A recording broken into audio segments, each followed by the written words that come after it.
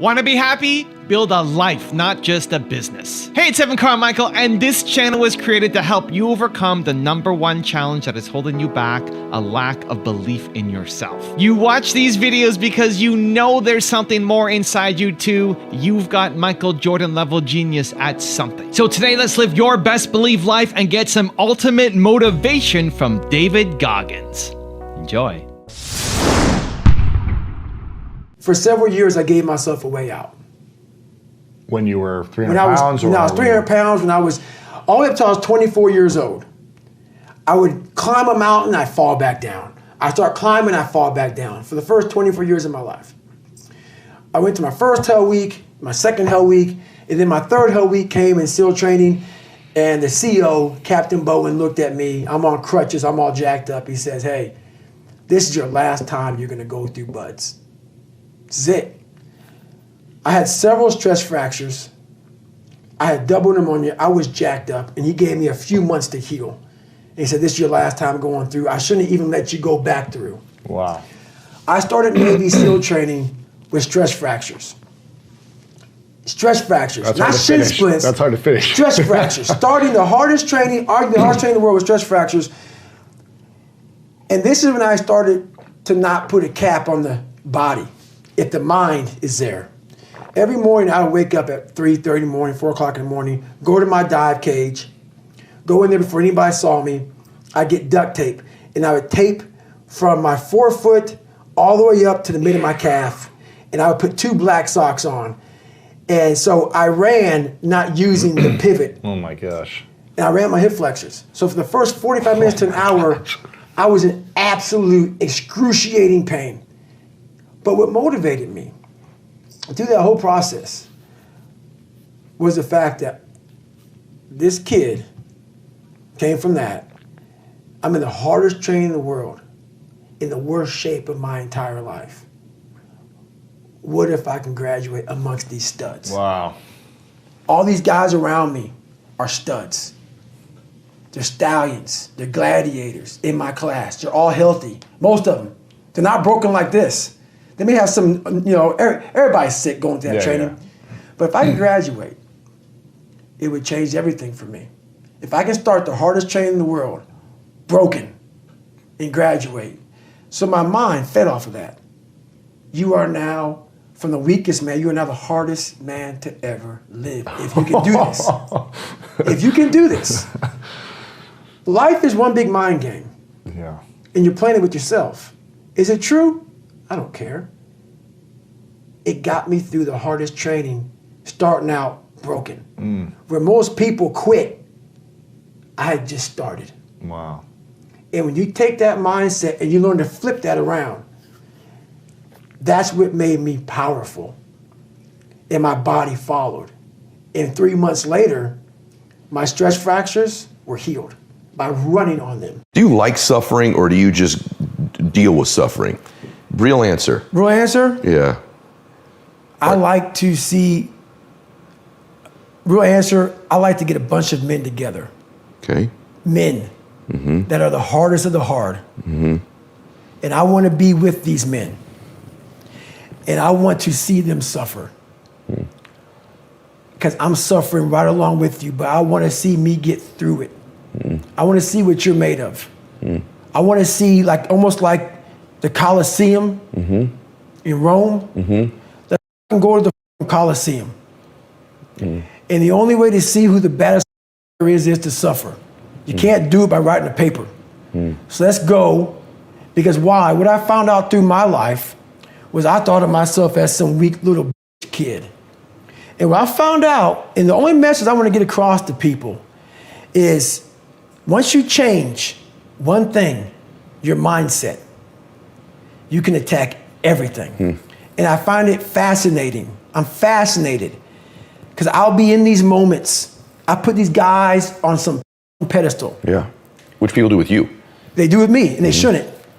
And I was this guy who was a piece of shit looking at these, oh my God, how are you guys this amazing? But once I worked my way up there, I said, my God, man, we can all compete. Let's go. So do I like suffering? I like suffering in the way that is competitive. Yep. that brings out the absolute best in me and in everybody else. So like, I want to see a man be defeated. I want to see a man get broken and say, I love these men. These men I love, but there's very few of them. There's very few of them. And there's very few that are willing to go there more than once. I get a lot of questions, people asking me for help. So I asked them, what have you done to help yourself? Most of them say, I've been working hard. I'm all about being your own hero, but I'm not about kissing your ass.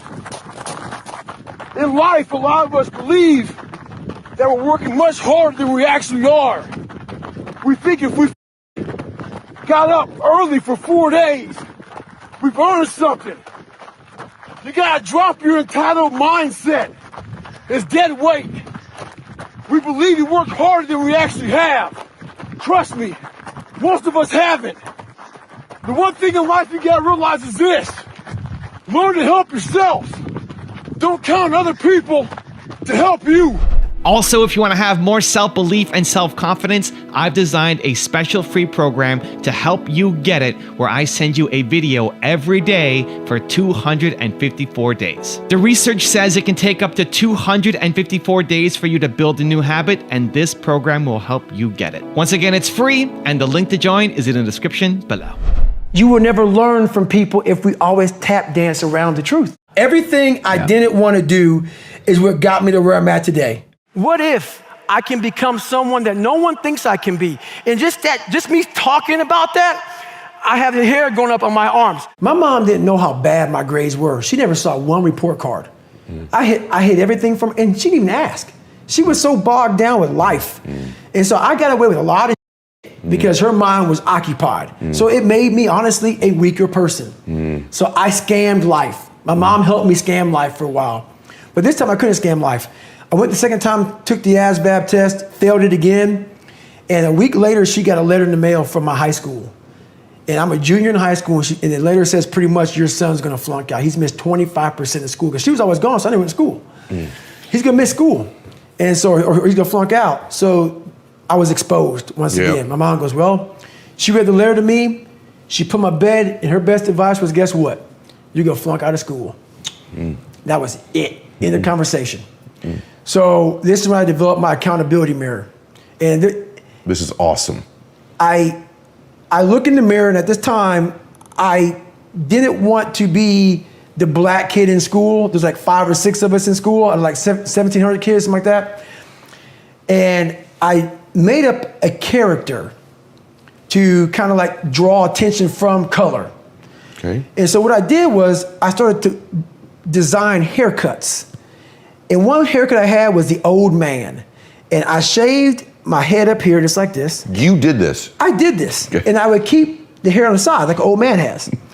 And one time I shaved my whole head and had a reverse part. So I had hair up here and it kind of zigzag. So I did things to be this cool, crazy, kind of like creative kid. You know, like crisscross came out this time. So I had my pants sagging but backwards. So my back pockets are here. I had a toothbrush. I was crazy, man. But I was a crazy cool kid in school. So I look in the fucking mirror. I see this letter. I'm fucked up. And I'm like, you know what, man? No one's coming to help me. I remember back to what my principal said. 'Cause I went to the principal when they wrote that shit on my car and in my notebook. And the best advice he can give me, God help his soul, was this. They're ignorant. They spell nigger Niger. God. And so but honestly, I talked to the guy as I wrote my book, and I have nothing wrong with Principal Freeman. I actually interviewed him for the book, and he was happy to interview. He's a good man. What the fuck you could tell some black kid, you're a white guy in white society, we could tell me. You could shut down the school and have a damn. So I started talking to myself this way in this mirror. What the is Principal? Because at that time, like, this is the best you can do, Principal Freeman? That was my mind then, but in this mirror, it wasn't my mom, it wasn't Principal Freeman, it wasn't my dad, it was me. Because when nobody coming back to help David Goggins, that was my mindset now. And so with my non-spelling ass, I started getting these sticky notes. in writing, and my mom wakes up like, what is wrong with you? I go, man, I have to change because I can't stay here. I can't. I looked at myself in the mirror and I was defeated. I go, look at myself. I'm like, who am I? So I'm defeated in this mirror and I'm like, okay, I'm changing. On the other side of that extreme place that I call suffering, call whatever you want, there's a whole nother world that people have not even examined. But you have to go to that extreme place to examine it. We want to stay here in this comfortable place. Once you're willing to push yourself to that extreme place, it's like a whole nother universe. It's almost like you're an astronaut and you've examined something like up in outer space. No, it's always been there.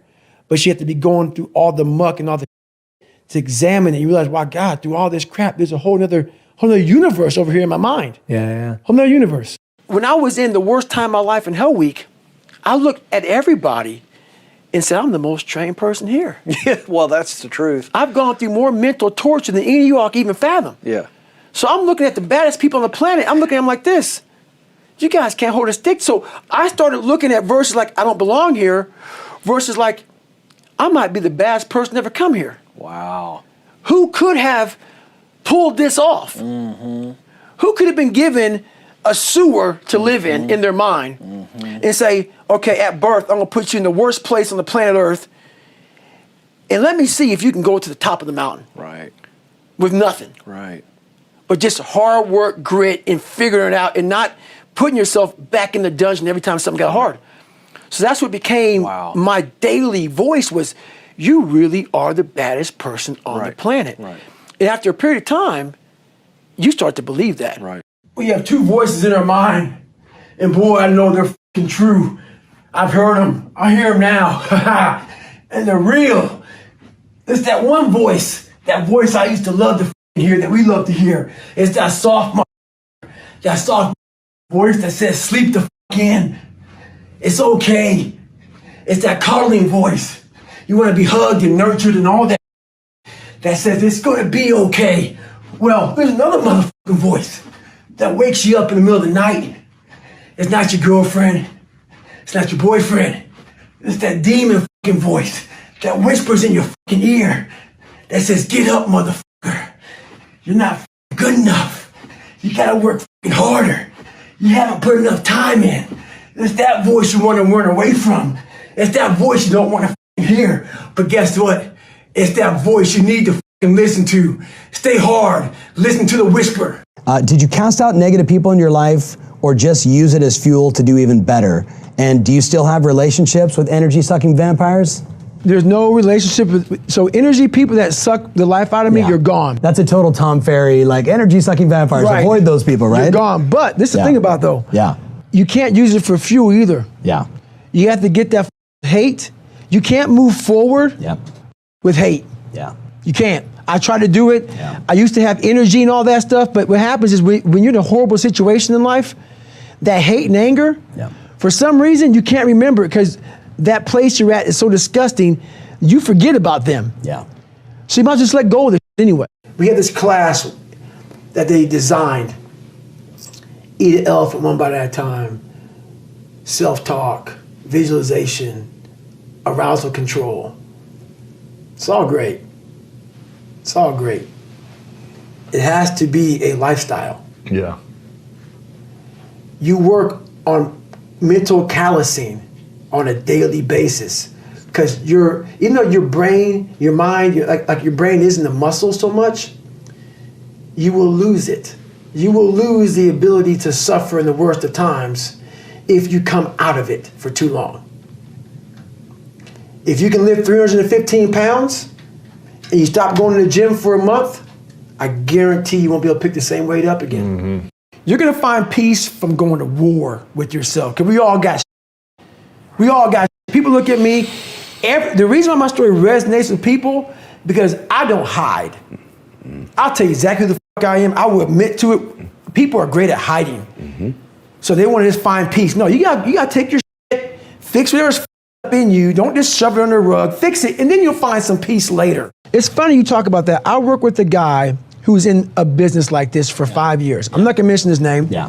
He called me up 5 years ago and said, I want you to work with me. Yeah. His job, a big day for them was if you had 5 meetings and 40 calls. $40, that was like, according to their big business plan, that was a day. Yeah. He said, I want to make more money. All this just it's bogging me down. I said, this is your day?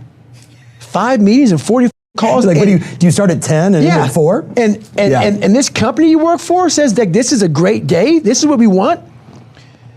I had this guy, one day, he made 1,000 cold calls and had 7 meetings. Yeah. So his new norm, which is now the company, like, how'd you become? He made 100,000, went to making $600,000 in 3 years. Yeah. That's the jump he had. Just because his mindset changed, because the company put this label. This is what is a good day. A good day is 40 calls, 5 meetings. I said, that's a day because you're comparing yourself with mediocre people. Bingo. Do not run with mediocre people. I'm going to tell you how to beat these mediocre people. This is your new 300 dials and 8 meetings. Yeah. And his whole world changed. How do we learn from you and the SEALs to handle our pain when we're in the midst of pain? Because it hurts, and it hurts physically sometimes, obviously, and then some of us are dealing with emotional pain. What do we do in those moments when we're feeling the most pain and we're going, I cannot go one more second? So this is the thing. A few years ago, the Navy SEALs designed a program called the Buds Prep Program. In my last 2 years in the military, I did 21 years. They sent me down to Great Lakes, Chicago, and we were training these guys to get ready to go to Buds, SEAL training, because a lot of guys weren't getting through. We thought this program would help them get through. So these guys would leave our program studs, push-ups, sit-ups, swimming, everything. But the numbers were the exact same. So I was scratching my head, like, how in the world can these guys go through 2 months of this before they get to Buds and still quit? And I'm going to answer your question in a second. No, go for it. I started going back through my mind and realizing one thing. We were building bigger, stronger, faster quitters. Why is that? If you don't work on the one thing, the most powerful weapon in the world is your mind. Yeah. So the answer to your question is this. Whether it be physical pain or mental pain, we all have to start from zero with pain. And what that means is, if you don't go back, we all have something that bothers us. Everybody in this world is insecure about something. That's right. Something in life, whether it be your family, your mom, your dad, your brother, your sister, your wife, your husband, your kids, something has messed you up. And whenever you're in physical pain, even though you might not be thinking about that mental stuff that happened to you, your mind is thinking about it. All these dungeons that we've created, all these trap doors that our life has created. Most of the time we quit is because we don't have any mental tools to get us through the other side. So my whole thing for people is you have to examine, why are you doing it in the first place? What makes people quit so much in SEAL training and in all other special ops training is the mind. It's always comfortable to sit there, you're watching the Navy SEAL show, Discovery Channel, you're in a 72-degree house. Oh, yeah. You have your lemonade, your milkshake, whatever. You're like, I can do that. Oh, sure. You're comfortable. Although I'll say this, I never say that. Well, some people do. Yeah. A lot of folks think, because it feels very comfortable in that comfortable environment. Oh, totally, absolutely. The second you get out there in that environment where it's 40 degrees, like in my third hell week, we had a guy die of pulmonary edema. Died out there in my third hell week. Oh, no. You have to really want whatever you're going for. Yeah. If not, all these questions that come up, like you said, how do you go one more step further? Yeah. Your mind's going to ask you all these questions. How can you go one more step further? If you don't have the answers to that, and I can't give them to you. Yeah, that's right. You have to know, why am I here? For me, when I was going through SEAL training, I was willing to die. So all these negative questions that kept on coming up in my head, I had the answer for them. It's those people that don't have the answer for those negative questions. Right. And if you can't answer those questions, you will quit. When your mind, this is this whole 40% rule that I talk about all the time, that I made up a long time ago. I started making it up through pain. Tell them what that is. Where'd you go? So basically the 40% rule is, I am a strong believer that we quit. Because why? How the is a 297-pound cockroach guy who quit on everything is now considered one of the baddest men on the planet?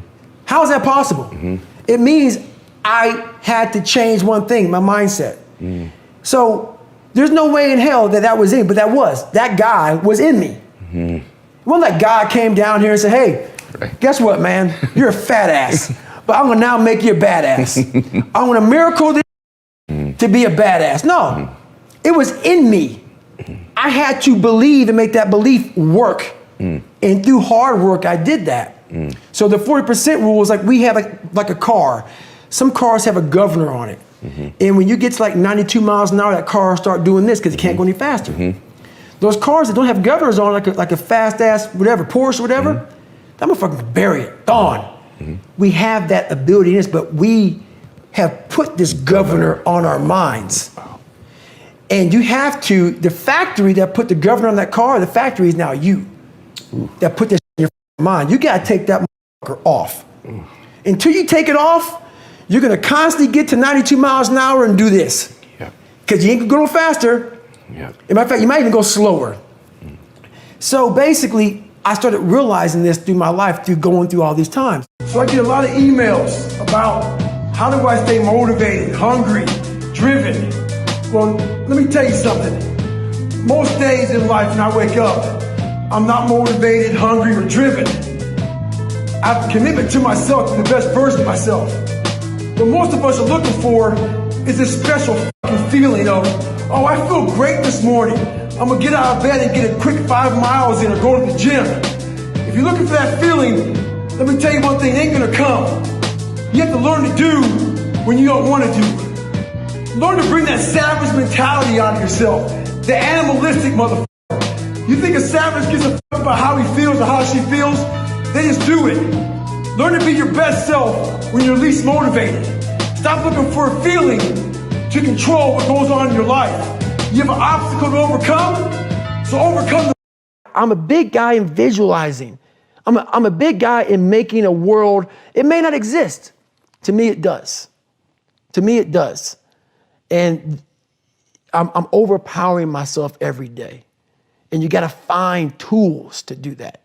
That's the tool that I use. Anybody that can accomplish anything that is hard, the only separator is that they really want to be there. There's some people that get inspired, and that inspiration moves them to try to do something.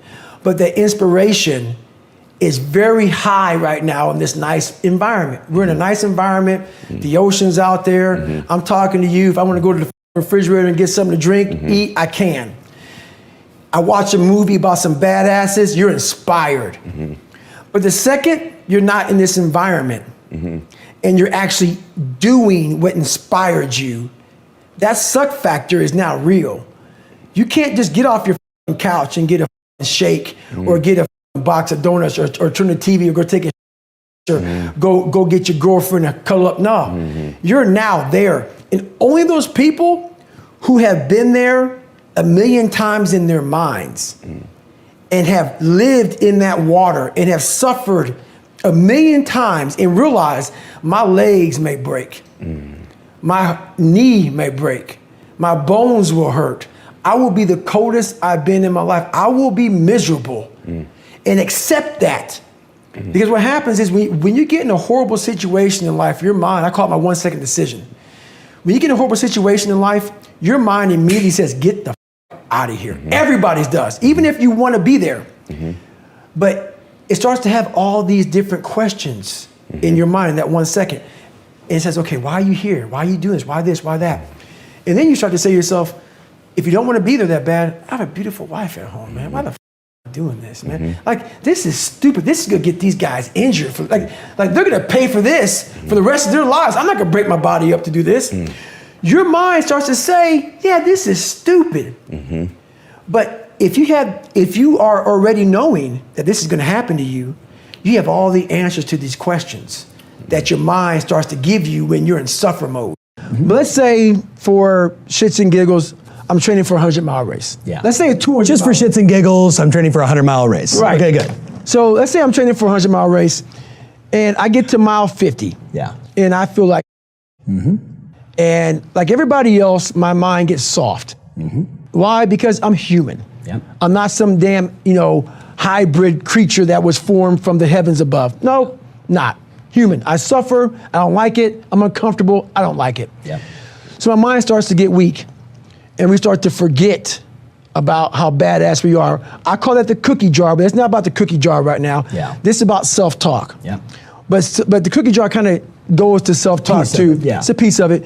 So basically what I do here is you have to make sure that your mind doesn't become spastic. When it's suffering, when it's in pain, all it wants to do is find the easy way out, which is usually quit. If you quit, the pain goes away immediately. Yeah. You gotta give yourself enough energy and fuel in your mind to stay just a little bit longer so you can talk yourself into staying for the whole thing. Yep. And this is how it works. Most of us never start anything cold. If you're gonna go to college, you gotta study your ass off. If you wanna run a 100-mile race, a marathon, if you wanna go be Mr. Olympia, if you wanna go be a scientist, a doctor. Be one of the best salespeople on the planet. You Be an gotta entrepreneur. work. You gotta work. But this is and what you gotta we do. build. You gotta build up to that. But what happens is, in that moment where we need self-talk, when we're failing and we're in our worst spot possible, we forget the back end. Yeah. Oh, my fault, the front end. All the build up to where we're at today. We forget how much work we put in. So for me, I'm at mile 50. Say that one more time. Say that more. So I'm in the middle of it. Right. I'm making my calls. I hate it. You're at mile 50. That's right. You hate it. Your mind's getting, wiggly on you. I just want to get out of here. Yeah. We forget that we put years. Yeah. Years, maybe not into making these dials, but to getting where you're at today. To become this person. To become this person, to be in a position to make this money or whatever the fuck you want to make, whatever you want to do in your life. Yeah. We forget that. We forget that journey on what it took for us to get in this moment to make the right decision. Yeah. So that's my self-talk is this. Okay, I want to get the fuck out of here, man. I'm done. Then I remember this. You ran 2,000 miles training to be in this moment right now. We forget that. Yep.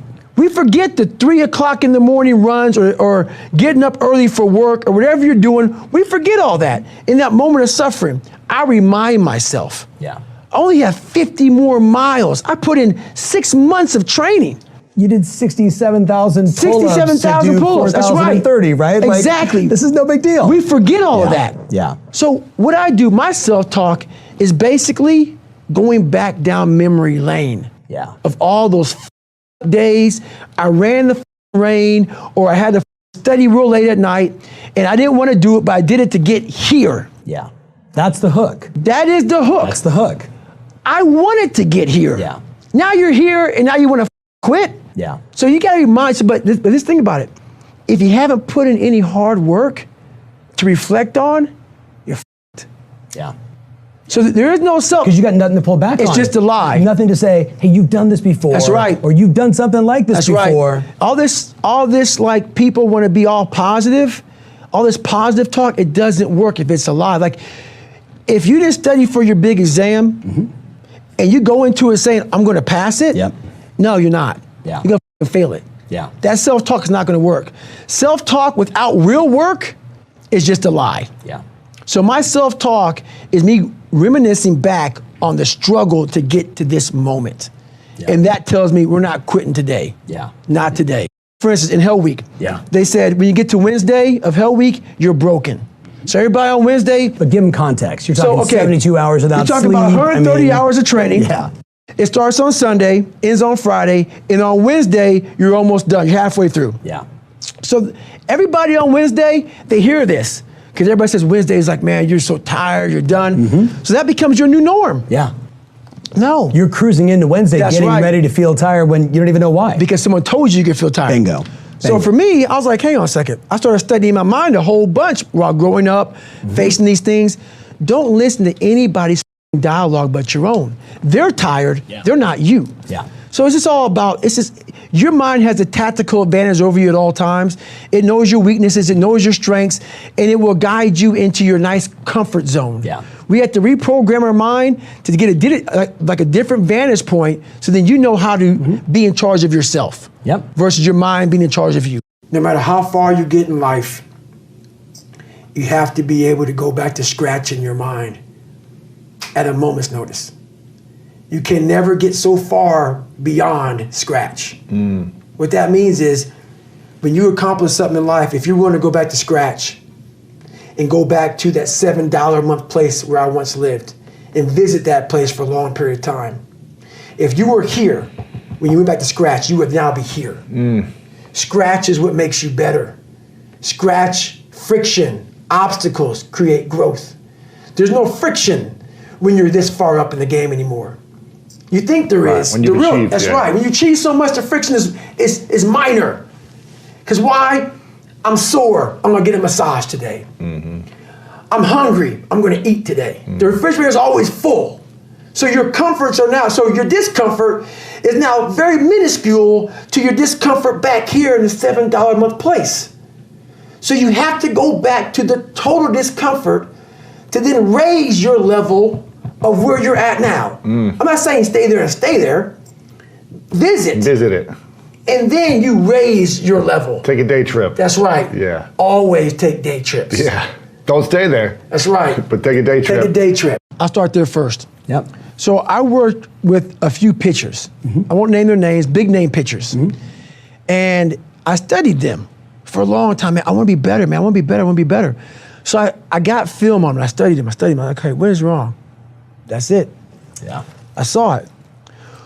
Whenever something bad would happen on the mound, that's the first thing they would do. Totally. The head drops, shoulders roll forward, they look down. That sends a direct message to your brain that I failed. I am a failure. That starts the downward spiral to being a failure. On that mound, you can't ever recover. It's that, so I started teaching this. It's that person who, you throw a bad pitch, you get the ball back, your chin is not high, because that shows that you're way too proud. Your chin stays here. Your shoulders stay nice and level. Your feet firmly on the ground. Your hands planted like I'm ready to beat somebody's ass, and I'm ready for battle. It tells your mind, wow, maybe we didn't fuck up that bad. We're still in the fight. So that's the one thing I always do is like, even if I fuck up, keep your body positioned like you're still a warrior. 100%. Like you're still fighting. If you get 100 bad calls in a row. Hello, I'm David Goggins. How you doing today? Okay, wrong one. Don't start getting poopy pants and getting upset with yourself. No, it's a mentality, and your body language has a direct thing to your brain. Yes, it does. And how it functions. What's your daily meditation or mantra or repetition to yourself? Every day I tell myself, I used to believe I was the weakest man that God ever created. So now I believe that I'm the hardest human being that God ever made. I don't care if it's true or not. It's the most important conversation to me. It's the thing that drives me every day. It's the one thing that keeps me going every day is that you must constantly be that man that you want to be. So before I start this journey to be Navy SEAL, I go back to see my dad because I realize now I got to fix some shit. I'm blaming everything. I got to go back. You know how a lot of times you're like, if you're a runner, your right knee may hurt, but it's not your right knee that hurts, it's really your left hip. Yes. But we're concentrating on the right knee. I'm concentrating on all my shit. But I need to go back to the root of the problem, which is my dad. I got to face the demon. I got to go back and see what made him so up to make me so up. Why am I up? So I go back and I go back in as an older man now. I'm in my 20s. I'm not a kid anymore. And I want to see this man and face him as a grown man, but still as a kid in my head. I was still a kid, but I was a grown man as my age. And I went back and I realized he was the same man that he was. Still the same. Still the same. And I talked to him. He was still nuts. And but I had to go back and face that one more time, but to face it in a different way. How'd you do it different? I looked at him in a way, we never said sorry to one another. And he went off about my mom and my grandparents and all kind of. But I looked at him in a way that I realize now why you fucked this up. I had to almost be him to realize it's okay, brother. It's okay, because I realized that somewhere in your life, something fucked you up. And you didn't deal with it. And so you put that shit on me, my mom, and everybody around you. I'm gonna deal with my So even though you gave me all this, you gave me a satchel of that I didn't deserve, and now I'm all people think I'm a liar and I'm all you gave me this. You created this nightmare of Goggins. I'm gonna fix it though. I saw these Navy SEALs before I became one. My God, they're better than me. Yep. They're better than me. I gave up 100 sets. And I had to work up to realize these are human beings. Yeah. With the same shit I have. Yeah, there's some people who run faster, swim better, but mentality is mentality. Yeah. There's no, you're not gonna outwork me, so I'm gonna catch up somewhere. Yep. So that being said, I used all that 300-pound man, that fat guy, that dumb guy. And people say, why you say dumb? You have to be real with yourself. You gotta be raw. If you're not smart, you're dumb, but you can become smart. Yep. You can become smart. It's not a permanent tag. Yeah. You're dumb forever. Yeah. You're fat forever. Yep. No, be raw. Don't find the cushy word. So who I was this nobody guy. And I created this Goggins. And that Goggins, there's David Goggins and there's Goggins. David Goggins is a calm, cool guy that sits back. Used to be weak kid. Now he's just a normal guy. Goggins is a guy that is willing to tape up his legs to go after it. In that book, you read about David Goggins and also Goggins. What I realized in my life is that Goggins is who I love. Goggins is who I created. My dad created David Goggins. I created Goggins. So what's happening with me, and since Can't Hurt Me came out, and since I got on social media, which is why I don't like social media, which is why I'm not on there very much, which is why I give people one time, I have to do me. I have to do me. So people get it twisted, man. I am who I am. Yeah. What's in that book is me. Yeah. So now what they see is this guy who's trying to get people to get off their fucking ass. That just happened to happen, man. I didn't set out. When I set out to be a fucking SEAL and set out to go to Ranger School and all this other shit I did and break records, I didn't set out to fucking please. Right. I didn't set out to say, hey, pay me now. I got a great story. That. And I realize now that my life has kind of gotten to a point where people know me, and I have followers and whatnot. The biggest depression of my life is you get caught up into helping so many people out, and it's great, and I love that, but you lose yourself in all of that. Truth. It literally, and people go, man, but my God, like you're changing. I get all that shit, man. But what the is motivating you in that book? What's motivating you is the stories I'm telling you about what I did in my life. Once I stop living that, I'm no more. Yes. I am not the that you are now being motivated from. So right now in the mirror, I now got back to Goggins. I'm now back to running 100 miles a week. I'm now back to getting the I saw, and I talk to my girl about it all the time. You travel, you speak, you all this. It's all great and dandy for most people. I'm Goggins. What makes me is the dungeon. And people are, well, oh my God, like they're gonna hear this, my God, you don't have any peace in your life. Don't get it twisted. Weak people who hear me get all poopy pants about how I talk. So be it. What changed me was I had to be hard on myself. Yep. And I have to continue to grind myself into a fine dust. Yeah. Period. Yeah. That's where I feel good. I feel like I accomplished something. If things come easy, it's not fun. I must fail at something repeatedly. It has to haunt me. And then once I complete it, I feel like I accomplished something. I don't want to set out and say, oh, there's an A. We're good. Right.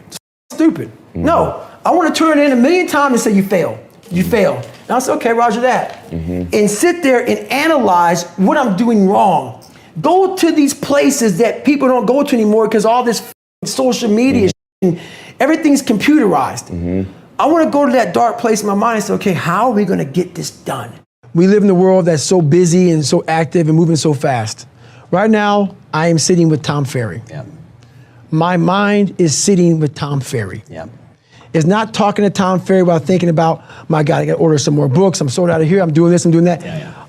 That's the first thing about visualization.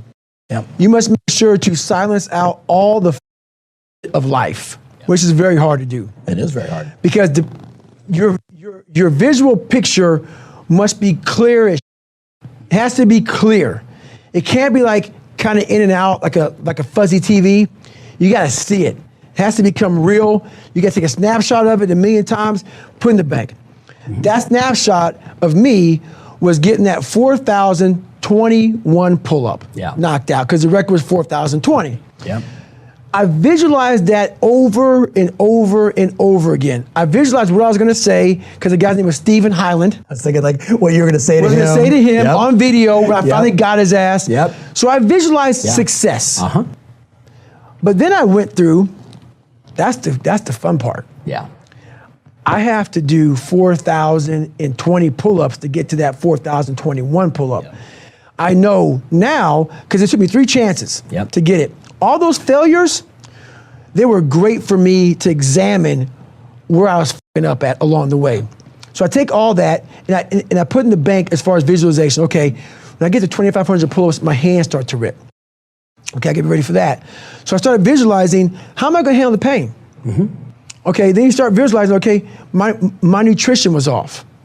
You start visualizing all these things because you have to mimic it a million times, but I can't mimic 4,020 pull-ups by doing it. But you can see all the milestones where you failed. That's right. And see yourself going beyond it. That's right. So that was my big thing about, I had to walk in, get the chalk, I had to see everything over and over and over again. And when I realized I had to keep that visual, that picture in my head for 17 hours. It took me 17 hours to break that record. So for 17 hours, while I used to be loud everywhere I went, I put these headphones in. And I never listened to music, but I listened to one song, Going the Distance, for 17 hours. It's 2 minutes and 13 seconds. For 17 hours, I had that in. That's a lot of Rocky. A lot of Rocky. And I just went here. And so I was able to visualize every rep.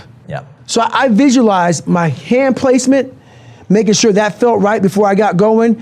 I didn't ignore all the little pains. My hands got sweaty. Okay, that means I was aware of everything. That means my hand's about to rip. It's getting sweaty. Wipe it off. Be aware. Everything. I was totally in the moment because of how I visualized everything. I have a good living now, for me, where I'm at in my life. I was out on a fire in Colorado, and we were digging fire line on this, like 50%, like it was like on the side of a daggone mountain. And we're trying to keep the fire from moving, and we're digging this fire line 14 inches, or my fault, 18 inches wide, 3 miles long, 12 of us digging. And it is the hardest work. You make $12 an hour, okay? Nothing. You set up your shop, like when you're done digging, you just pretty much lay down, you go to sleep, and you get up and you dig some more. Really? This happens for 2 weeks long. What are you digging? It's like a hole, you're digging a line. So you're trying to get down to a mineral source. So you're trying to get down to the earth. So that if that fire is moving, it can't burn dirt. Really? So you're moving fuels. Got it. So not only are you digging, you're cutting down trees. It's hard work. But the moral of the story is I'm 43. Don't need to do it at all. This is why I do it. You're making money. I'm making money. I have a good life. I don't need to do it. And everybody asks me why I do it. This is why. This 21-year-old kid was out there, and he wanted a pair of running shoes. That's all he wanted was a pair of running shoes. 60, 70, 100 bucks, whatever. Easy for us, running shoes. He looked up at the mountain that we had been on for days digging this fire line. And he said, that'd take me 5 or 6 hours of work to buy those shoes. He said, I'm not gonna buy them.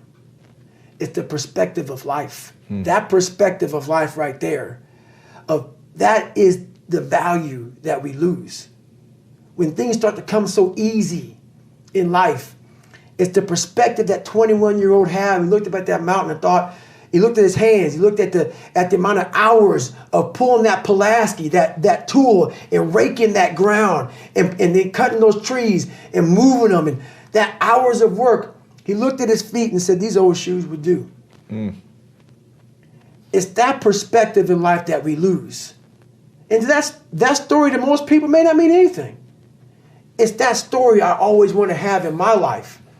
You cannot lose perspective of where you've come in life. I mean, $1,000 a month, 300 pounds, I can't do any of this stuff. Yeah. These people are better than me. Yeah. So the first thing is, that's the first big problem right there. Mm-hmm. First big problem is that you have put a lot of people above you. Yeah. Put no one above you. Yeah. No one. But if you believe in something. Say that again, because that's, but the man, the people that make more money, the people that are better looking, the ones that are on social media and they're so good at this. I put God above me. Besides that, there's no one better than me. Got it. You have to become an equal. Yeah. So this is how I look at it. If you're playing, and I talked about it at your conference, if you're playing Roger Federer, Yeah. okay, before you get on the court with Roger Federer, he's the best of all time. Yeah. But you're also a professional tennis player, man. Yep. You're forgetting your own resume. Yep. So once you get on the court, let's say it's a grand slam. Mm-hmm. It's 5 sets, hopefully, if you can go the distance with this guy. Yep. But before you even bounce the ball to serve it, you're down 2 sets. Because while you look across and you're playing Roger Federer. Yeah. But guess what? You hit a good shot on Roger Federer in the 3rd set. And you realize, I can play with this, but it's too late. Yeah. You gave up 2 sets before you got on the court. You gotta stop giving up 2 sets before the game begins. My dad really helped create this. I'm not giving him credit. Yeah. Like, oh, he was a great dad, like clap my hands for his ass. He helped create this because he was just he was a devil. He was a guy that had to be very insecure, very beat down. Something had to happen to him when he was younger. Because the way he treated me, my brother, my mom was just horrible. So he would beat us, my mom, my brother, me. And I'm not talking about like, oh, you got in trouble, so let me give you a whipping. When he was a drunk. Okay. So whenever he woke up, man, he woke up drinking, went to bed drinking. And that's just how it was. And when he get drunk, he just got violent. So my mom caught my dad cheating. We got home about 4 o'clock in the morning. So I'm about 7, 8 years old. And I hear some ruckus outside my room as I'm getting ready to bed down for the night. And my mom and dad are outside my room because there's a staircase right there.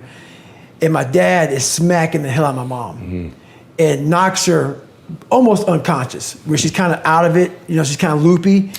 She falls down. He grabs her by her hair and drags her down the stairs by her hair.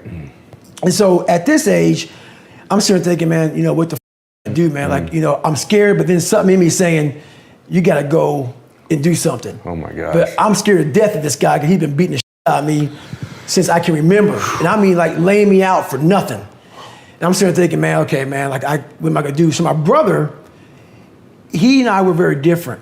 When my brother would see the fighting, he would go to his room and hide. Yeah. I didn't do that. I always stuck around. So this time I stuck around and I decided to help her out.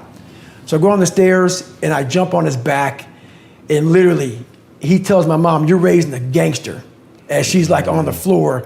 And he's almost smiling, almost like proud. But that smile went to a frown pretty quick, and he beat the living hell out of me. And he beat me literally from my neck down to my ankles, like black and blue. So the next morning, I was gonna go to school half the day. My mom woke up and she pulled the covers back. And what she saw was how bruised I was. And so when she pulled the covers back and saw how bruised I was, I'll never forget looking at her face. Because she used to write letters for me, for me and my brother to miss PE because we were so bruised up from getting beaten. So, hey, he's sick or whatever. And so, she was lying a lot for my dad. So this particular day, she didn't write a letter. But when I laid in the bed and looked up at my mom and she pulled the covers back, I'll never forget looking at her face. And her face is tattooed in my brain. And why I say that, this past year, I got the VFW award for Americanism Award. And if you Google David Goggins VFW award, I'm in front of 5,000 veterans. And I'm getting this amazing award. John McCain got it. And I'm up here thinking, man, I'm up here getting this award. This is amazing. It's for giving back and also having a great military career. And I could give this 6-minute long speech. And I'm up there, man, I'm talking, and I'm thinking I'm thanking people who helped me out. And I get to my mom, she's sitting back, she's sitting right here on stage, but behind me. And I haven't cried in 30 years. I can't even picture it. Haven't cried in 30 years. I just don't do that. And I turn around and say, and I want to thank my mom for not picking me up when I was knocked down, but teaching me how to get up. Because she never picked me up ever. And because her circumstances sucked. Yeah. So anyway, I look back and I said that, and when I got done, I didn't even get a chance to say it. I looked at her eyes, and my head went right back to her face when she saw me bruised up. And that me up. And for 58 seconds, look at the video, and you'll see me, my head's down, and I'm sobbing. Wow. And I'm in front of 5,000 vets, and the guy who was hosting the thing had to come up to me and like put his hand on my back. And I was just destroyed, overcome with emotion. And then 58 seconds go by, and I get up and I deliver this speech. And so I tell you that because my life tattooed me. Whenever times got hard, my mind said, "You're not good enough. Let's go." So my mind wasn't, my eyes, my mind weren't connecting. So how do you combat that? So how you combat that is this. I call it the cookie jar. Okay. You have to remind yourself. We all have a story. All of us have gone through very hard times. But when we're in a hard time, our mind has a way of forgetting what all we've overcome. I have a way of taking 1 second when I want to quit and saying, okay, you endured this. So I look at my life and how I came up as the ultimate training ground versus most people look at it as why? Woe is me. God, why? Exactly. Why? I had to flip this upside down and say, hang on a second. God was training me to be one of the baddest men on the planet Earth. Absolutely right. That's how this was my journey. When I was younger, life and society made this big world with all these endless possibilities. Endless possibilities. My life made my possibilities this big. Because it made me afraid of all these different things. So all this stuff trapped my mind, it shackled my brain, it made me a prisoner within my own self, saying, this is all I can do. Because why? I'm afraid of this, I'm insecure over here, I got self-doubt over here, that behind me, good Lord, who knows what's behind me? I'm not gonna look behind me. So your life is this big. Versus it being like, I can do all this out here if I start to break down these these different walls and barriers. And that's what I started realizing. I could become a Navy SEAL. I could become this, but I was afraid of the water. Think about this. I know. Why the are you gonna go be a Navy SEAL when all you do is play in the water? And we don't play, we're in it and we're living in it. You're tying the ocean. You're swimming for miles. That's right, the ocean is unforgiving. So my mind is, I'm gonna go be a Navy SEAL. If I didn't face that fear, no one would ever know me. I was number 3 behind Michelle Obama for a long time until my book sold out. And I was a guy just 21 years ago who was 300 pounds, could barely read and write, and now I have a book just 2 spots behind Michelle Obama. Hopefully we get it above today. Right, just because I was afraid. But you overcome those fears, guess what happens? The whole world, you unlock this door and everything opens back up again. In the race of life, life's not gonna give you a glass of water when you're thirsty. And I realized that. And once again, people are like, my God, your life is horrible. It's not. This is how I live. This is how I live. This is what I want. I don't judge anybody. This is how I live. And if there's not people like me in this world with this kind of mentality, it's not be like David Goggins, go run 200 miles. Take something from this. Take something from this. Remember where I started from. You don't need to go where I went. I went this far because I started opening different doors to the cellar in my brain. My God, is this possible? Oh my God, that's possible. This is possible. I started opening up different compartments. You can leave them shut. I don't care. I'm looking at all these different races and one comes up, number 1, the hardest race in the world, Badwater 135. 135-mile race through Death Valley. I'm like, that sounds nuts. But it didn't describe that it was like a couple day race. I'm thinking, okay, that has to be like a 7-day race. Because I don't know people who run like that. So I end up calling Chris Kosman up. Chris Kosman is the race director of Badwater.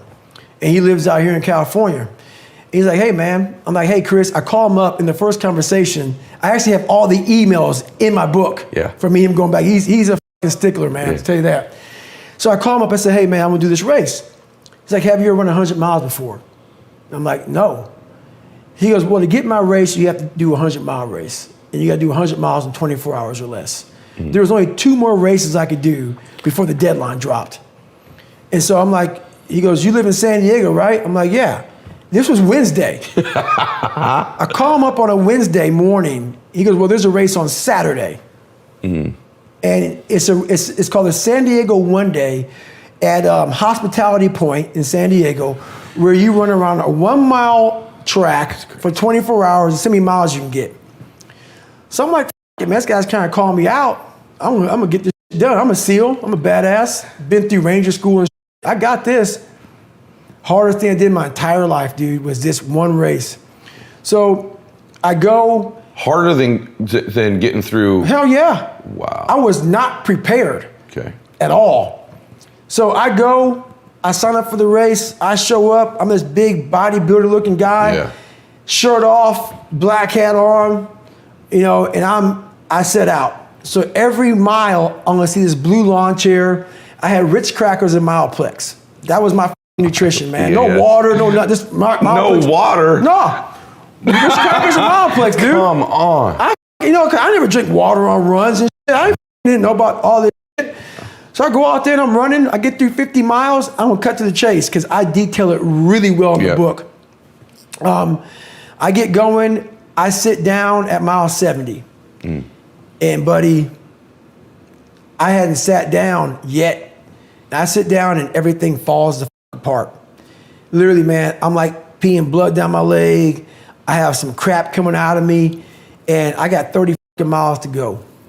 And I'm in the worst shape of my entire life. And so I won't get too deep into it, man, but I end up going back through my cookie jar, and I talk about, my cookie jar is basically something I invented about. We forget how badass we are when we're suffering. Because our mind just stays right there in suffering. The cookie jar is a reminder. You know how your mom used to have the cookie jar, you don't know what kind of cookie you're gonna get, but it may be oatmeal raisin, maybe chocolate chip meat, because she's dumps them in that motherfucker, you just grab one and go. So my cookie jar is the things I've accomplished, failed at, didn't fail at, just kept on grinding through. So I take this 1 second, I calm down, so I realize, okay, man, I gotta be able to just stand up first, come all dizzy and lightheaded, and I go through this process. And I said, I might quit, but not yet. I go, this is the worst shit in my life. So I said I might quit because when you're not gonna quit something, you got 30 miles to go, your mind's spazzing. Like like 30 miles is a long way to go, just fresh. I've already gone 70, I'm in the worst shape of my life. I'm like, okay, so I'm giving my mind some space. Because if you don't give it space, it's just gonna freak out. So I'm saying, you know what, I'm gonna quit, but let me just sit here for a second and drink some water. Now I'm drinking water. I have my crew going over to get some, nutrition, some food for me. I'm getting better. So now I stand up, like, wow, I'm able to stand up now because I wasn't able to. I was all lightheaded. And I'm going on this track, and I get to mile 81, and I wasn't going to make the time. I was moving slow. You're behind time. Way behind. Okay. And this is the craziest thing in the world, and I you not. I'm in the worst shape of my entire life. Ever. I've never even been close to this. Again, never. Mile 81, I'm not gonna make the time as slow as I was moving. And when your body and mind connect, and I think this is the only time I've ever done this, you become a cyborg. I end up running 20 miles at about a 10, 15 mile. And get done with that race. I did 101 miles in 19 hours and 6 minutes. And to this day, and I don't detail it well with you, but in the book I do, I learned more from that 19 hours and 6 minutes than I did in all 3 hell weeks. Oh my God. Ranger school, and this is months. Ranger school is 60-something days. Hell Week and all the buds is 6 months. I was in buds for like 18 months. You know, I went through Delta Force selection twice. You know, pull-up records. I learned more in that one race that I wasn't prepared for. That 19 hours brought me from utter misery, happiness, failure, success, depression. I went through every emotion in the world in 19 hours. Most people who are failing are trying their ass off. Yep. Most people who are failing are being criticized by people who haven't attempted what you're even trying to fail at. So what I'm failing at, so after I did 2,500 pull-ups my first time going for the record. Yep. You know how many people were criticizing me? People sitting there eating chips on the couch. Even do a pull-up. Exactly. Look at your audience who's criticizing you, first of all. Yep. They're not even in your world. Yes. You don't even talk to me. Yep. Block them out. That's the first thing. Yep. The second thing is through failure, you get all the answers. You get all the lessons. All of them. Yes. They're all there. Yes. So I was able to go back through and say, okay, this happened, this was wrong, this was wrong, this is wrong. So I don't even look at failure like, I don't even call it failure. Yeah. I don't, because I don't look at it like, oh my God, I failed. No, I look at, okay, like trying to invent a light bulb. I'm afraid to know what's failure. I'm trying to invent a light bulb. Yeah. I'm trying to break 4,020 pull-ups.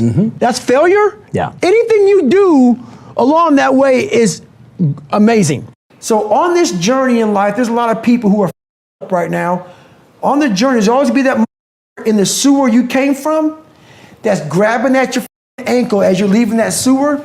That's when it drag you right the back down because you figured it out.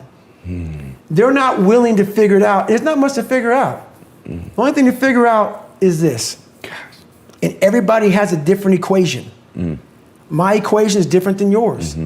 My equation was very different than most people. I have to live what I say. So when you come up from a world of used to lie a lot, and my big thing is facing all this crap, I cannot tell you something I have not done. Right. Because why? When you start to formulate this character, this code of ethic, this ethos that you live, not anybody else, it's your own.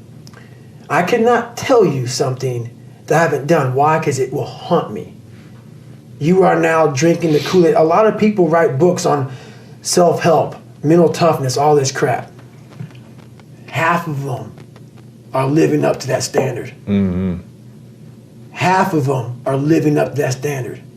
You have to be able to practice what you preach. It has to be what you are. That's why when people say, my God, when you speak on stuff, it's so passionate. Because you're making me relive my life. It's not a comfortable life. This life was made.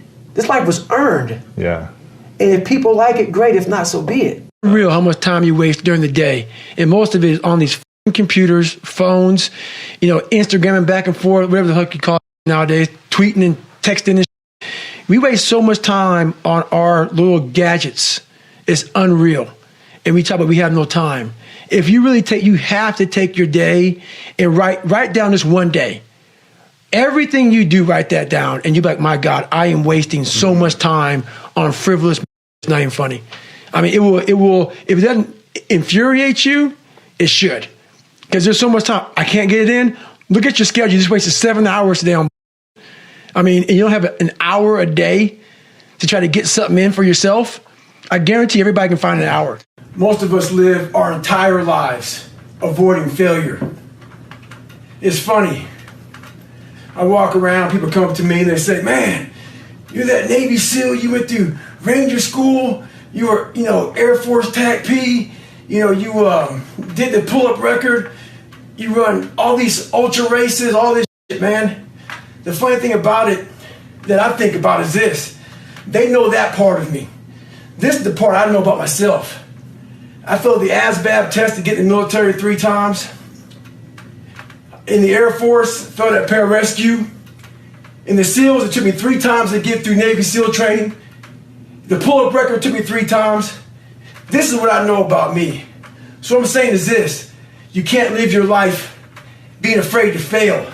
All those failures made me the success in the day. Stay hard. Not getting civilized is about having a savage mentality. Civilized is something where people, it's a comfortable world. A lot of us say, you know, like for instance, I see these athletes right now who retire, you know, I'm 38, you know, I'm 39, I did 20 years at the top of my game, and I'm chilling out now. You see them a year later, and how they look. What the hell just happened to you, dude? What the hell? You're one of the greatest athletes of all time. Kids looked up to you. Women, men of all ages looked up to you. And they hit the pinnacle where it's time to retire, and their mind says, whew, I'm civilized. The worst thing that could ever happen to any human being is they become civilized. It's that total accountability. Like even when you retire, there's a looking at me and judging me right now, man. I was the baddest person to ever live. It doesn't go away, man.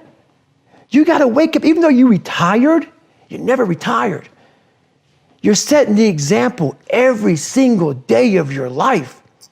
And being civilized feels so good, but I'm sorry, man.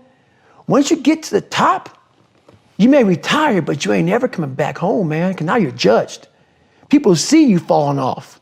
You wanna be that guy who knows I may be retired from the sport or wherever I did, but I'll be damned if you ever see me looking like, feeling like, not arriving. People, I've arrived mentality. You're always setting the example. Civilization feels so good. These comfortable feelings are what people want. They want retirement. They want that. They need that.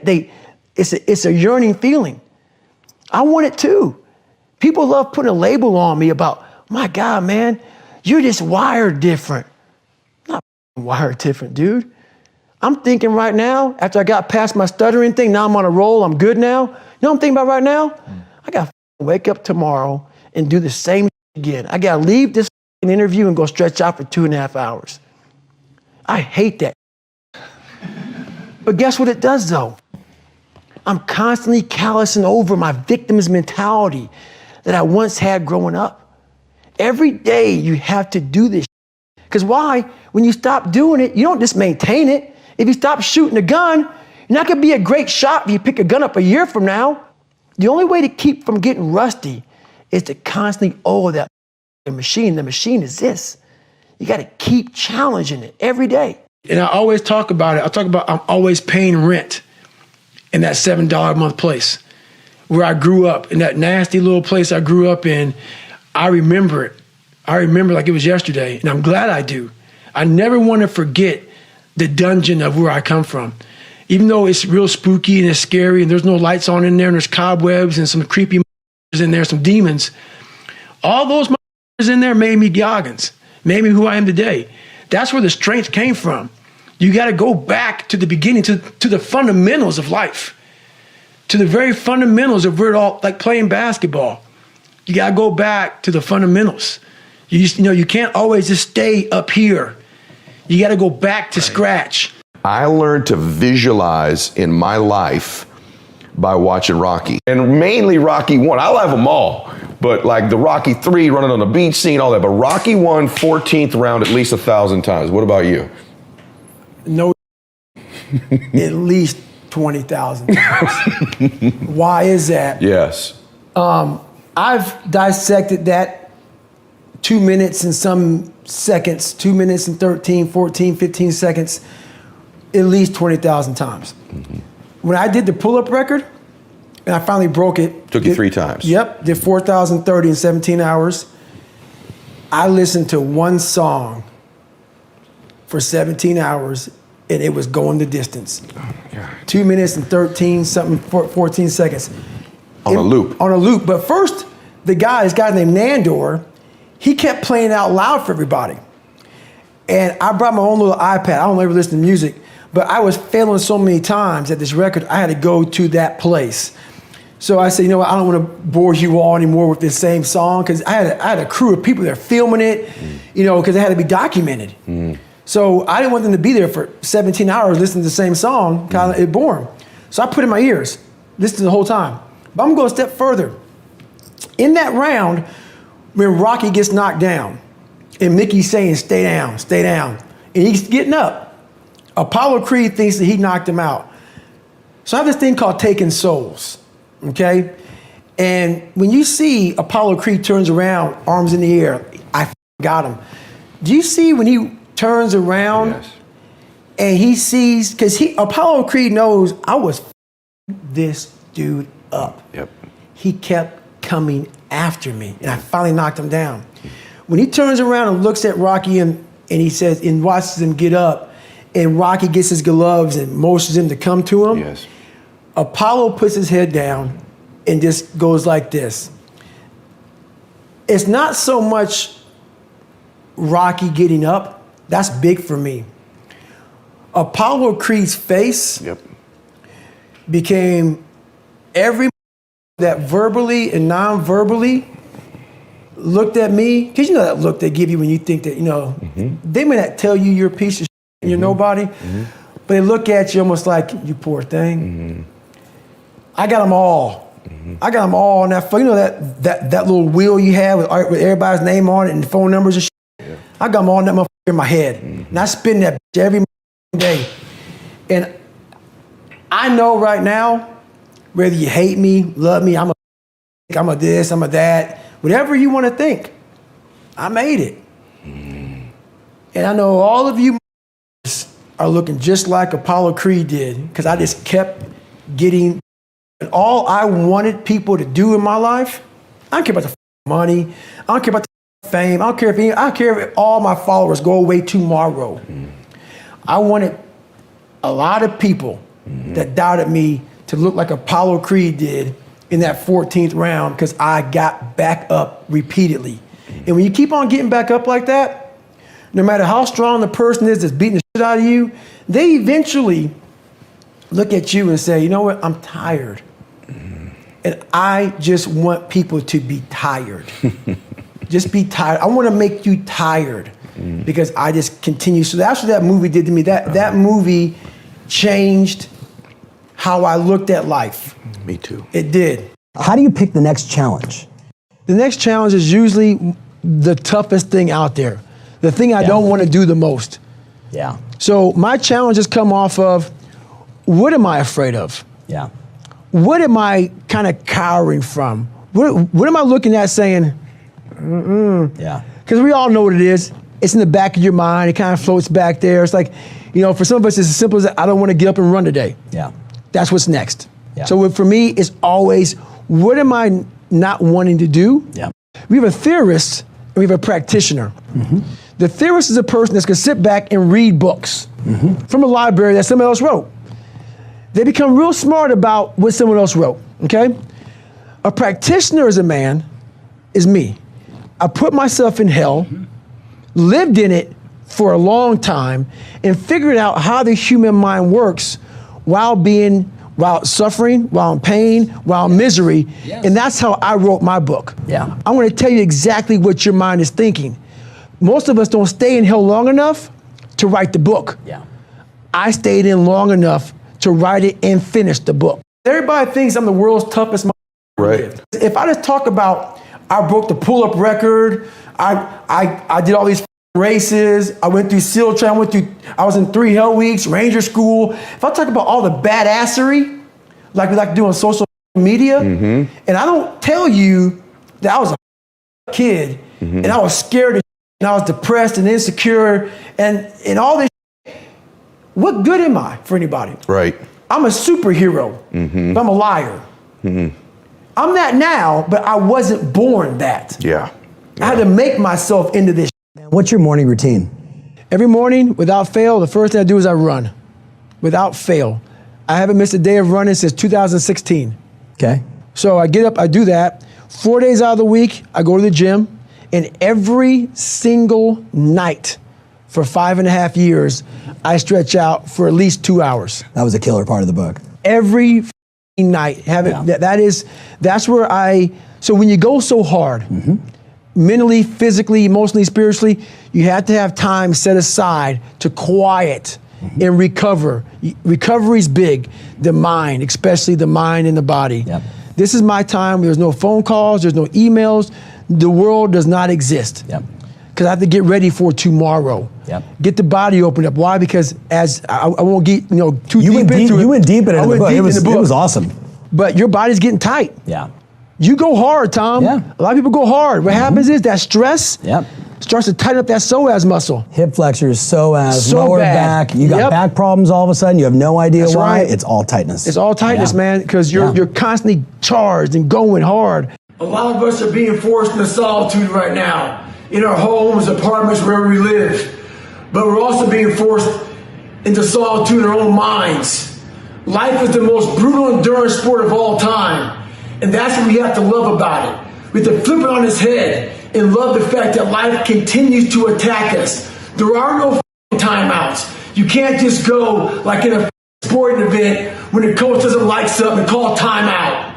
You have to figure it out on the fly. You have to be that person who's always prepared. But the solitude right now that a lot of us are dealing with is what we don't want to deal with. It's the fact that we have to think about all these things that we don't like about ourselves. We like to use life as a big escape. That escape is not there anymore.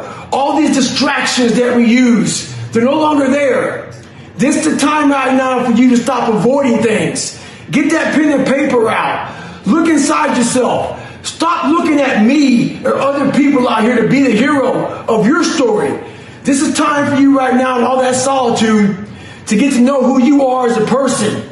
Be alone with yourself. Write that down. Start to face these different things in life. Knowing one thing in life, we are all very fragile in this world. We have to know that when we die with some meaning and some purpose in this world. Stay hard. In chapter 11, that's the last chapter, right? Right, last chapter. And Adam does a wonderful job, sort of narrating and telling the story. But then you broke into this piece that I had such an even deeper appreciation for you, where you're like, look, man, like this visualization about like one day when we all die, right? So would you mind? I mean, I know it's totally in the book. No, it's fine. But I think it's a great way to wrap this. So let's say this, man. So I don't care what you believe in. I'm not judging you. I believe in God. Yeah. I don't care if you're atheist. I don't give a damn what you are. But for this scenario, yes. Let's say that you're God. Yeah. Let's say that you guys, for those of you who read my book, get the audio book or the hardcover, whatever, I used to weigh 300 pounds. Yeah. Yeah. I was 175 in high school and 300 pounds. Yeah. Let's say that I didn't improve myself at all. I die at 75 years old. I'm 300 pounds. I worked for Ecolab my entire life, making $1,000 a month. That's what I made. Yeah. And I go to heaven, and you're God. And you have a big, long line of people. And I'm standing in line, I'm coming up, I'm next. So you have Mary Ann. And Mary Ann, you're talking to her, you're judging her. And I'm like, what the hell does God have in his hand? What's that paper? Yeah. And so God tears it away and throws it in the trash can, and Mary Ann goes walking away. Yeah. Now, you have a piece of paper in your hand, and I'm next. And God says, sit down, David. David Goggins. That's right. David Goggins on top of the paper. And I say, and God gives me the paper. And I look at it. And I'm reading this paper, and on the paper I'm seeing all these amazing things. You were a 185-pound athlete. You ran all these crazy races. You broke records. You were a Navy SEAL. You were the only person to do this, do that, do everything. You had a best-selling book, man. You changed millions of lives. And I look at God, who is you right now, and I say, this says David Goggins up here, which is my name, God, but this isn't me. I'm I think you gave me the wrong paper. And God says, no, because God knows all, God sees all. And God looks at me and says, this is what you should have been. This is what you should have been. Book. Yeah. This is what you should have been. Yeah. You should have been this. We all have a choice in the world. Yeah. God, or whatever you believe in, knows what you're supposed to be, knows what's inside of you. Yeah.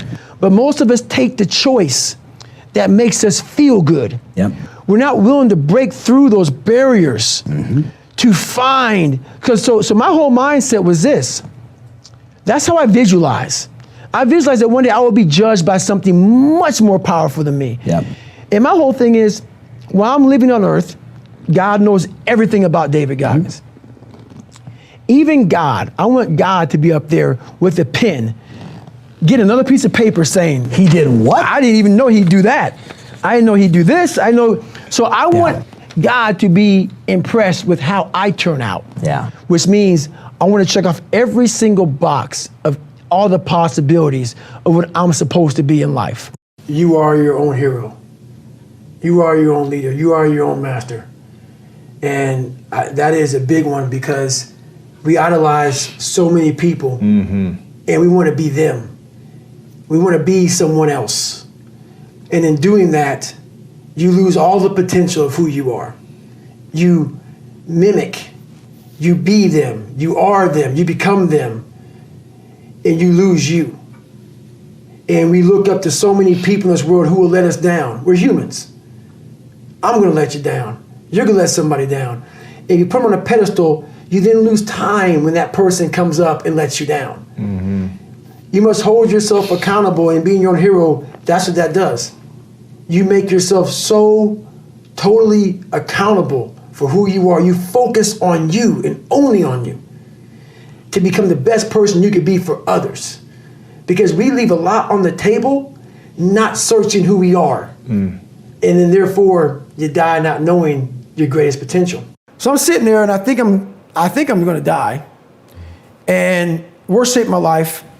And I'm in this tub and I'm jackhammering and I have this hot water hitting me and I'm literally in the worst pain, my shins, my feet, I'm broken. And I'm just sitting, I'm cramping up. And she said, we gotta get you to the doctor. You know, your mom's worried, I'm worried about, like, we've never seen this before in my life. And I go, I'm not going anywhere. I wanna sit here and enjoy this pain. And I know the listeners hearing this are gonna say, man, you're a nut. No, I'm not. What I got a chance to experience in that 19 hours and 6 minutes of my life was something I didn't want any painkillers. This was proof positive. What I was feeling is what I just did. I did something without training, without coaching, without a cheering staff, without any knowledge. I took a raw human being with no training whatsoever, put him out in a condition, and just through this alone, got through it. Amazing. And I sat there and I was like, it was the best feeling I've ever had and will ever have in my entire. I was in the worst pain in my life, and it was the best feeling I ever had in my life. Not because of the pain I was in, but the pain was confirmation of, my God, did I just do that? Wow. And I had completed hell weeks, but that right there was like, don't take this from me. Man.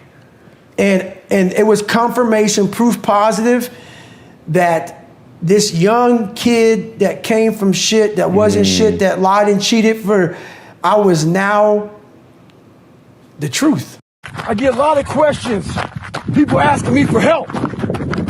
So I asked them, what have you done to help yourself? Most of them say, I've been working hard. I'm all about being your own hero, but I'm not about kissing your ass. In life, a lot of us believe that we're working much harder than we actually are.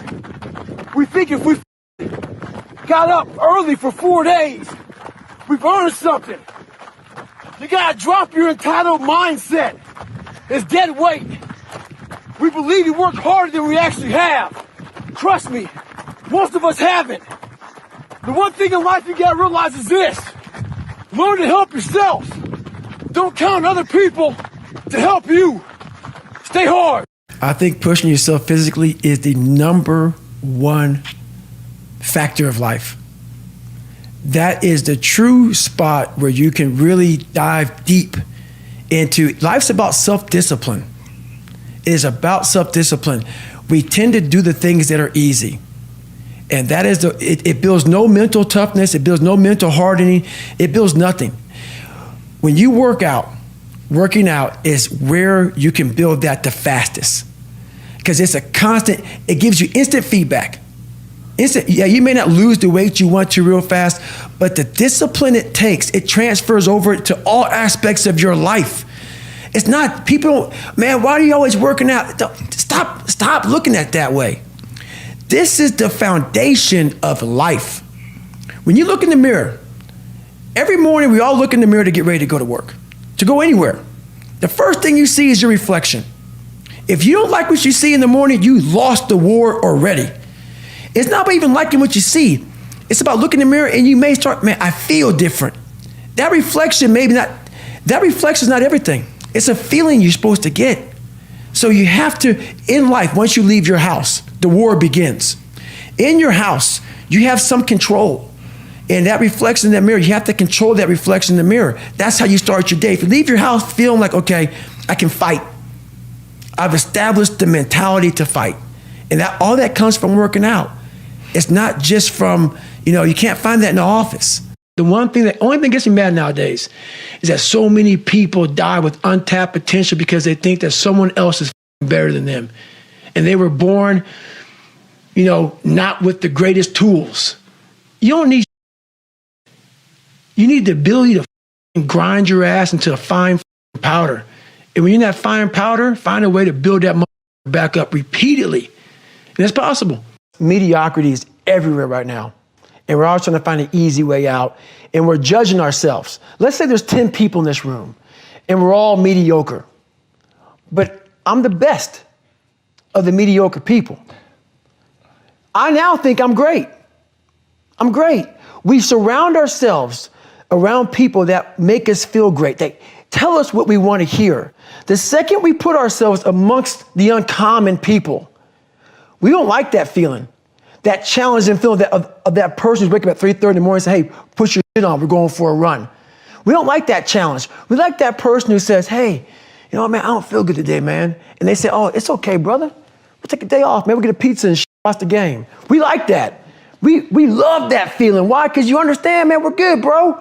We don't want that like this. Hey, man, no, bro. Get your on, man. Stop being a punk. We don't want that in our lives. We don't want that person who's constantly challenging our weaknesses. We want that person who's constantly, making us feel nice and good and secure in ours. That's the mediocrity of life. We want to be the best amongst the average people. People wonder, how do you stay hungry all the time? Because after I accomplish something, I don't sit back like a lot of guys who graduate buds, graduate this, graduate that. They get comfortable. They wonder why I'm getting weak, man. I don't know, I lost my edge. What's going on? Because once you hit the top of the mountain, guess what happened? I'm good. I'm good. So you wonder why you're falling down now. Because once you reach the top of the mountain, you got to build another one. That's mediocrity. There's a lot of people in mediocrity who have a nice resume, but they're one-timers, man. They hit a one-time deal. They busted it open, got a lot of money, but they're good. You're mediocre now, man. What are you doing today, tomorrow, the next day? That's why I don't listen to theorists. I don't listen to all that. I listen to a who's like this, man. What's wrong, man? I'm tired, dude. Why are you tired? Because tomorrow, I got to do the again, man. Whatever this shit is that made me nauseous and sick to my stomach, it made me hurt. There's no ending. And that's the person I listen to. That's the person who's gained knowledge. You gain knowledge through suffering. And on the other end of suffering is a world that very few have ever seen. It's a beautiful world because that's where you find yourself. You don't find yourself in over here. You find yourself on the other end. Like the 100-mile race I was on, I ran it for 24 hours. I found myself on the other end of that race. That 19 hours, I found, wow, there's a whole nother world out here that I've never even saw, but the world is in your mind. And that's what all that mediocrity is about. Mediocrity is contagious. I had to stop caring what people thought about me. I realized that everybody's. That's the one thing I realized. I walked around and I put these people on a pedestal. Everybody was better than me. So I can't tell you anything about me because you're going to judge me and I'm going to feel even worse than what I am. What I realized, once I calmed my mind down and sat back and looked at how jacked up this world is, once you realize that you are not alone Everybody that's talking to you about how jacked up you are, only thing they've done better than you is they've hidden their world better than you have. That's all they've done. So once I realized that, if you want to sit back, like for instance, there's all these things that are on TV, and we have all these news people judging people who f up in life. And yeah, they made big mistakes. But that person who is judging you on TV, I guarantee you that news person is saying, I'm glad that my didn't come out, but I'm going to judge the hell out of you. I know that about people. So if you want to sit back and judge how jacked up I was and how messed up my life was, Merry Christmas, go for it. Have a good time. But I'm smiling at you right now, knowing you have a secret that you're not willing to share. It gives you a lot of power when you're able to go on a podcast this big and say, hey, tell me, I'll tell you anything you want to know. I no longer care. How do you react or respond when someone says something to you negative or cuts you off in a car, or just something happens in life every day that could potentially upset you? Do you react? Do you respond? Do you do nothing? Do you give them a hug? I mean, what is the process for you now? The process used to be angry David Goggins. Scream at them, swear at them, yeah. Yes. Pick a fight. That was the old me. Yeah. The old me was pick a fight, go do whatever. Through this process of my life, when you get to this point I'm at, yeah, and I still be in the car and I'll talk to my fiance, this is jackass, whatever, whatever.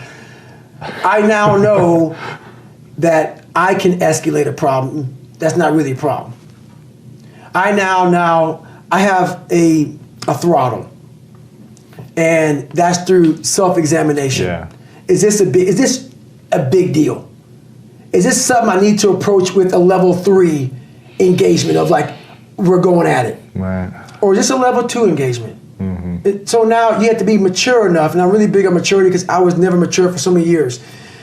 With age and knowledge, you have to bring in maturity. Age doesn't mean you're mature. It's going back in and saying, okay, man, look, I'm at a point in my life, what is smart? If I do this, I can see the future. I can see that if I do this, this is going to happen. I'm going to escalate this problem. Is this warranted? There are some things that warrant me to escalate a problem. Yeah, yeah. And that's what I do now. I take it through a process. You rate it, yeah. Yes. It goes on a rating program. Got it. The most important step we're ever taking in life is our next one. But a lot of us get our feet stuck in concrete. We get our feet stuck in concrete because we're afraid to make enemies. We're afraid to speak what's on our mind. We're afraid of being in that group of people. And when you walk away, we're afraid of what they might say behind your back. All that fear clouds your brain, clouds your thinking. One thing in life, you're going to always have haters. Embrace them. If you can walk on water, trust me, your haters will say you can walk on water because you can't swim. Learn one thing. Shut the fucking noise out. Embrace the fact that people don't like you. It means you're doing something right. Stay hard. Stay in the fight. If you can dream and not make dreams your master. We all have dreams. I had them when I was younger. So I figured the best place to make those dreams come true are in isolation. So I walked into isolation as David Goggins. But I walked out of isolation as Goggins. Where you become a savage is in isolation. When you're training for a big MMA fight or just a boxing match, you don't stay outside of isolation. You go in isolation. And that's when your mind changes. That's when your focus changes. Your dedication changes. Don't use this time to up your mind. Use it to gain strength, gain focus. Isolation is the key to strengthen your mind. Come out a savage. How do you feel about letting others in on your goals and having like external pressure to hold you accountable? No, there's no external pressure. That's well, you don't need it. No, you know what I mean. But I think other people. Oh yeah, it's important to have circles. It's important to have like I talk about, man, like that big rabbit hole of bad people that you want to get away from. Like if you're a drunk and you want to stop drinking, you got to get away from those people. You want to build this nucleus around you of people who are saying, It's not okay to sleep in today. We gotta get after it. Hey, let me see your journal. You're supposed to be running 5 miles today, you only ran 3. You gotta have those people. Some people need those people, and it's important. But you wanna get to the point in your life, it's real important that you hold yourself accountable and those people start to fade away because you now got it. You wanna be that person because they're not always gonna be there to hold your hand. Your mind has the ultimate tactical advantage over you. It knows what scars you. It knows your fears. It knows your insecurities, and it protects you. Which is why I talked about the 40% rule in my book. The 40% rule is all about the brain has the tactical advantage over you. It knows, and it keeps you away from all that. That's why it says don't jump out of an airplane.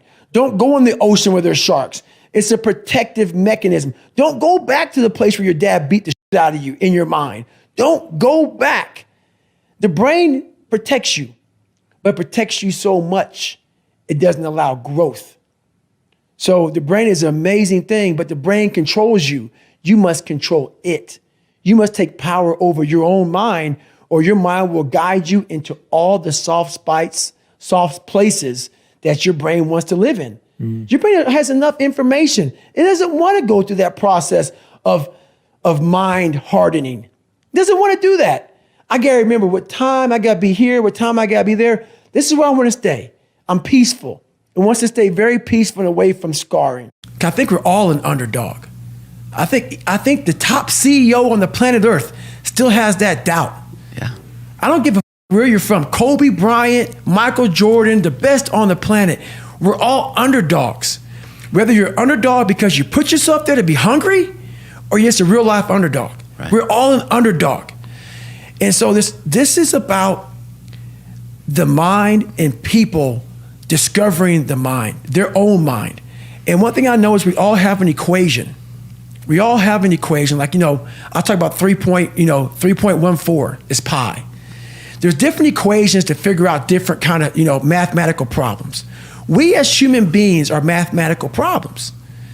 I cannot give you a book for every fucking body in this world. That's why my book, even though it's one book, is tailored to the individual. It's not like you do these 5 steps, you're good. No, I'm helping you figure out your fucking equation. Because it's different. My equation is different from your equation. Yeah. What's gonna make you tick? What's gonna make you go the distance? What's gonna make you go to that spot in hell and say, I love this spot. It's okay. That's what this book does. It helps you figure out your 3.14.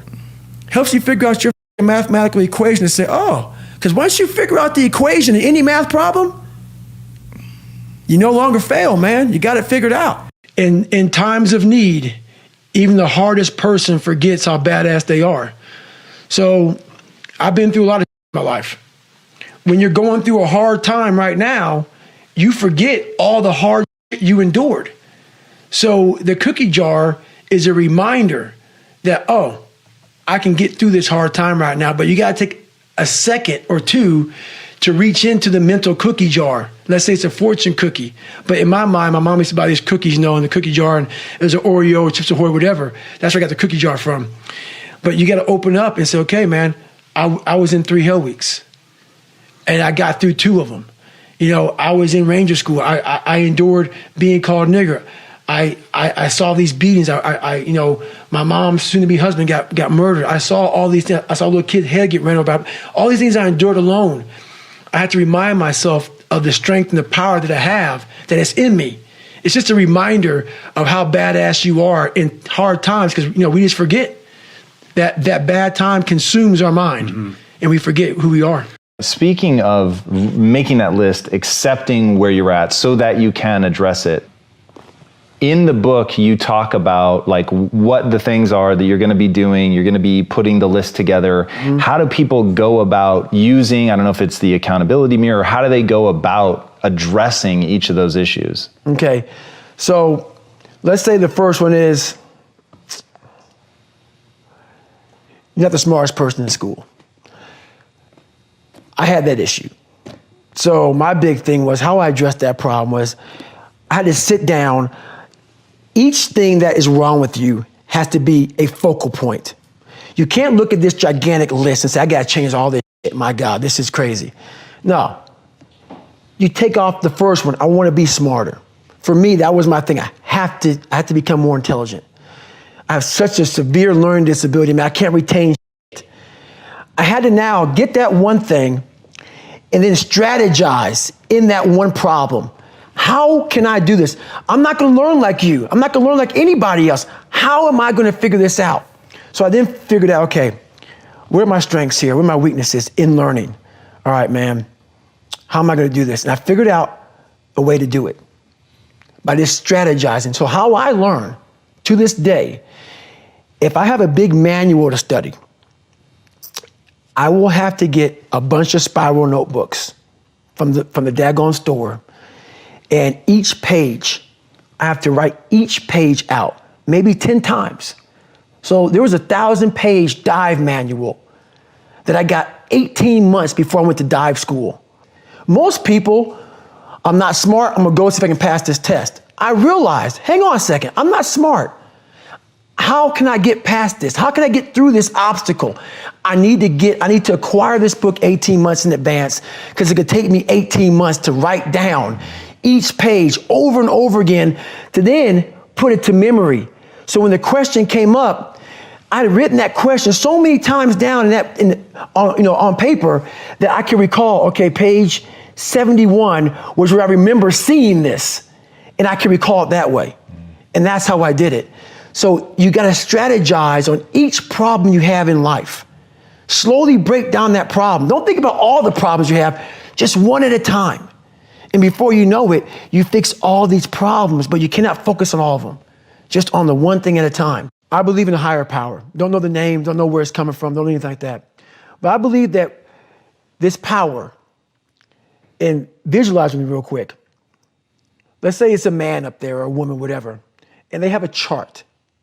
And when you're born, they say David Goggins, born February 17th, 1975 at 6 a.m. They write the chart down because they can see everything. They know exactly where you're supposed to be. They know what you're supposed to be. You die, you go to so-called heaven. You arrive at heaven, I'm 300 pounds. I retired as an Ecolab guy, which is okay, it's just a job, whatever.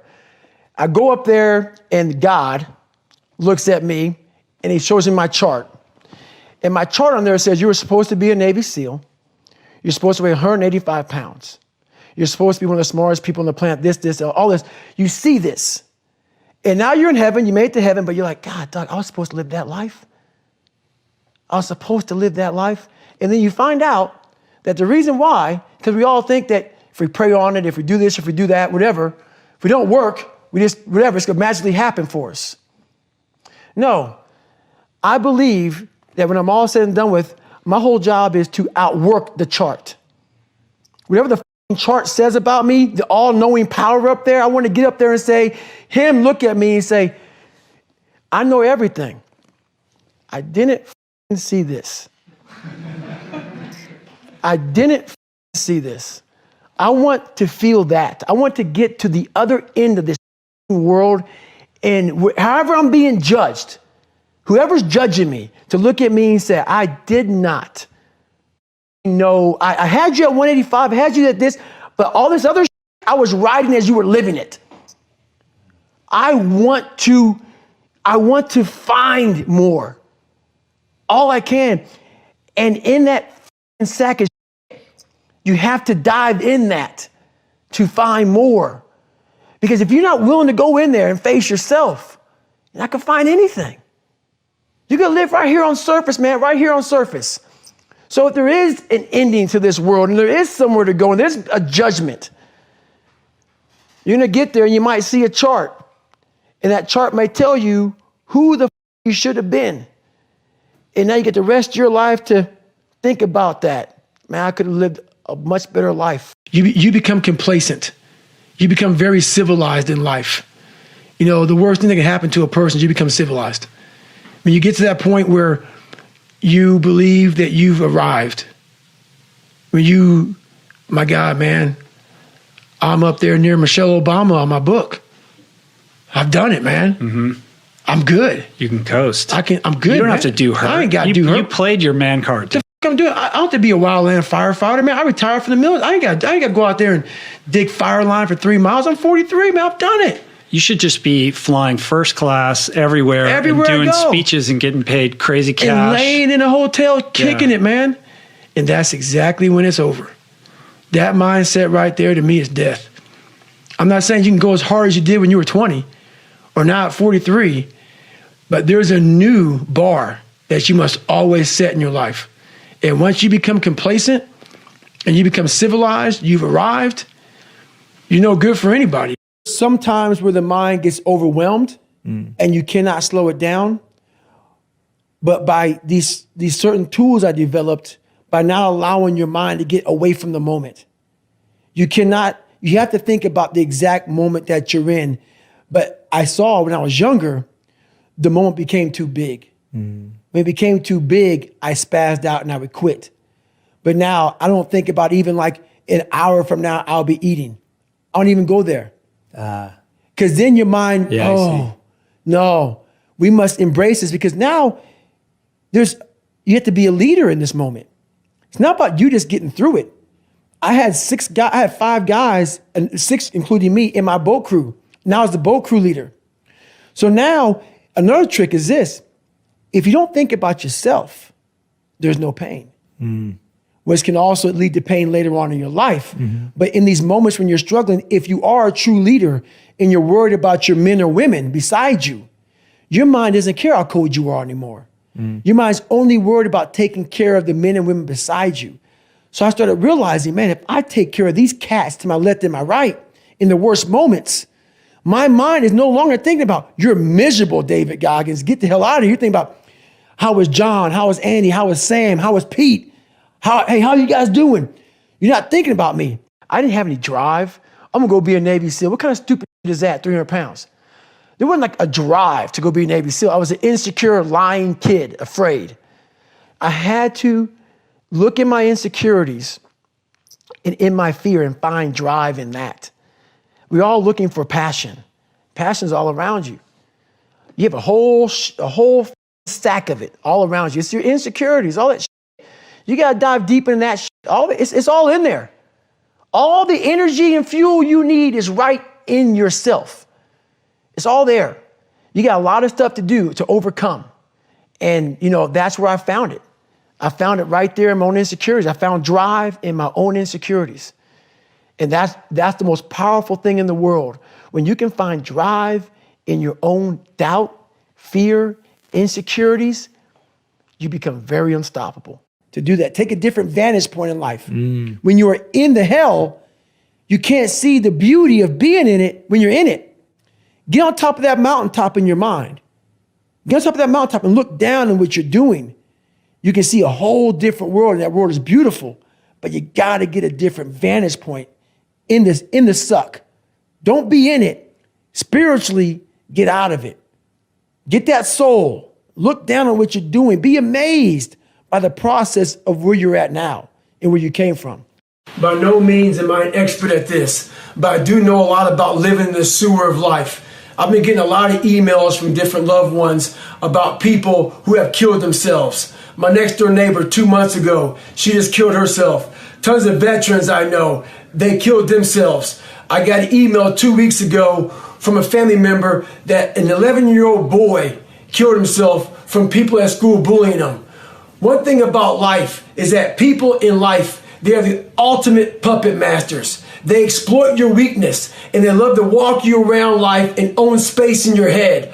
One of the biggest ways to cut those strings and walk on your own 2 feet to your own destination in life is to build self-respect, self-esteem, self-discipline, all those things. Stay hard is not just about going to the gym. Stay hard is about going that extra step and you can't. That's what builds self-esteem and self-respect. Stay hard. Your biggest enemy, the most important conversation you will ever have in your life is the one you have with yourself.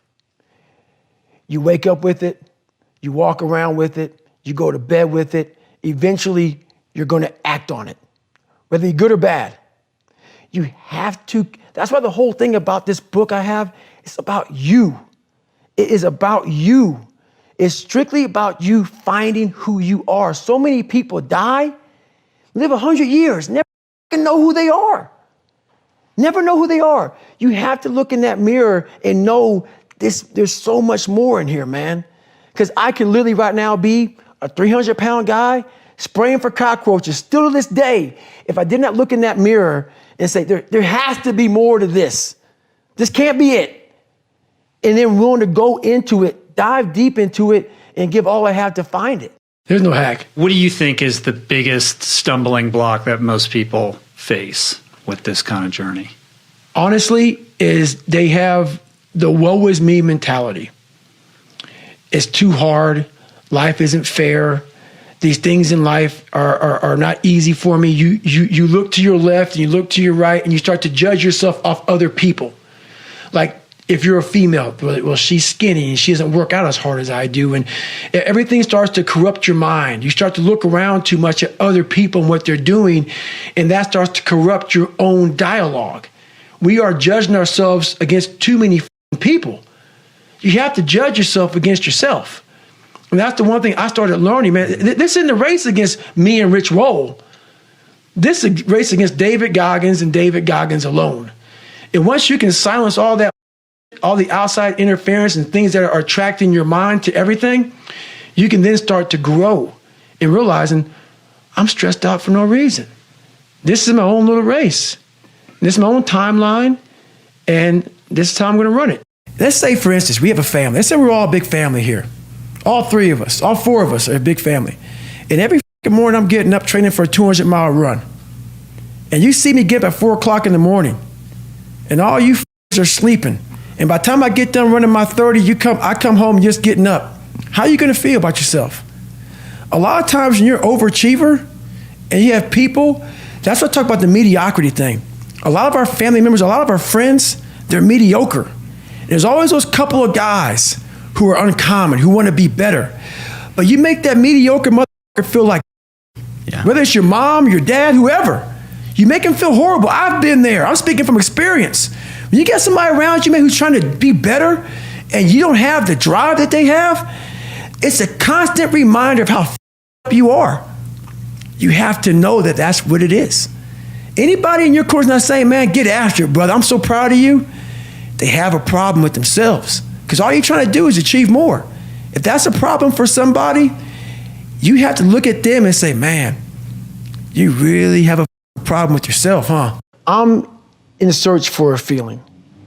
I'm not in search for a trophy. I'm not in search for love. I'm not in search for more followers on Instagram or social media. When I started this journey years ago, and I realized that I'm going to be somebody, and I'm searching for a feeling of true victory for myself, and only myself. The second I shut out the whole world and realized that one thing, that I am in this world alone. I'm fighting in this race by myself. Yeah, I'm all about people. I'm all about team. I'm all about that. But I'm really all about right now and in my life. It was important for me to finally realize, stop being all these fake people I used to be. Stop being afraid. There was no growth until I cut myself down to nothing, to the person I really was, the real human being. And once I found out who I really was, that's when I started growing. I was trying to build on top of a lied up foundation. You can't build a house on a foundation. So I had to get down to the actual mineral soil of who I was, and that's when you can start real growth. So the other day I got an email from this lady. She said she truly enjoyed my book, but as she read it, she thought I was just crazy. So after she read it, she put the book down and started living her normal life. Just going back paying bills, going back to work, complaining about shit. A few days later, she has time to think about the book, and it scared her. She thought, well, maybe this guy isn't crazy. And that's what scared her the most. Maybe he's here trying to show us human potential, what we're all capable of doing. A lot of people like to put titles on other people who are doing extraordinary things. It makes them feel better about themselves. Gives them a get out of jail free card. I'm not crazy, I'm just not like you. In sports, there's a thing out there called load management. A lot of us like to load manage our lives. When you do that, you're gonna find yourself right at normal. Get off that. Stay hard. Is there something that you want to be known for, the one thing that you want to stand out through all of these accomplishments and be remembered for? Honestly, I honestly want to be considered one of the hardest men to walk the planet Earth in the history of the world. And what I mean by hard, I'm not talking about the guy who does the most pull-ups, the most sit-ups, runs the most. Just a person who's able to overcome any adversity in front of him, to figure out a way. Hardness isn't about all this physical shit, man. Yeah, it helped me get to where I'm at. But all I was doing in the whole process, the process wasn't to be ripped. It wasn't to walk around with my shirt off. That wasn't it. I knew through the physical challenges, through the physical suffering, my mind was getting stronger. I was literally doing that for a reason. I had a weak mind. All the rest just happened to come with it. I was trying to strengthen the mind to handle all the judgment that's passed on me, perceived and not. Sometimes you make it up in your own head. You know, I just want to be able to handle all of that, everything, physical, mental. I want to be perceived as that, like an old school barbarian, an old school guy that's like, God, dog, man, nothing can hurt the guy, which is why the book is titled, Can't Hurt Me. I want people to have that mantra in their life. Take that with you. Take it everywhere you go in life. And if you believe that and you work towards that, callous in your mind, strengthen yourself, Can't Hurt Me is strong. In any situation, like when I was in Buzz, they beat the shit out of you. I'd be the first one to get up and say, Can't hurt me, and they were beating the hell out of me. But you say that enough to you. False motivation becomes real motivation after a while. So I get the VFW award for the Americanism Award for military service and giving back. I'm as human can be. That's why what you see is what you get. At that moment when I was giving my speech, and I thanked my uncle for being there, and I got to my mom, it wasn't just about her. It was, I know what she went through, I know what I went through, and we got knocked down so much.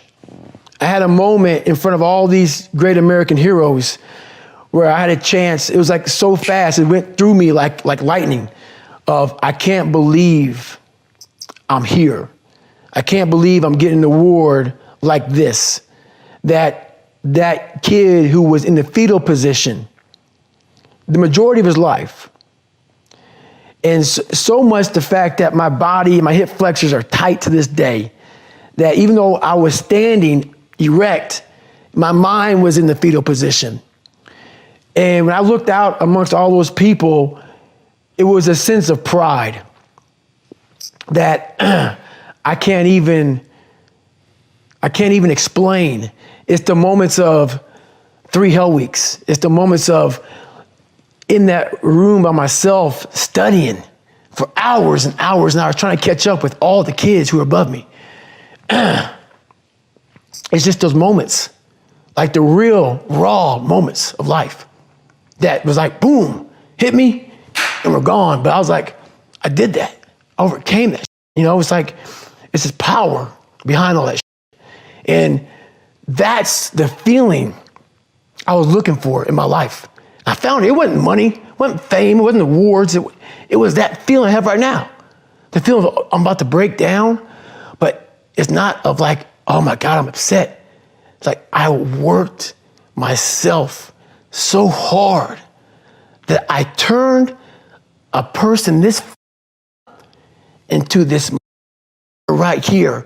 Not off of reading a fucking book off a theorist, off of going to work on myself and saying, I don't know how to do this, but I know that to get over there to that fucking side, I gotta grind myself into a fine powder. And I did it. I did it off of sure will. And very few people will know how that feels. To get up every day or 5 days a week, whatever, when it's snowing, shiny, not shiny, not comfortable, and to go in the gym and work out when you don't want to go to the gym, it is not fun. If you don't see results in the first 2 days or the first week, I'm done. That's the mentality of most people. The struggle is too real. We're not patient. We like in a world where you can Google the best restaurants around me right now, no one is patient. And for you to lose weight, for you to stop drinking, if you whatever the hell you're going through, it takes a lot of patience, a lot of time, and a lot of pitfalls, a lot of plateaus. You're gonna hit so many plateaus. If you don't know how to get around that plateau, it's not gonna happen fast. Mm-hmm. Yeah, everybody wants the hack. Yeah, everybody wants to hack. There is no hack, man. There's no hack. Well, my morning routine is every day I get up and run. Every single day. Because why? I hate that the most. So that is where we share that feeling. Yes, I hate that the most. So you have to do something that sucks every day. Because why? Once you overcome the suck, oh, now you're powerful. You've overcome yourself already. So now you're ready to battle. I go to the gym about 4 times a week. But my biggest thing I do is my nighttime routine. I stretch out anywhere from 2 to 4 hours every night for the last 5. It used to be a lot longer than that.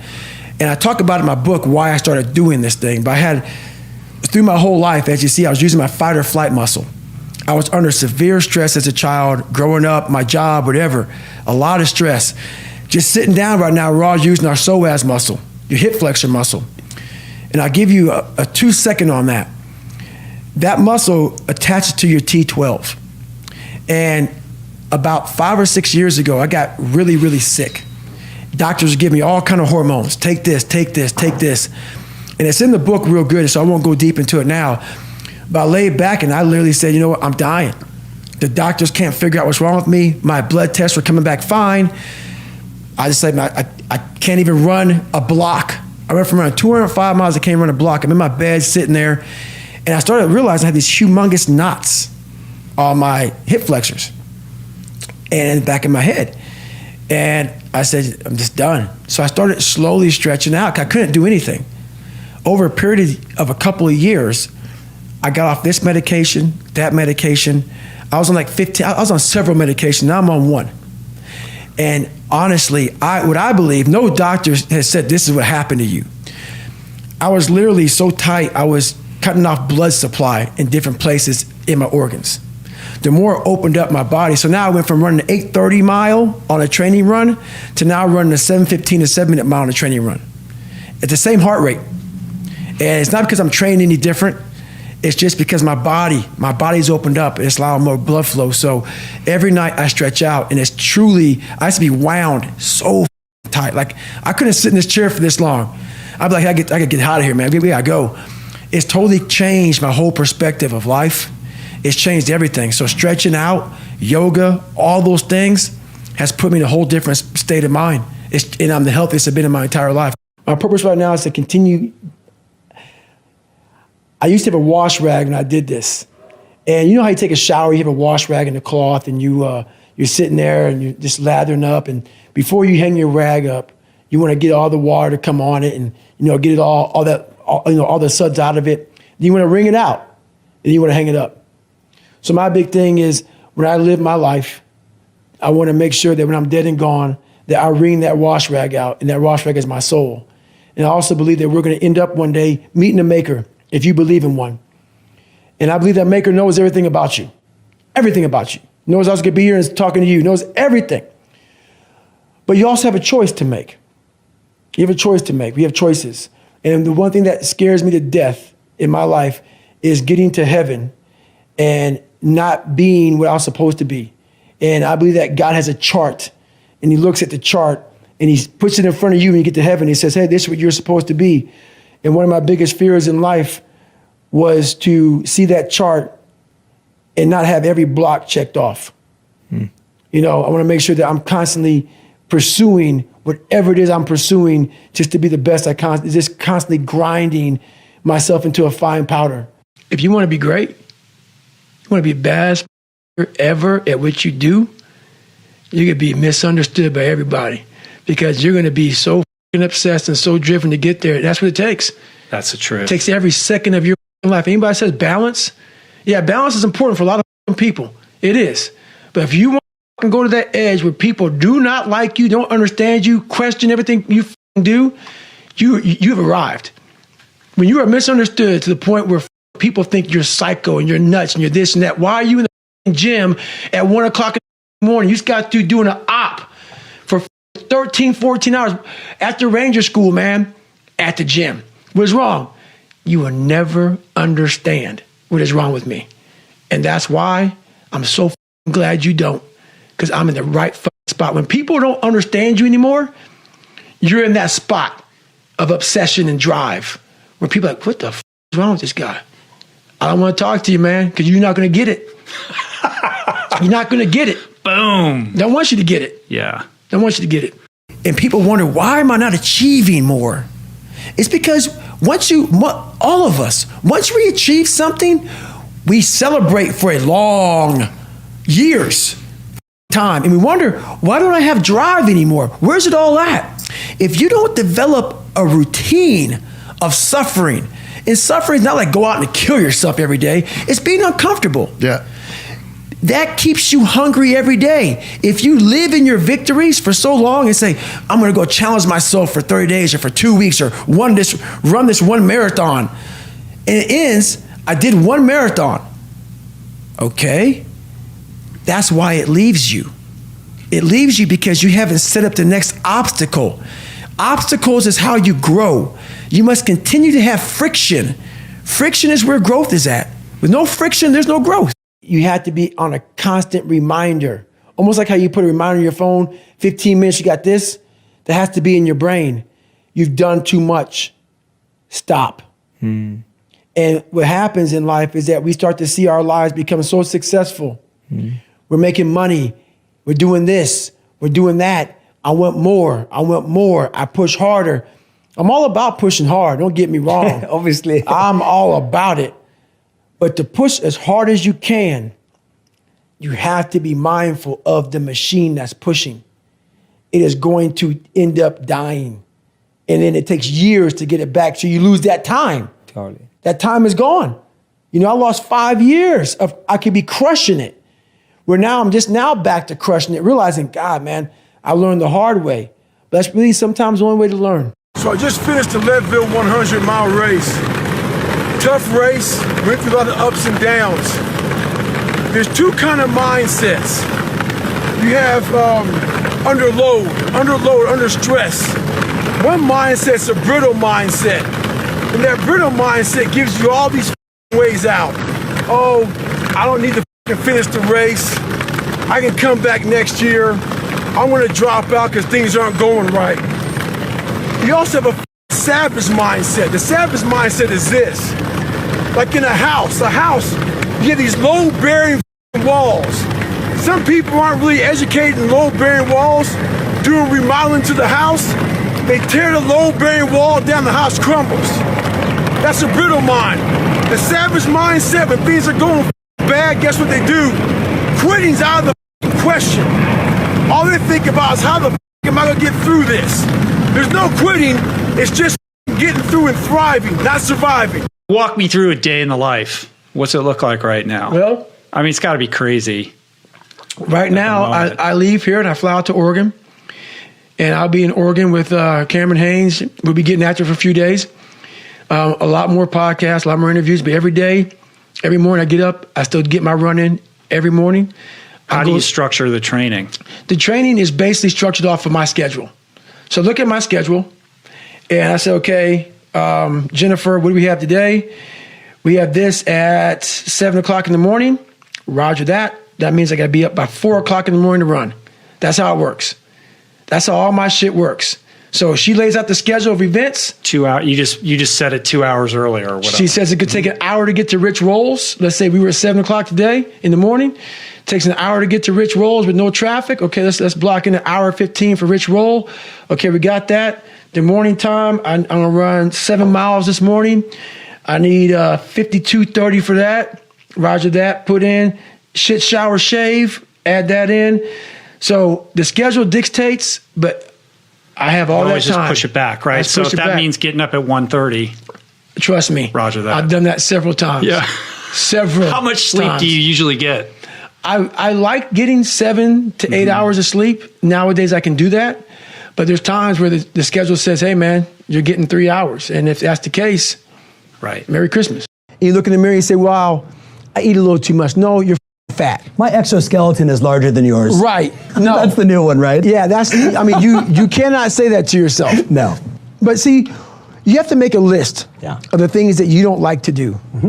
This list should be very long. Like if you don't like making calls, Yeah. Yep. the very first thing you should do is start making a ton of calls. Yep. Because why? That begins to own you. Yes. You start to drive yourself this way versus this way. But you'll figure out, if you start making a whole bunch of calls, if you like calling, call a lot. Yeah. Guess what happens? You get over it. You get over it. So what we do a lot is, I heard a lot of people say, triple down on this, triple down on most of your strength. Yeah. No. That works for a lot of things, but when you're afraid and you don't have the courage, you have to triple down on your weaknesses and make that become where you start to guide yourself. Okay, I don't like calling. Today I'm making 100 calls. We all have a voice in our head.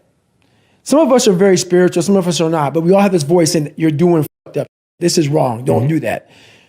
The more you don't listen to that voice, the further that voice gets away from your head. Some people call it the Holy Spirit, some people call it God, some monks, whatever you call it. It's there. We all have it.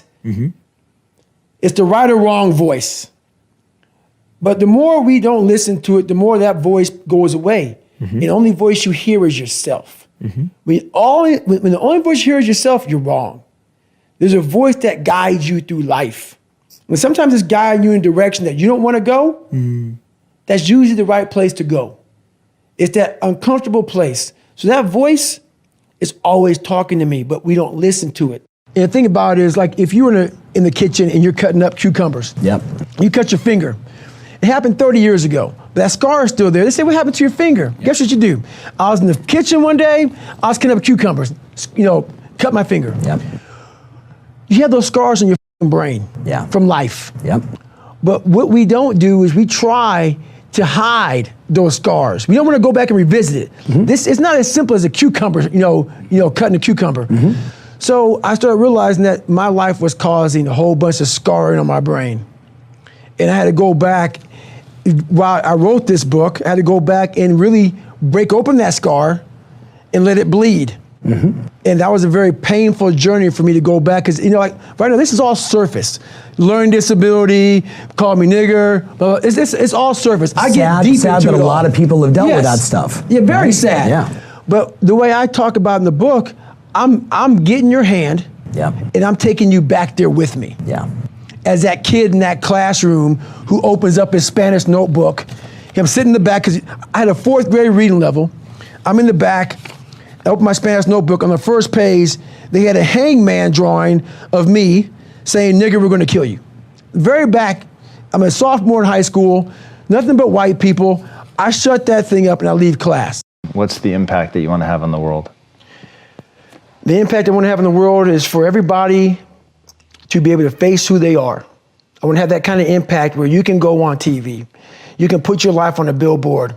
You're not ashamed of who the you are. You're not ashamed of what life made you, what you helped life make you. All that shit, all that bad shit that's now in this big pot that's stirring, you're no longer ashamed of it. You realize we're all Stop judging yourself against other people who have hidden it better than you. That's all they've done. They've masked their shit better than you have, and now they're flipping it back on you and saying you're I want you to realize that this world, life, is one big head game. And once you learn to play the head game, it's no longer a game anymore at all. You can start living your life. It's easy to look at you, and that guy is lit up on anger and resentment and Even rage. back in the day. So I gotta say, I've never said this before. I was actually telling my fiance this the other day. People think anger was my fuel. Anger can be a fuel. Anger got me to look into things to become better. I want to show him. But I tell you one thing, when you're suffering and you're at the wit's end and you want to quit, that anger is gone, brother.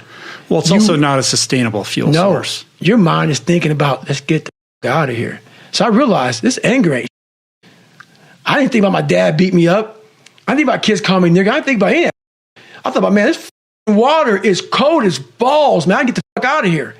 So I realized anger was no fuel for me. It may have got me to say, I'm going to be somebody. Anger got me caught up in some serious ego trips, man. I stuttered real bad, severely bad. 5th, 6th grade, 4th grade, horrible. Like my hair would fall out, white splotches over my skin. Horrible, horrible anxiety.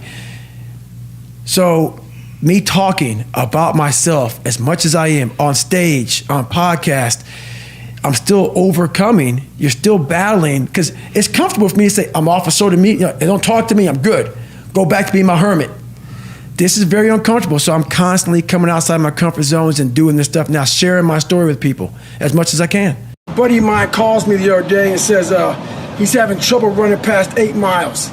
This is a guy who can run 30 miles any time of the day. So I tell him to come out to my house and we'll get some runs in. So he comes out, he goes, man, I'm telling you, I can't run past 8 miles. But I realize in his life, he's added a new kid, more responsibilities at work, all this stuff. He's not thinking about this, I am. So I take him out for a run.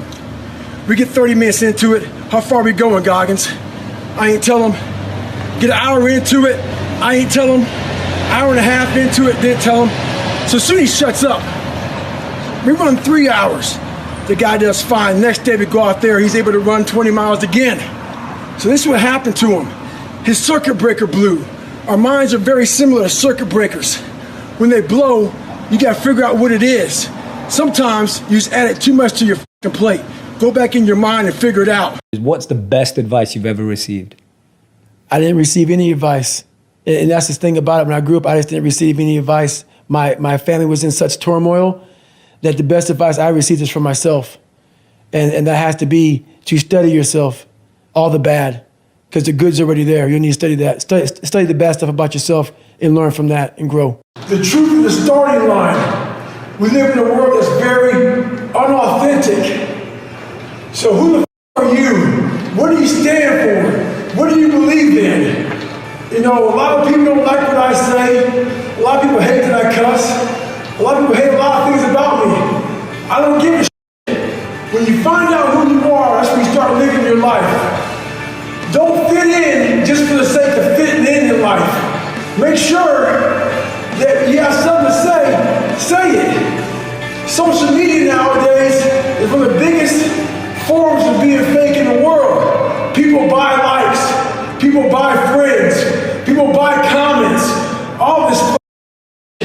Make sure in life you do what you have to do, say what you have to say, and live the life you have to live. Don't walk around being a fake human being. Don't be scared to be who you are. Stay hard. Our mind wants to protect us. The mind is like, honestly, it has a tactical advantage over us. It knows our deepest, darkest fears or insecurities. It knows where we start to feel, we start getting that doubt creeping that says, hey man, you know what, man, maybe this isn't good. Let's go back home to the wife. Let's go back home to the kids. This is not comfortable.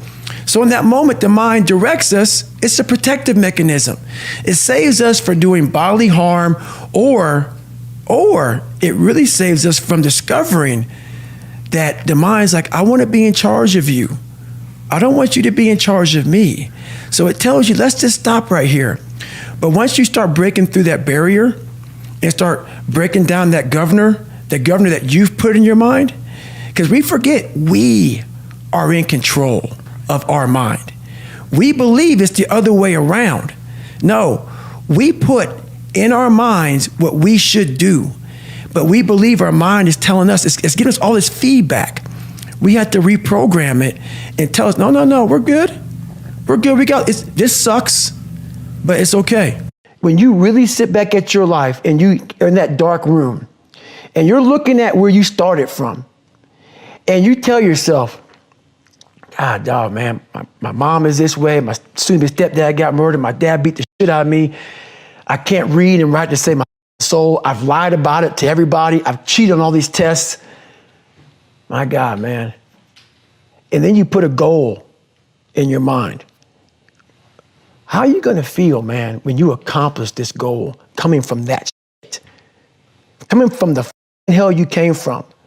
A lot of people start from a good starting point. They have a good foundation. What if you can surpass all of these? What if everybody who was way up here started up here, and you started with no legs. You had to grow legs to even start walking, and then crawling, and then running, and then you start passing people with all this given to them. I had to use all this negative shit that was making me weak and horrible as a person. I had to use this as the power that now fueled me. I had to flip it on its head and say, hold up. This might be exactly what I need. The darkness is exactly what I need. It's how you look at your situation. And I was looking at it all up. If you're willing to suffer and go back in the grind, that internal dialogue you have with yourself when you're in misery and you're uncomfortable, it's a real, scary, unfiltered, no lying dialogue between you and yourself. And people know exactly what I'm talking about when you're in a bad spot in life and your mind is saying all kind of shit. That's who you really are. That's the real you. No Rocky Balboa moments going on up there. Yeah. Like, hey, it's round 14. Let's come on. We got this. No, it's like, F this. I'm out of here, man. This is crazy. That's where the growth happens. When you're able to stay in that moment and talk yourself back into the suck of wherever you're going through, and you start stripping those layers away. But as you're stripping those layers away, you're building calluses over top in your mind. That's where the growth starts to happen, is when you have to force yourself to stay in it. You can't leave it. I'm the only person in the history of the military who has ever gone through Air Force Tactical Air Control Party training, Army Ranger School, where I was an Army man, in 3 hell weeks. Yeah. So only person to ever do that. But the reason why I did it was, when I was a young kid, I considered myself very weak. Very weak. And as I started developing this indestructible mental toolbox, because what I realized was the things I was most afraid of, I cowered from. Mm-hmm. I had to start facing these things and becoming an expert at the things I feared the most. Yeah. I was afraid of my own mind. My mind would get off on these crazy places of woe is me. Mm-hmm. My internal conversation wasn't great. Yeah. So I had to start mastering it. Once I started mastering it, in the horrible place I was at, I consider myself the worst person ever alive. That was my conversation. But once I started mastering my own life, I started realizing, my God, man, this was in me. Yeah. I was a 300-pound fat guy. Now I'm 181 pounds, 190 pounds, whatever it was. I'm able to go through all these hell weeks. Mm-hmm. So I started realizing the capabilities of the human soul and the human mind. Is I have the ability to see the end before the beginning even begins. And what that means is I know that to get to the very end, I can see it right now. So before I went to Butts and I was losing all this weight, I saw myself walking across the stage at 191 pounds, 'cause that's what I had to get to get into the door. I saw myself 6 months, a year later, whatever's going to take me to do it. I saw myself walking across that stage, getting that certificate of graduation from Buds. And I was able to be there at 300 pounds. And that feeling that I was nowhere near that feeling, I was able to put myself there 1,000,000 times every day. And that feeling of like, my God, that is going to feel amazing. That's what made me suffer. That's what allowed the pain to be real and say, this is worth it. I want to feel for this next 18 months. It took me 18 months to finally become a Navy SEAL, to finally, just get through Butts. 18 months. It's 6 months. It took me 18. That's what woke me up every morning was, I'm going to put myself through this much pain and suffering for a few seconds. That's all it is. A few seconds of joy. And it's so worth it, man. That's what people don't get. So I'm able to put myself at the finish line, even though I have no finish line, but at the finish line of an event before I even start the say, how are you going to feel at the end of this? That's why I've been able to put myself in cold water, put myself in a 100-mile race millions of times before I've done it. And I'm able to go through the race and see how I'm going to feel at mile 50. Almost to the exact feeling. Right. So when it comes up, it's no surprise. It's no surprise. I've already done this 1,000,000 times. SEAL training became pretty hard, and a lot of guys weren't getting through it. So they designed a SEAL prep program. Like a boot camp for the boot camp. That's right. Yeah. And it was 2 months. In my last 2 years before I retired from the military, they sent me there to train these kids. Wow. To get ready for 18, buds. 19, 20-year-olds, yeah. Young kids. So when they get to Navy SEAL training, man, they were physical studs. They were running, swimming. I mean, they were hybrids. Wow. But they get to buds, and the same amount of people would quit. Why is that? This is why. We were training bigger, stronger, faster quitters. It's not about... Not the mind. That's right. We weren't diving into the sewer. Everybody's got a story. We don't share it on social media. We share our nice life on social media. We all have a dungeon. I'm just willing to talk about mine. Yeah. Most of us aren't willing to talk about it. I want to talk about my dungeon. I wasn't getting into the dungeon of these guys' minds. I wasn't building that so-called mental toughness. Mental toughness isn't something that you sample. It's something that you live in every day. So when something hard would happen to these kids, like in Hell Week, it would draw on something that made them very insecure. And they look for comfort. Whenever hardness comes, and you don't know what it is, it may be different for you than it is for me, but you go back to your insecurities. And then when you go back to your insecurities, you then look for comfort within those insecurities. And we all look for that cookie that your mom used to give you when you were sad, when you were sick. We look for our wife or our husband. We look for comfort. It's in those moments you must retrain your mind to think differently in hell. I wasn't training them to do that. Why weren't you training them? I wasn't training myself yet because at that time, I was doing what I was told. These guys need to meet a standard. Physical standard. A physical standard. The physical standard is not what they need to meet. It's a mental standard you must meet in life. In the book, you tell people to make a list of everything working against them, every real, valid excuse. Right. Why do you have them do that? There's a lot of power in that list. So in that list of who you are, what makes you fucked up, all these other things, it goes back to, once again, accepting. You have to first accept it before you can fix it. A lot of people walk around, oh man, I'm good. I'm good. No, you're not. You have to accept what you're not. You have to, and people don't want to do that. That's the only way you can fix it. You have to accept it first before you can go on the journey. A lot of folks never even start the journey, man. They never start the journey because they live in this fake life that who they want to be, they act like they are, but they're not because they haven't fixed all this stuff yet. You got to fix this first before we can start our journey in life. So that's why I have them make this list. You fix these problems, now your journey can begin because you no longer care about how people are judging you. When you care more about how someone's judging you, you're going to stay right there. I understand that you lost some friends in Operation Red Wings. So what did that feel like to you? Being that I was in 3 Hell Weeks, I knew a lot of the guys. I knew every guy that died on the operation.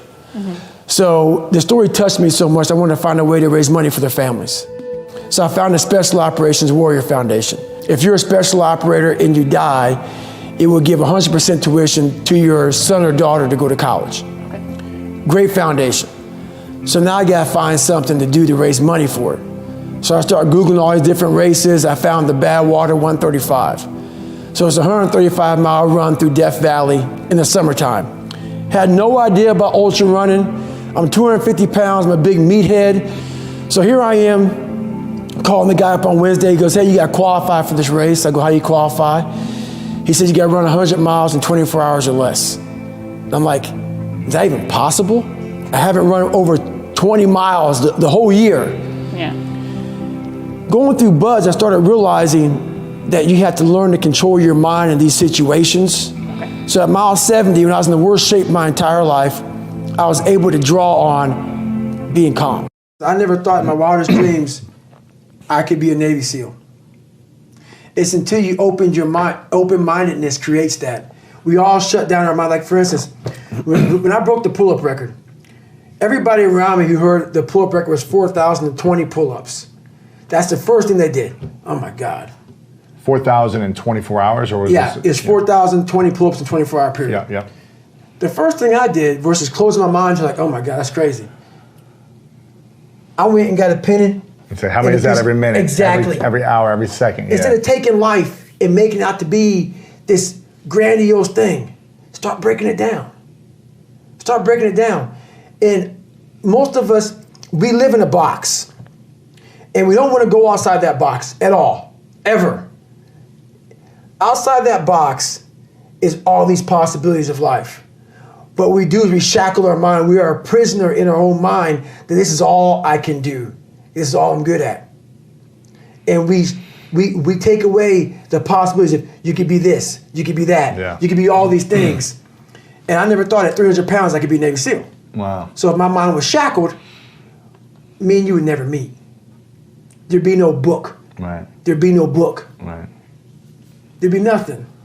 So what people don't understand is that they live for themselves, not knowing that you have the power within yourself to change millions of lives by facing life. It doesn't go from like one morning I'm this way, next morning I wake up and presto, 5 steps to greatness. No, it ain't that, brother. You read my book, this is hard work. It's every day, like right now.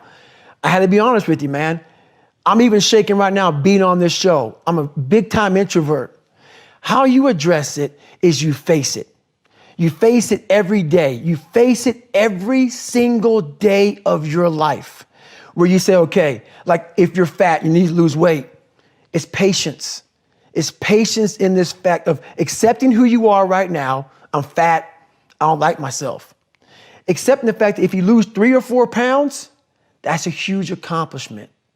You have to live in your own fucking world. You cannot judge yourself. That's why social media and all these things are horrible. You can't judge yourself off of the so-called competition that we have made up in our mind. The things that how people look, how people act, how smart someone is. This is a race that you run completely alone. And you're all by yourself.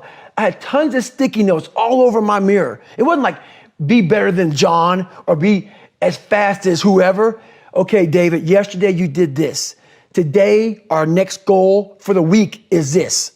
So I had a year goal, weekly goals, daily goals, hourly goals, and the big goal was I lied a lot growing up. I wanted to be accepted. One goal was, let's go one day without lying. Let's go one day, and then when I would lie to somebody, I would say, hey man, I had to go back now and apologize, say, hey man, I lied to you. You know how hard it is to go back to somebody and say, I lied to you? Hey man, you know what? Back there, I lied to you, dude. I was really jacked up. So I figured out these ways of total accountability. Like right now, I had to run this morning before I talked to you. Because why? That's what I'm about. I'm about mind, body, fitness. A lot of folks talk so much about, hey, I'm going to change your life. I'm going to do this. I'm going to do that. Are you accountable for what you're doing? Are you accountable? And I mean to the T for what you're saying. I am. And that's where it started. It started with that total accountability of let's not lie today. Let's tell people the truth about who you are. And when you can get on and tell someone, like I'm doing right now, exactly how fucked up you are, that's the goal in life. To put your life on a billboard, on the busiest road, in the busiest highway in the world, and say, this is how fucked up I used to be. I have to be very present in everything I do. Like right now, I'm with Rich Roll. I'm not thinking about but Rich Roll. And what the fuck's coming out of your mouth right now? That's what gives me a huge advantage in life, especially today, in this day and age, with so much going so fast and everybody wants to keep everything going, everything up and everything. I want to be the greatest multitasker of all time. Not me. If I put my 100% into what's in front of me, I will destroy it. If I'm out here just multitasking, I'm going to half-ass everything I do. So it is the most important thing in the world to me is being focused at the task at hand. There's so many times in life you don't want to be doing what the you're doing. You can't just quit. Remember this. This isn't a hobby. This isn't a joke. It's a lifestyle. So what you say to yourself is important. There's no coach. There's no trainer to keep you going. It's only you. So think about this. You've been working your whole life to get a seat at the table. The seat at the table is you want to be the best amongst all the best people in your career field. So you finally get that letter. It's steak, lobster. It's a big dinner. Everybody's showing up, dressed to the nines. Make sure you show up soaking wet for fun after it, working out hard. Towel around your neck. You respect the event, so make sure you put that towel over that nice chair so you don't up. The whole thing is this. Don't say a word. Stay uncommon amongst uncommon people. You're never done. Don't stop when you're tired. Stop when you're done. Stay hard. The reason why we go back to old habits is because our goals are too lofty. We're not achieving our goals fast enough. So what happens is, you know what? Oh man, we're very impatient nowadays. For me, it was good. I have a phone. I was out of this world by myself. It was a race against David Goggins. It wasn't a race against, God, I want to look good for this person or that person. It was me. I got to change myself. So for me, if I lost 5 pounds in a week, I got a feeling. I allowed myself to feel proud of that. I didn't look at, I got to lose 106 pounds. I'm like, man, I went from 297, now I'm 292. In 1 week, man, I'm killing it. We're not proud of ourselves for the small accomplishments. What we need is we need this monstrosity of the thing to happen and say, I did it. Nah, there's a process that you have to go through, and patience is the process. And if we don't have patience, after a week, I haven't lost 30 pounds, man, I'm done. I'm over it. So that's what I found out with people, man. They're not patient enough to realize and to enjoy the moment, not live in it, just enjoy it.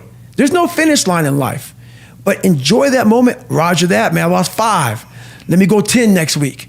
So that's the whole thing about it. That's how people lose it. You get the opportunity to become a Navy SEAL, and then you end up going through BUD/S 3 times. It's like, yeah, Merry Christmas. Insane, I got lucky, man. Yeah. I was very fortunate to go through 3 times, and not in a sadistic way, in a life-changing, growing way. I found out so much about myself through going through that training 3 times, and I went through the hardest part of the training 3 times. You know, after the first, so first phase is the crucible, man. And that's where I was at for 3 times. I spent most of my time in BUD/S in first phase. In the hell week. In the hell weeks. And being in that grind. And in that grind, I got time to examine myself. I call it the live autopsy. And also examine other people. Because I was really good about putting people way above me. Because I was never nobody. So for me to be on the same stage as these great wannabe Navy SEALs and BUD/S trainers, like, my God, you guys are amazing. I actually got here with you all. Thank you so much for allowing me into play. But as I was there for so long, I got a really good chance to sit back, because now the cold water is just water now. It's no longer cold anymore. Your mind starts to change. They say get in the water, most people think about it. For you, it became my life. So I started learning that if you start to change your mindset versus it being like, oh my God, this sucks, I became a professional BUD/S student. So I wasn't going to leave until I graduated. So I started realizing, if this is my home, this is what I am, I had to always reset the bar. I had to reset my new norm. There always had to be a new norm. So one thing we don't do is we don't have a new norm. My new norm is you get up every morning at 4 o'clock and you suffer. This is your new norm. That became my new life. Most people want to get out of it. I said, no, this is your new life. This is who you are. Your new norm is you wake up and you suffer. And I started realizing, if that's my mentality, this shit ain't hard anymore. Right. Your new norm is you wake up, you get in the fucking cold water, you're going to be here till this shit's done. Whenever they say you're out, you get out.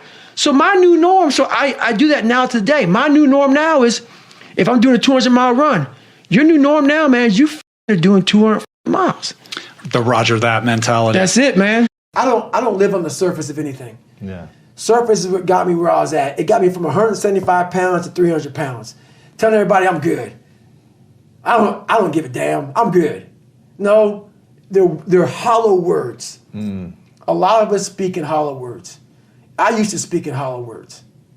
I don't do it anymore. Everything that comes out of my mouth has substance. It's real. And we all have these feelings in our bodies, in our minds, in our souls. I act on mine. A lot of us who are afraid of something, we allow our minds to choose the path of least resistance, so we go a different route. When I'm afraid of something, it's telling me you must conquer this that. thing. You must do that. Yeah. You have to go that way. And most of us don't understand that mentality. We go left and we wonder why we haven't fulfilled something in our lives. It's because we continue to take the journey that is mapped out. And how I look at it is I talk in life like a lot of us in life want to take the 4-lane highway that has road maps and all this other stuff on it, man. It tells you where to go, gas stations. The next 10 miles up, you're going to see a McDonald's or Cracker Barrel. Yeah. It's the easy route. Very few of us want to go to the right side. A lot of us dream big. You should dream big. Dreaming big is important. You know, some of us want to be doctors, lawyers, dentists. Some of us want to be in special operations. So you have this big dream. You can see it so clearly, like it's right in front of you. You can go out and touch it. But the thing about it is somewhere, if you dream big enough, somewhere down that journey, that dream becomes a nightmare. And what happens in that nightmare, you start to have all these questions. Like, if you want to be in special ops, you may not be a great swimmer. You may just realize that I'm not a great swimmer, I'm not a great runner. You may start to fail tests. And all these questions start to flood your mind. Why am I here? I'm not good enough. Trust me, I know all about the questions. They will flood your mind. If you do not have the answers for them, you will quit. The answers lie in the repetitions. You must not forget the repetitions you put into trying to dominate the craft that you're in today. Always, always embrace the suck, adapt to the suck. A lot of us don't know of a whole nother world that exists. It's on the other side of suffering. Once you break these barriers that you have made for yourself, like the mind is the most powerful thing in the world. In the world. It is so amazing that I used to be a 300-pound guy and I thought that was it. Could barely read, could do anything. And now, that what was inside that person was this guy that's in front of you today. That's how scary the mind is. And that's what I started realizing through this journey, is that once I got a taste of, wow, man, I haven't even cracked. I haven't even begun to crack what the mind is capable of. And what I started realizing is on the other end of suffering, that's the real growth of life, because you realize how the mind processes. And I talk about another thing called theory and practice. A lot of people are theorists. These smart guys that read these books, man, and they sit down, they tell you what the mind is supposed to do. And a lot of us listen to that shit. It becomes like, this is it, man.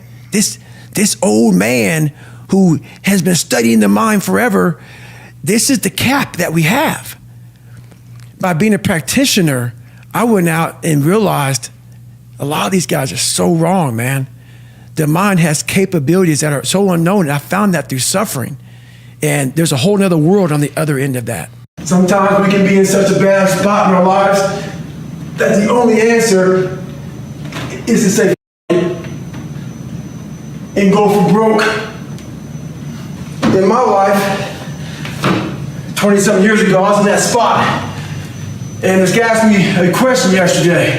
What was the question, Jennifer? He asked if you're paying the price physically now for what you put your body through. Am I paying the price? So my answer was yes, I am. But what he didn't know was literally, I stepped back at 297 pounds, looked in the accountability mirror, and I saw a reflection I didn't like. It wasn't so much the outside, it was a lot of the inside. So that bothered me. And I was willing to do whatever it took to change that reflection. You gotta find out what you're going to do to change the reflection in the accountability mirror. So one big thing is the accountability mirror. You have to start with yourself. So what happened in my life was we start to get, I call it like the rucksack. A rucksack is a pack that you carry in the military and you put all your stuff in it. Your radios, your food, your water, all that stuff you have to carry in the military. That's your rucksack. It's a backpack pretty much. As you're growing up, we all have a backpack. Most of ours, hopefully, is empty, you know, and what we put in it is all the crap we go through in life. That's what is in the backpack for the civilians, and we carry it around with us. So what you have to start doing is realizing that no matter where you're at in life, I got called nigger a lot. My dad abused me, you know, learning disabilities, stutters, immaturity, insecurities, self-doubt, so much crap on top of me. So much stuff. I lied a lot to create friends. So much stuff was in my backpack. No one's coming back to help me. So it starts with that person in that mirror. You have to realize you are on your own now. And whatever else you believe in, I don't care what you believe in, but on earth, it's a very lonely journey. And it starts with the accountability mirror of looking at saying, hey, my dad who beat the hell out of me is not coming back. All these things are coming back. I have to face myself. And you have to own all those things that people may have done to you. Now it's yours. You got to own it. And it's yours now to fix the problems that people did to you. It makes no sense. It's not fair. I get it. But if you live in that woe is me mentality of guess what? My dad did this to me. My mom did this to me. People who bullied did this to me. You're going to always live right there. You have to figure out ways to move forward because you're not coming back. And it starts with the mirror. And I call it the accountability mirror in the book. If you walk into any kind of event, whether it be physical or mental, if you walk in with already putting that block on your mind of, man, this ain't gonna happen. People go, how did you run 135 miles to Death Valley? How did you run 100 miles with no training? Because I went into it not thinking, I can't do this, man. I went into it with a strategy. I had an open-mindedness. So until your mind is open to the possibilities that I can do this, you would never be able to do it. Once the mind starts to believe it can be achieved, only then does it start to break down tactically how we can do this. Until then, you're gonna always lose. When you're afraid of something, you have to master it. That's how you start to overcome it. So what I realized, when I get to that point where I wanna quit, everybody, they get to the point where they wanna quit. This is what happens. The mind tells you, let's go home. Let's take a warm shower. Let's get some food. This is not right. This is that. If you cannot answer the questions at that moment, because your mind's gonna start giving you all these questions. And if you can't answer them, you're going to quit. What I realized when I was going through BUD/S, Ranger School, all this 100-mile race, 200-mile races, pull-up records, my mind would come creeping in. Like when I was doing 4,030 pull-ups at 2,000 pull-ups and my hands were ripped open, my mind said, look, brother, we've done all these other things. You've proven yourself. You're good. If I didn't have the answer to respond to my mind and say why I'm here, why I'm doing this, you will always lose that fight. You have to have the response to what your mind is going to tell you. And another thing about that is self-talk. A lot of people have like these big four on mental toughness, all that crap about self-talk, visualization. It's true, but the thing about self-talk and all these things, they ask me, what do you think about when you're on mile 100 of a 205-mile run? What are you thinking about when you realize you've run for 24 hours and you have 24 more hours to run and you have another 105 miles? What goes through your mind? What do you say to yourself? I want to know. A lot of people think self-talk works. It does, but it doesn't work without the suffering before your mind starts saying we need self-talk. So what I tell myself is I go back to the months and years of preparation to get to that day. And I'm telling myself, the 3:30 in the morning, when I'm looking at my shoes and I want to go out there and run 30 miles, I have to, in that second, in that moment of this self-talk, my mind saying, you got to find more, you got to find more. I once again calm down, go back into my mind, in my cookie jar, I call it, and I have to reflect back on the shit I did to get here. And that becomes my self-talk. Self-talk does not work unless it is real. Most of us lie to ourselves in this self-talk. It doesn't work. It has to be real. It has to be something that you've done to make it really work. What haunts me the most is that if I would have died at 300 pounds, let's say I was 75 years old, I got to heaven, and God has a chart like that on everybody's life. God knows all. Let's say that. I don't care what you believe in. It doesn't matter. I'm not judging anybody. But let's say my thing is God. You get to heaven, I'm 300 pounds, I sit down, I was a cockroach Terminator my whole life, and we're sitting down just like this. You're God and I'm David. And he gives me that chart, and he says, look at this. And I'm looking at this chart, and on the chart it has all these different things, but my name's on it. But these things aren't me.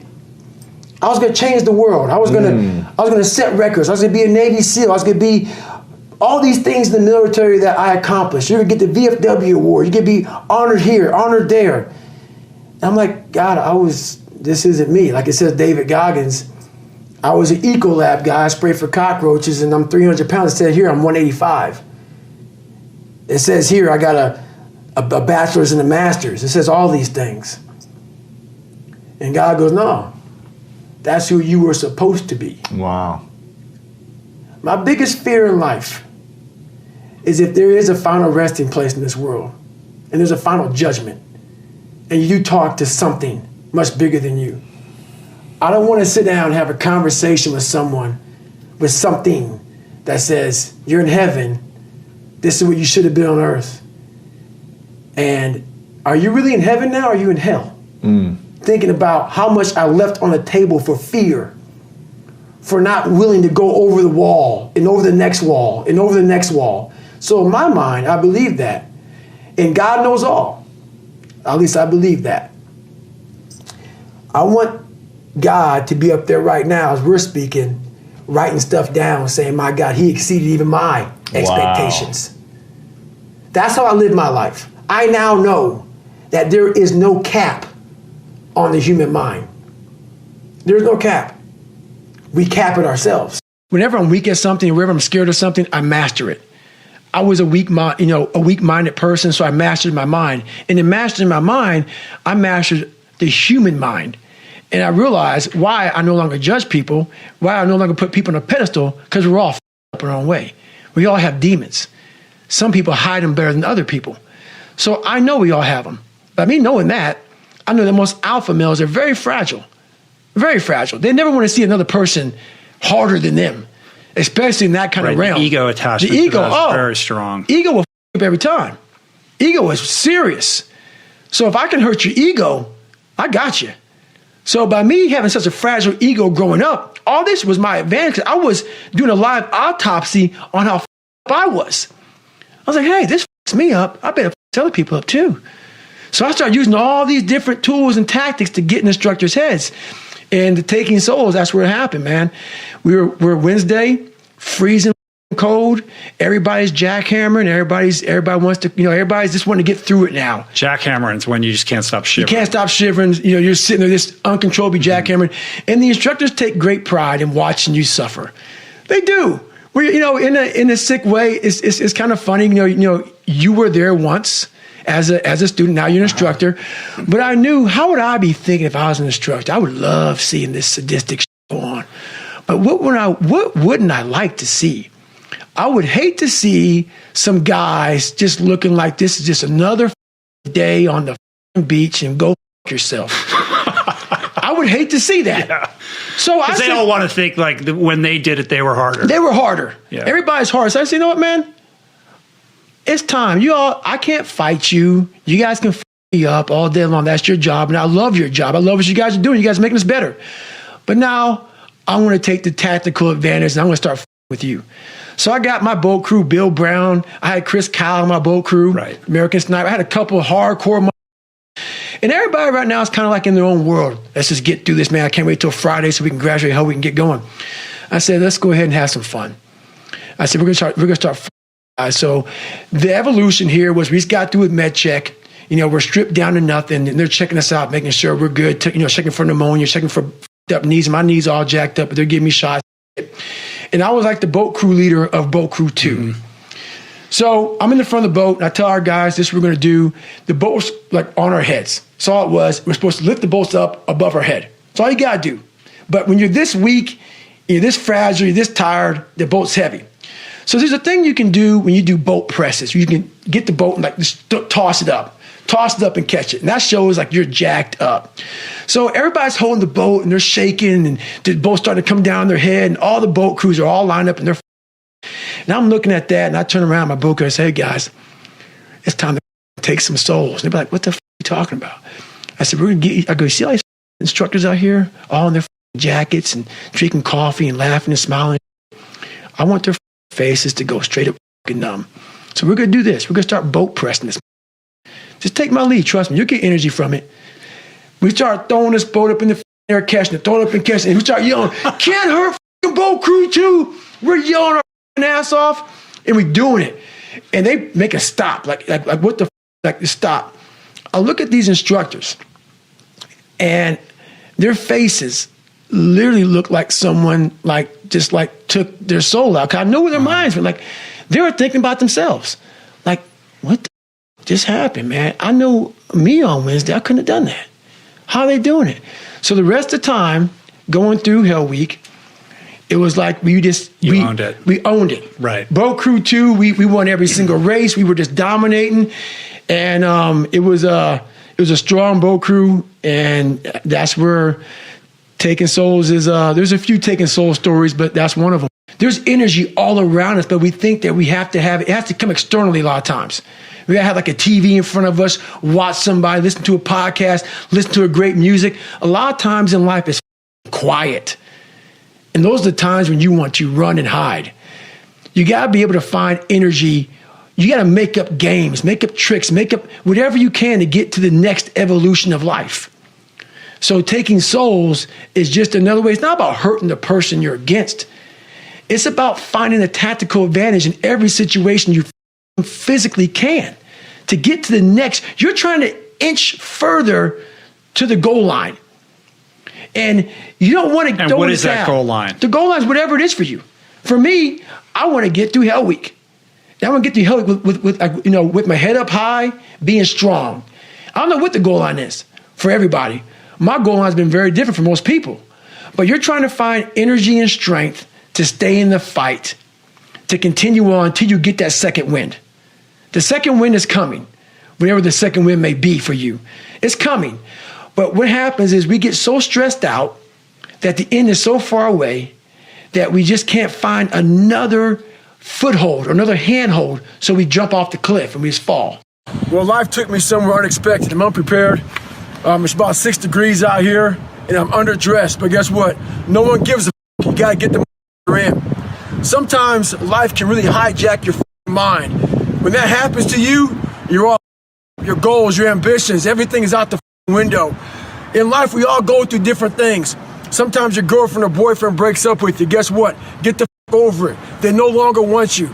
Maybe you failed a test in school. You worked your ass off. Guess what? You failed the test. Get over it. Move past it. Learn to not let life hijack your brain. At work, you've been working your ass off for that new promotion. You don't get it. Someone else does. Maybe they kiss better ass than you do. Guess what? Get over it. Life will hijack your mind if you let it. Don't allow all these things to make you a lesser person. You must own your mind. Don't let life own yours. All that I went through in my life to get here today, it is tattooed. It is tattooed in my brain. Every day I wake up, I am constantly battling that person that is like, man, back in the day, this happened to you, man. Like you got called nigger so many times and your dad beat the shit out of you, man. And, you couldn't read in this daggone junior year. All these things start to creep up, even now where you're at today. Every day you're having to constantly battle. It's not as bad as it used to be by any means. Right. But that person's still there. That person always lives. And that's the point about you have to continue to always challenge yourself every day. The one thing I'm most scared of in the world is losing touch with the best thing in the world is your mind. Your mindset, how you can picture yourself, how you can focus, how you can drive, how you can put yourself in so many situations to get out of it. Because those headphones we listen to, those phones that we Google to find information, there's so many situations in my life where that shit's not going to help me. It's not going to help me. And you're able to just turn that off. So fast, because I know what's helped me. None of that stuff's ever helped me. Mm-hmm. None of that stuff's ever helped me. What has helped me has been me alone, getting my together and being accountable for who I'm not and who I want to be. I coach a lot of people nowadays, billionaires, who call me on the phone and say, man, I'm still missing something. It's because they did what they were good at. And they have this beautiful family, 2-3 houses, cars, everything. Has everything in the world. On the outside looking in, like, my God, man, how can you be unhappy? I walk around with the backpack with all my stuff in it and no car. Right. And I walk around happiest person in the world. Have nothing. Happy as hell. It's because I found out the whole key to life. It's not in all that. You have to face yourself. So many people live to be 100 years old and they die miserable, having everything, because they never examined. I call it my live autopsy. You never examine this. Happiness, peace, enlightenment, it's all up here, man. It's all up here. And when I start talking like this, people go, man, no. It's the truth, man. Yeah, it is true. It's all up here. You just gotta be willing to go and face it. And that's the hard part. A private school, you don't need to have this humongous GPA and all this other shit. What you need is the one thing I talk about in my book, which is straight up brutal work ethic. You have to be willing to outwork everybody in the world. And that's the hard part. That's the hard part. This isn't like some 5-step process where if you do these 5 steps, you're gonna end up with this magical world. Nah, I'm basically teaching you how to callous over your victim's mentality.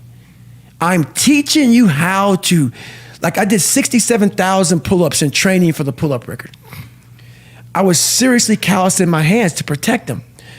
What I'm trying to do with people is teach them how to find more of themselves to where they empower themselves. I'm all about the underdog. The most important conversation is the one you have with yourself. You wake up with it, you walk around with it, you go to bed with it. Eventually, you act on it. Sometimes you act on it good, sometimes bad. You got to change the internal dialogue.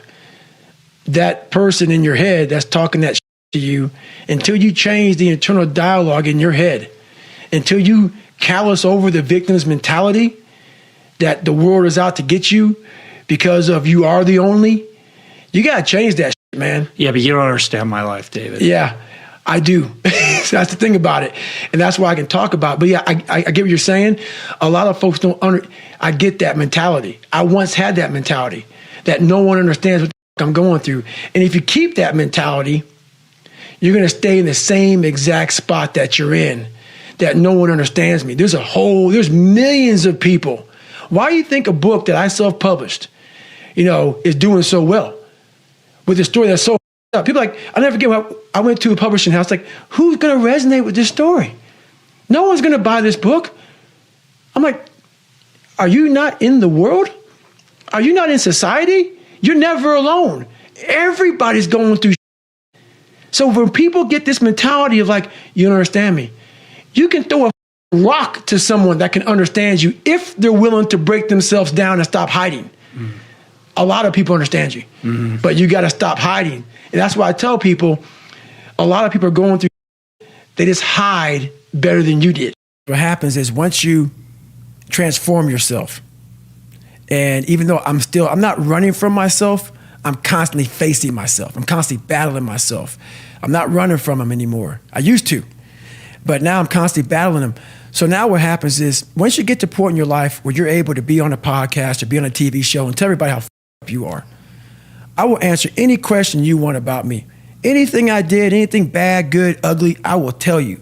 When you get to that point in your life, that's where your real journey begins.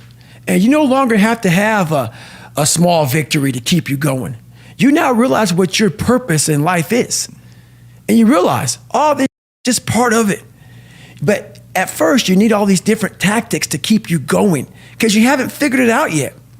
Once you figure out that you're in a race amongst billions of people that live in this world, you're in a race by yourself.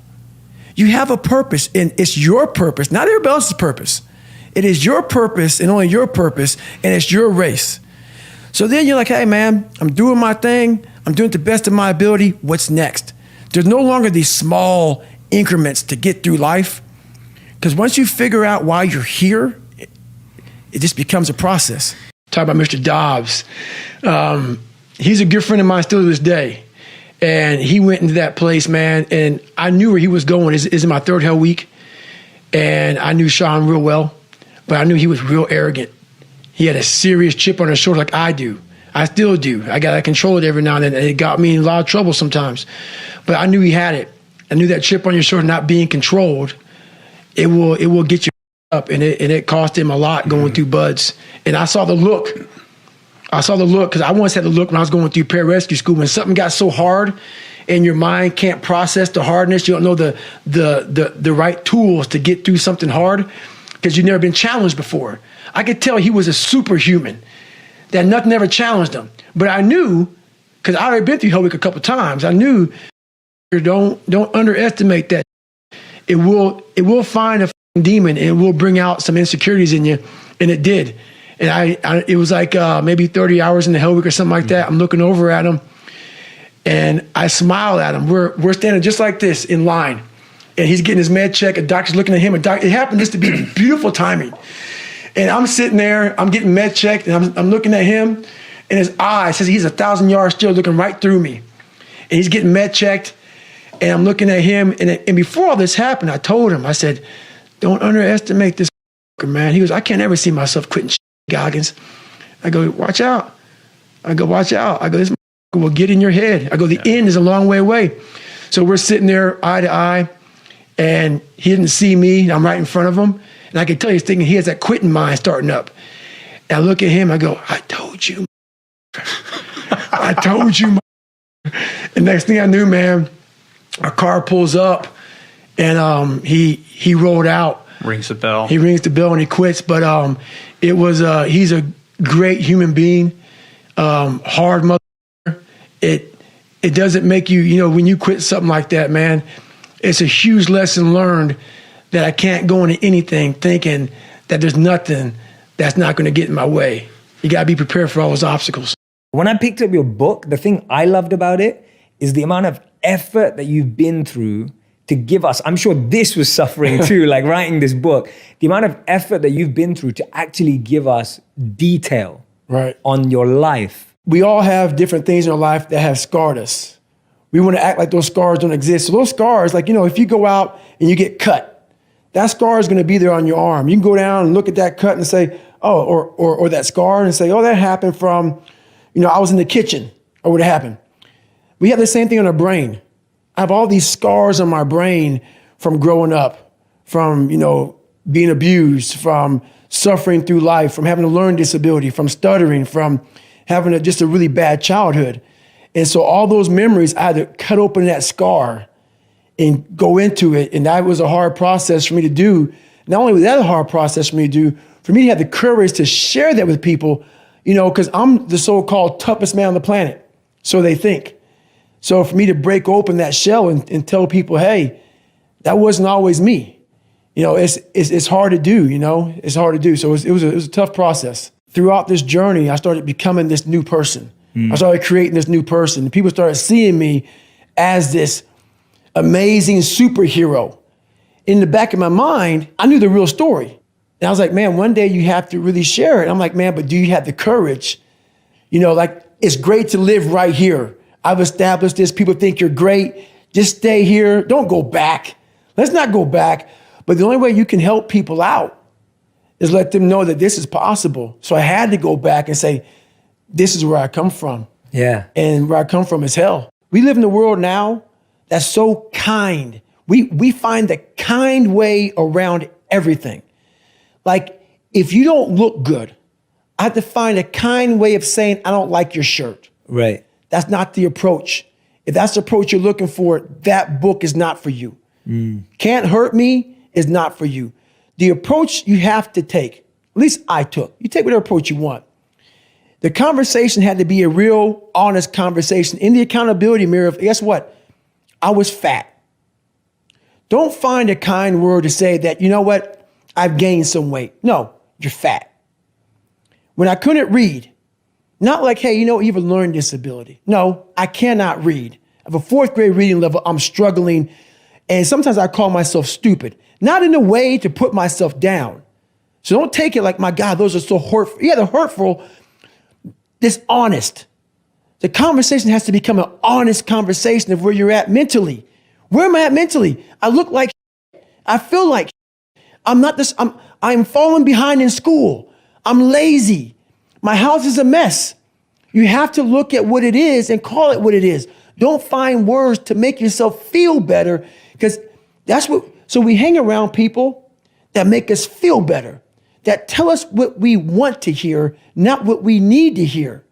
And so we stay away from those people. And we stay away from those people, like our internal dialogue becomes that kind, it's okay. It's not okay. So that's where it starts. It starts with that accountability of it's not okay anymore. This can no longer be okay. And calling yourself out for exactly what you are and exactly how you need to fix it. As you know, I'm a serious introvert and very afraid of people. I got judged so much growing up that this is uncomfortable for me. All these podcasts, that's why I post once a week. Yeah. I don't, people are ugly, people are nasty. They make me want to choke the shit out of them. And they're just nasty people. So I stay away from them. But the one thing I realized why I wrote the book is, honestly, I have a story to tell, as we all have a story to tell. And what I realized on my journey was a lot of us don't believe that we can achieve the impossible. And along my journey, I started realizing, man, I got to tell some people about this, man. Like, I discovered something that some people have, but they don't even know. All of us have it. But along this way, I wasn't, like I said, I wasn't a theorist. I became a practitioner. And I was like, my God, I'm busting down so many barriers of, like, I have a learning disability. Okay, but I'm catching up with everybody. I figured that out. I figured out all these negative things in my life that were keeping me in this hole. I'm like, I gotta tell people, man, that, hang on a second, man. You can achieve the absolute impossible. I used to hate people not liking me. One of the hardest things in the world for me at a young age was, my God, I just want to fit in. I want to fit in. I want you to like me. So that's a horrible place to be in life because you lose yourself. When you want to fit in with people so badly, normal people, no better than you. You'll do whatever you can to fit in. And that's a bad place to be. You lose yourself in trying to create a character that other people will accept. And that's where I found a lot of joy, man. This is God. This is me. I speak in the third person. I'm fucked up. I got shit going on. I'm still working on myself. Take it or leave it. You don't like me? Take a number and get in line, man. The motivation when people are losing, all these people who come out here and talk about how great they are, and I see it all the time, makes me sick, man. Get real with yourself. People cannot relate to you, man. You are unrelatable. When you come out here and say, hey, man, I'm the baddest motherfucker to ever live. Okay, great. Well, what am I going to learn from you? You learn from people who are willing to tell you, this is where I started from. This is how much I fell on my ass. This is how bad I used to really be. I still have those moments because why? You're human. We're all jacked up, man. We're all jacked up. And that's what makes my story relatable. I'm willing to let you in to see I'm decently successful now. But I didn't come out like this, man. I didn't come out. That's the story. Is you have to give people just a little bit of hope.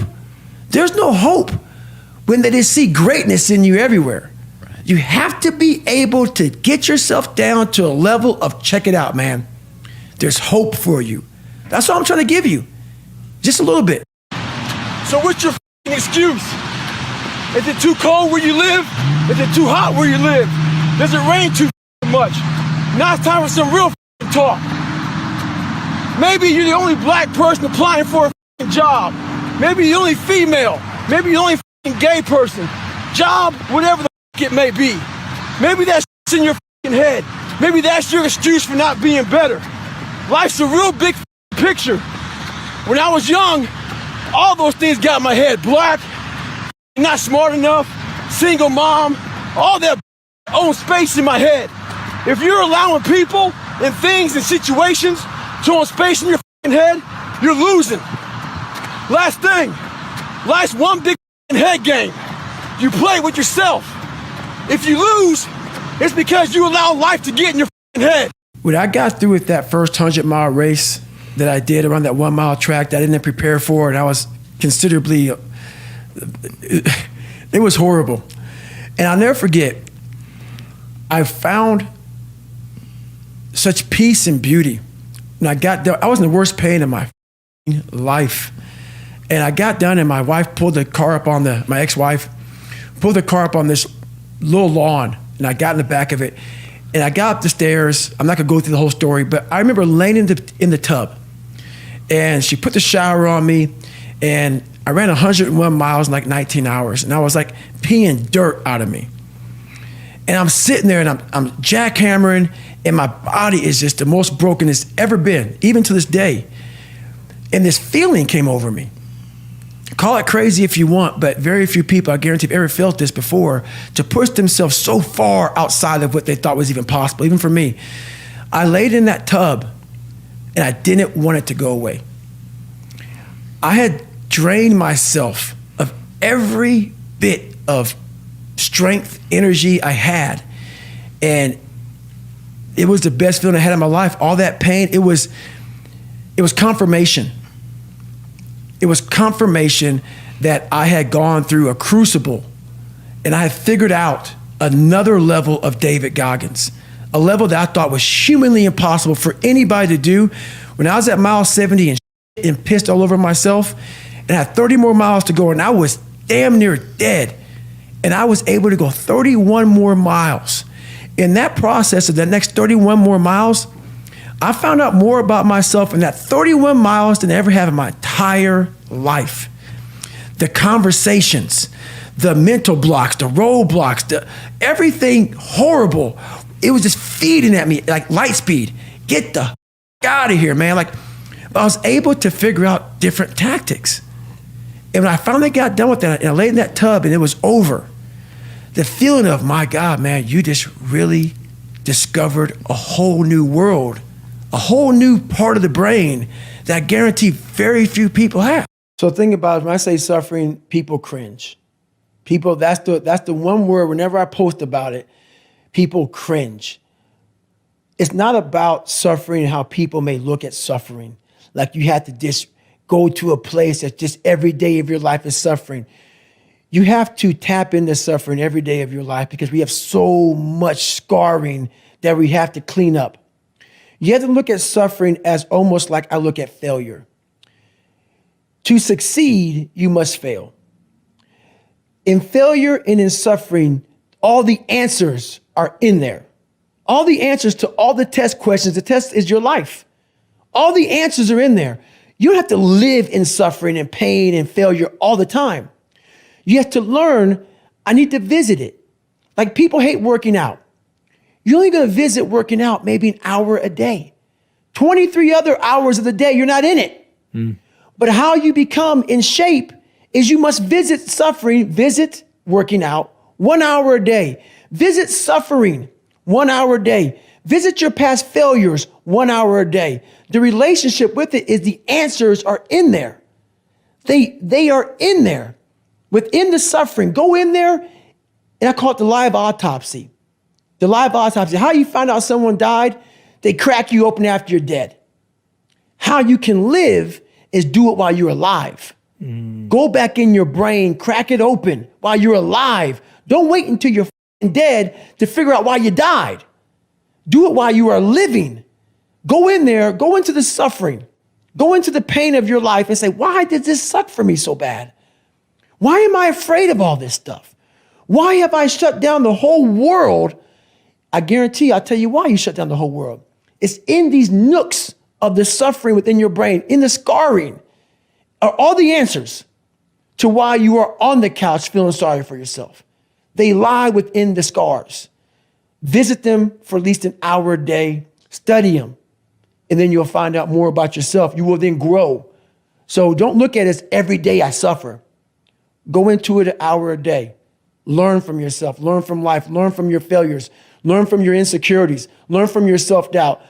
Don't just say, I'm afraid to jump off an airplane. What makes you afraid of it?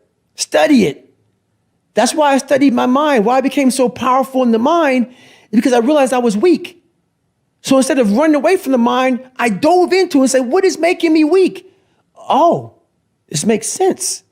I came from hell.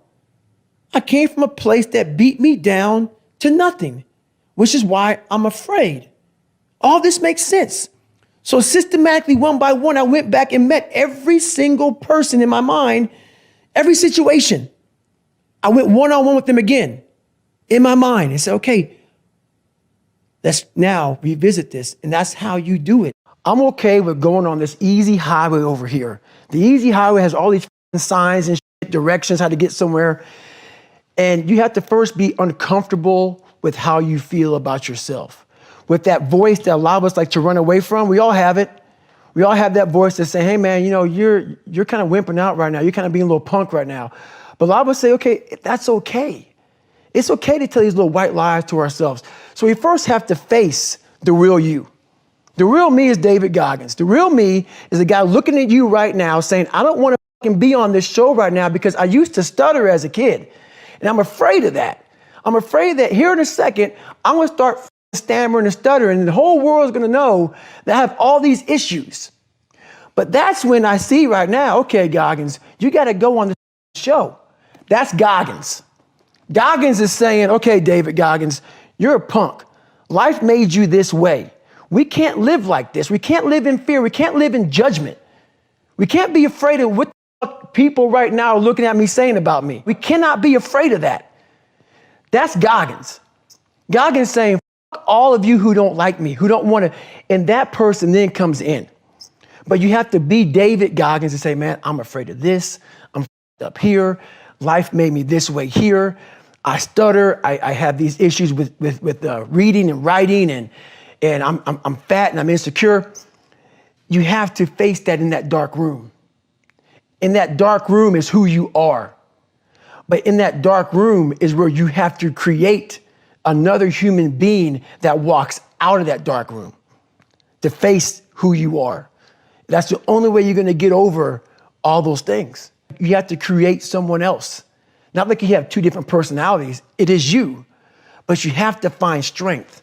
And that visualization of almost me cracking out Goggins, like almost like that Superman cape, like I'm coming out a different person, a person that doesn't give a fuck about anything, who doesn't care about being judged, who knows I'm weak, who knows I'm afraid, who says, whatever you think about me, take it, whatever, I'm here. That's Goggins. In the dark room, you face yourself. You realize you want to be better. You realize you don't want to be this weak, insecure person in the world who has all these problems that we all have. We all have. Social media is a great platform to tell you who we want to be, not who we are. What are some of the most valuable things you learned in the Navy, be it about yourself or? You know what? Some of the most valuable things, a lot of people say teamwork and stuff like that. Teamwork is big. But I learned that you have to be a good individual first. You have to triple down on your weaknesses, because a lot of times, like, you always count on your buddy next to you to help you out. Sometimes that buddy's not going to be there. You got to make sure that you are a jack of all trades and a master of all trades. And that's one thing, you got to have your buddy's back, they got to have your back, but you got to work on yourself every single day. I'm not a big guy on social media. I'm just not big on that stuff. Even today, I'm just not a big fan of it, man. I'm a big introvert. I get a lot of my strength from being introverted. And going out there and doing what I do is all this is very difficult for me, man. All of it. I don't know, what do you have, like 600,000 plus on Instagram or something like that? Yeah. And for somebody you're averse to it, you don't like it, you hate it, you only post once in a while, you don't really advertise what you're doing at all, but you've grown this huge following of people who are super interested in what you're doing. Well, I think it's important to do things you don't like. And I was very ashamed of my life story for a long time. I didn't want to go out and tell anybody shit about me. So that's why I had two people. I created one David Goggins and one Goggins. Right.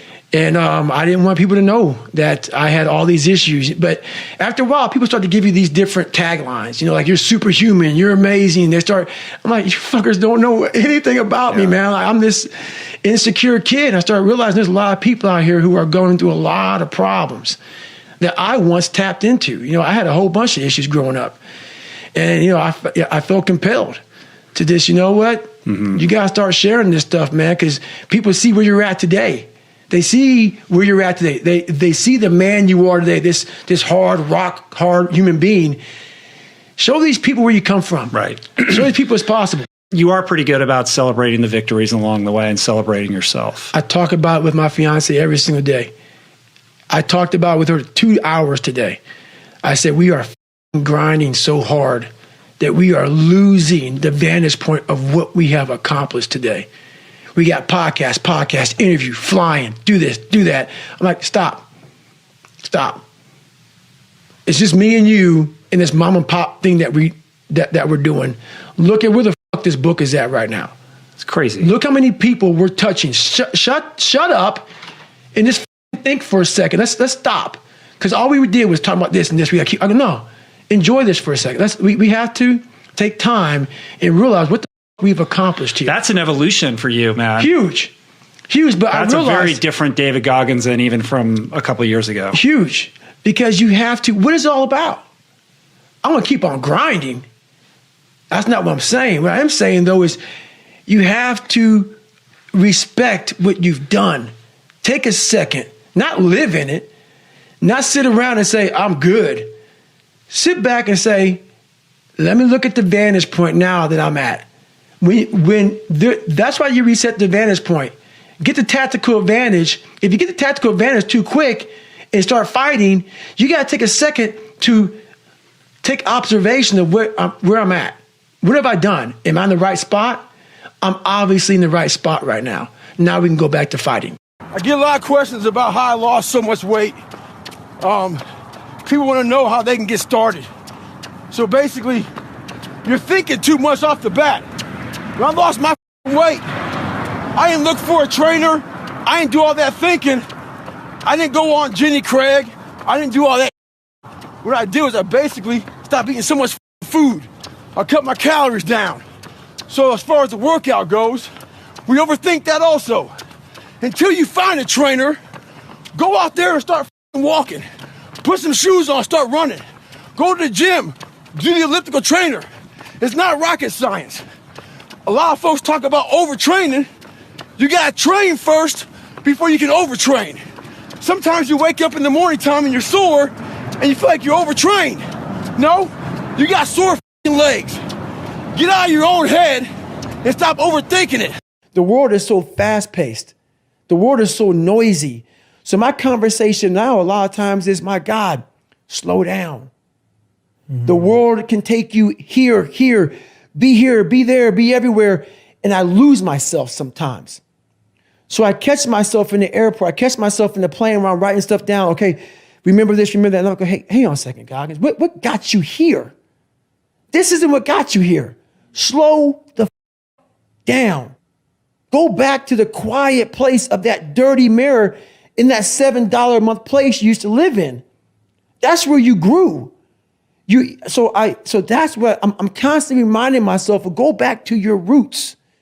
Now, I'm not saying go back to hell, but I'm saying don't forget where you come from. As you start to explode out of the gate when you become someone, my conversation is, do not forget your roots. Do not forget your roots. Don't let this become so big that you lose yourself amongst the noise.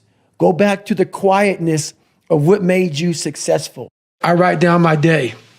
And what I do is I go back and study that day. Like sometimes I might get sick. I might be overtrained. I might gain a couple pounds here. I might feel whatever. It's like my accountability journal of what I'm doing with my life, physical, mental. I had an eating journal, all this. And it helps me go back to, once again, study. I'm a lab rat. And I study myself. And I'm like, when I'm feeling, I go, okay, what did I do last week? And usually I can find out where I messed up last week. How much I'm traveling, how much I'm sleeping, how much I'm doing all this stuff. And through journaling, man, you can really figure out so much about where you're messing up in life and what you need to fix about yourself. Taking constant inventory. Being honest about that. And that's the thing about it. You cannot put in there. Yeah. It's got to be a real journal about, hey, today I messed up here. Today I should have been a better person here, and not just saying it, but actually trying to fix it tomorrow. Well, I sat back and I had the top 5 people come at me, the top 5 publishing houses, and it was down to the last 2, and they're offering $300,000. I'm a first-time author, and I decided to go with one of them. And $300,000 for a guy like me, I'm sitting back, you know what, that's pretty good money. So a few days before I was gonna sign the contract, I sat back, talked to my fiance, my family, and everybody's like, hey, this is good, this is great, whatever.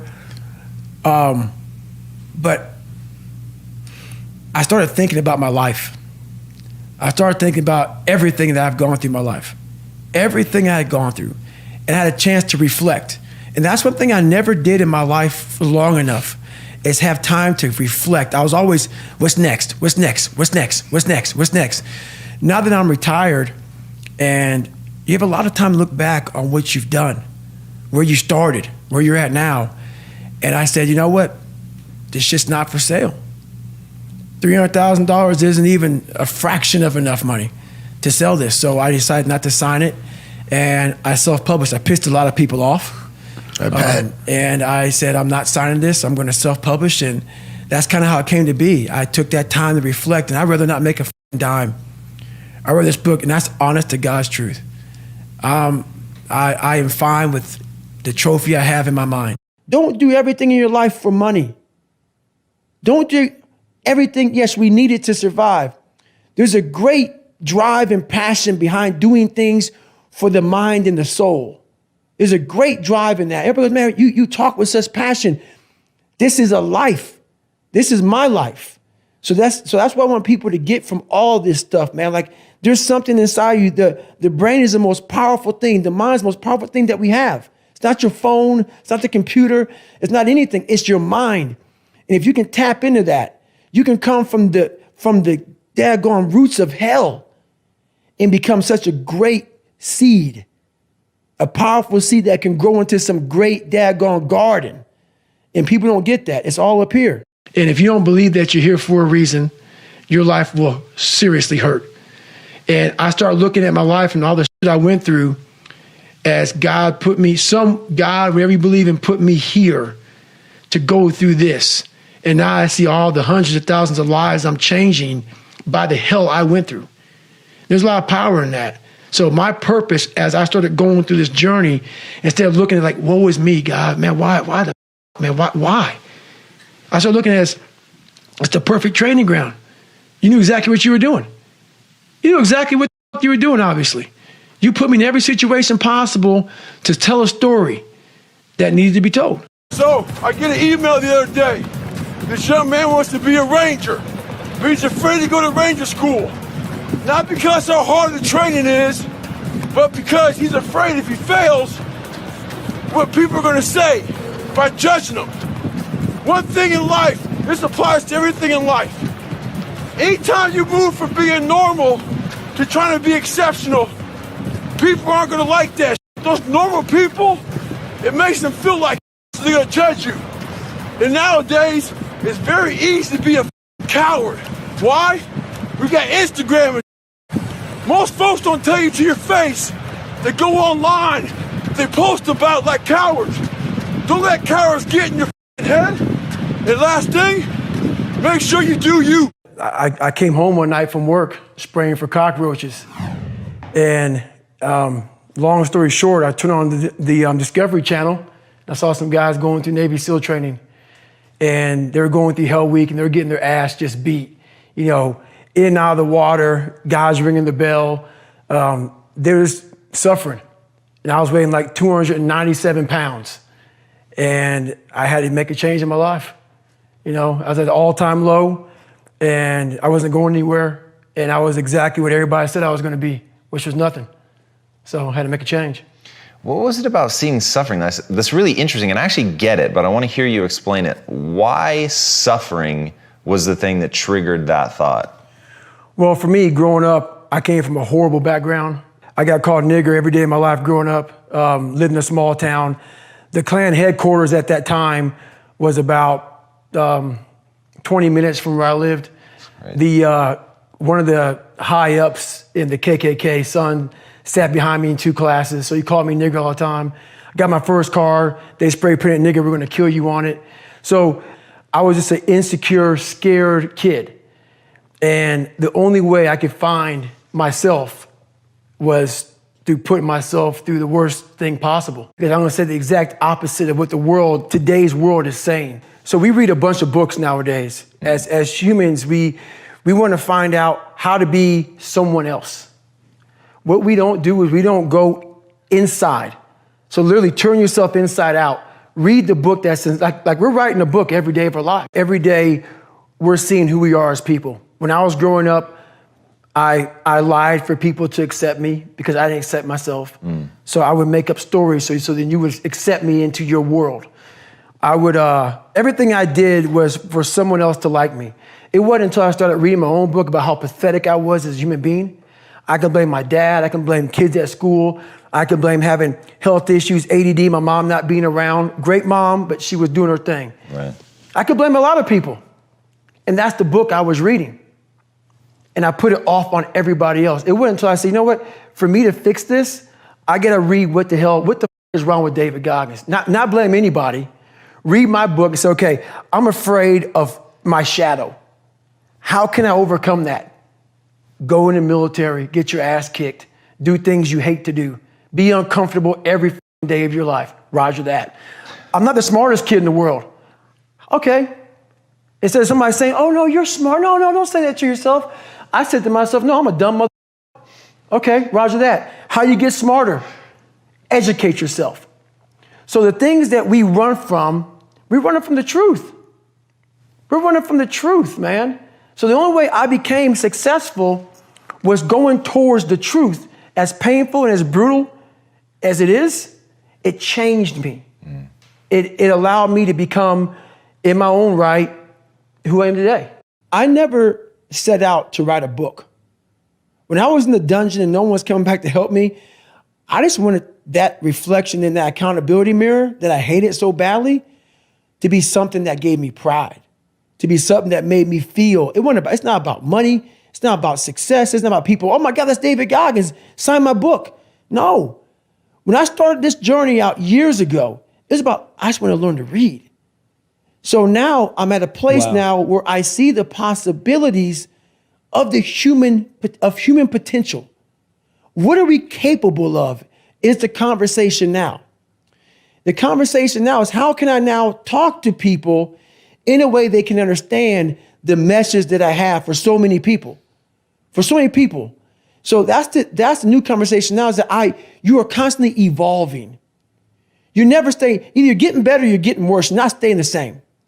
So for me, I have to constantly be getting better. I have to constantly be evolving my message. So I'm constantly thinking in the quietness of my mind. Honestly, my biggest fear to this day is, and I say it a lot, and it's going to heaven and being judged by God.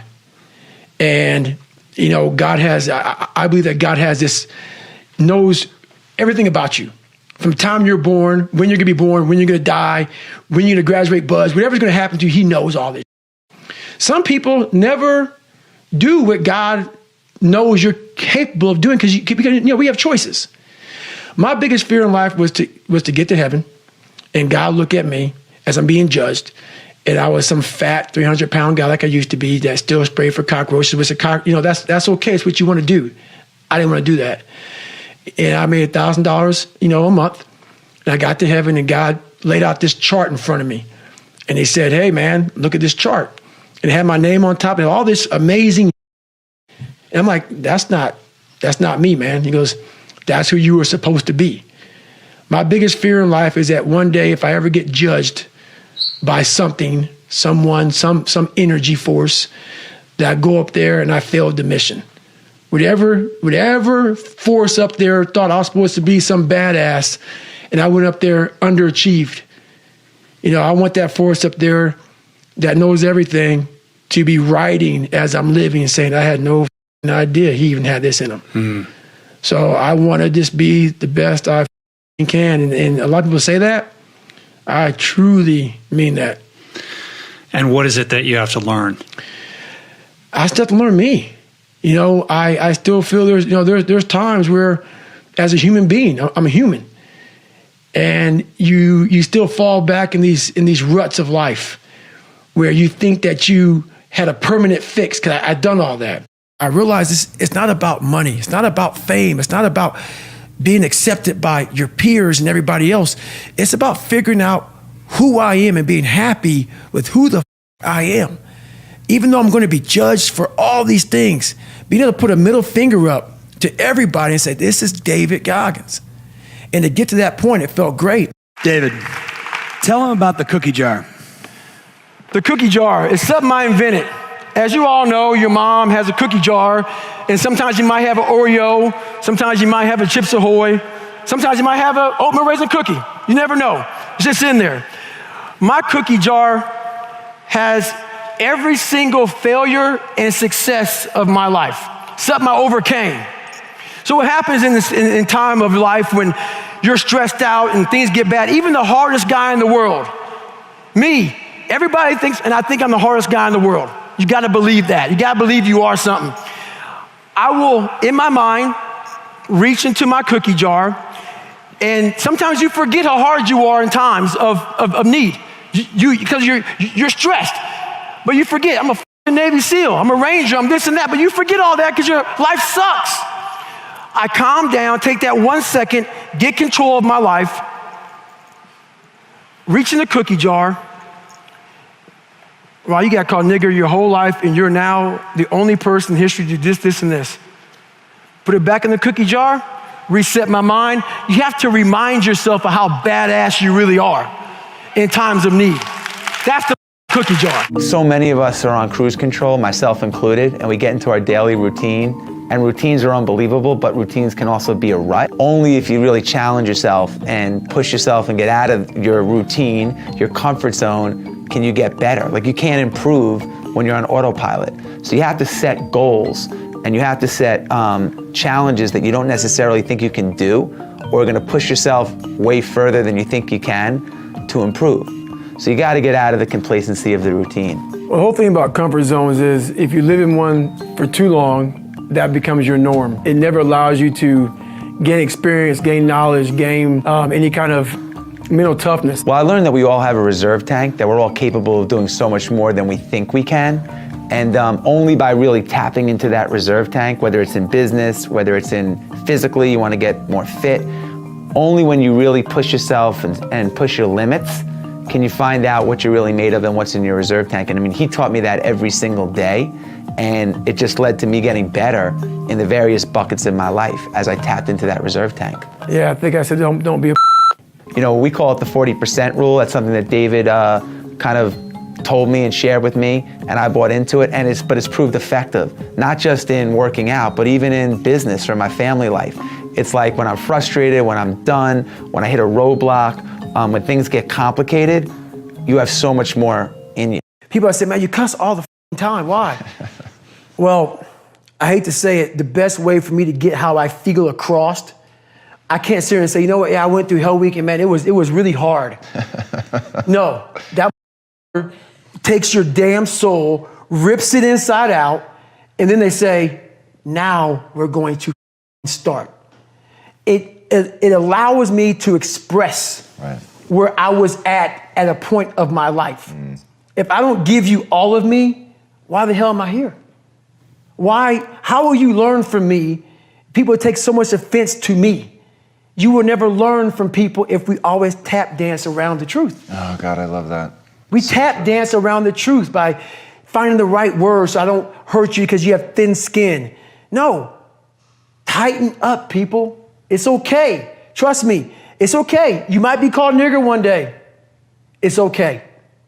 You might be called some Jewish word or some faggot or gay word. It's okay.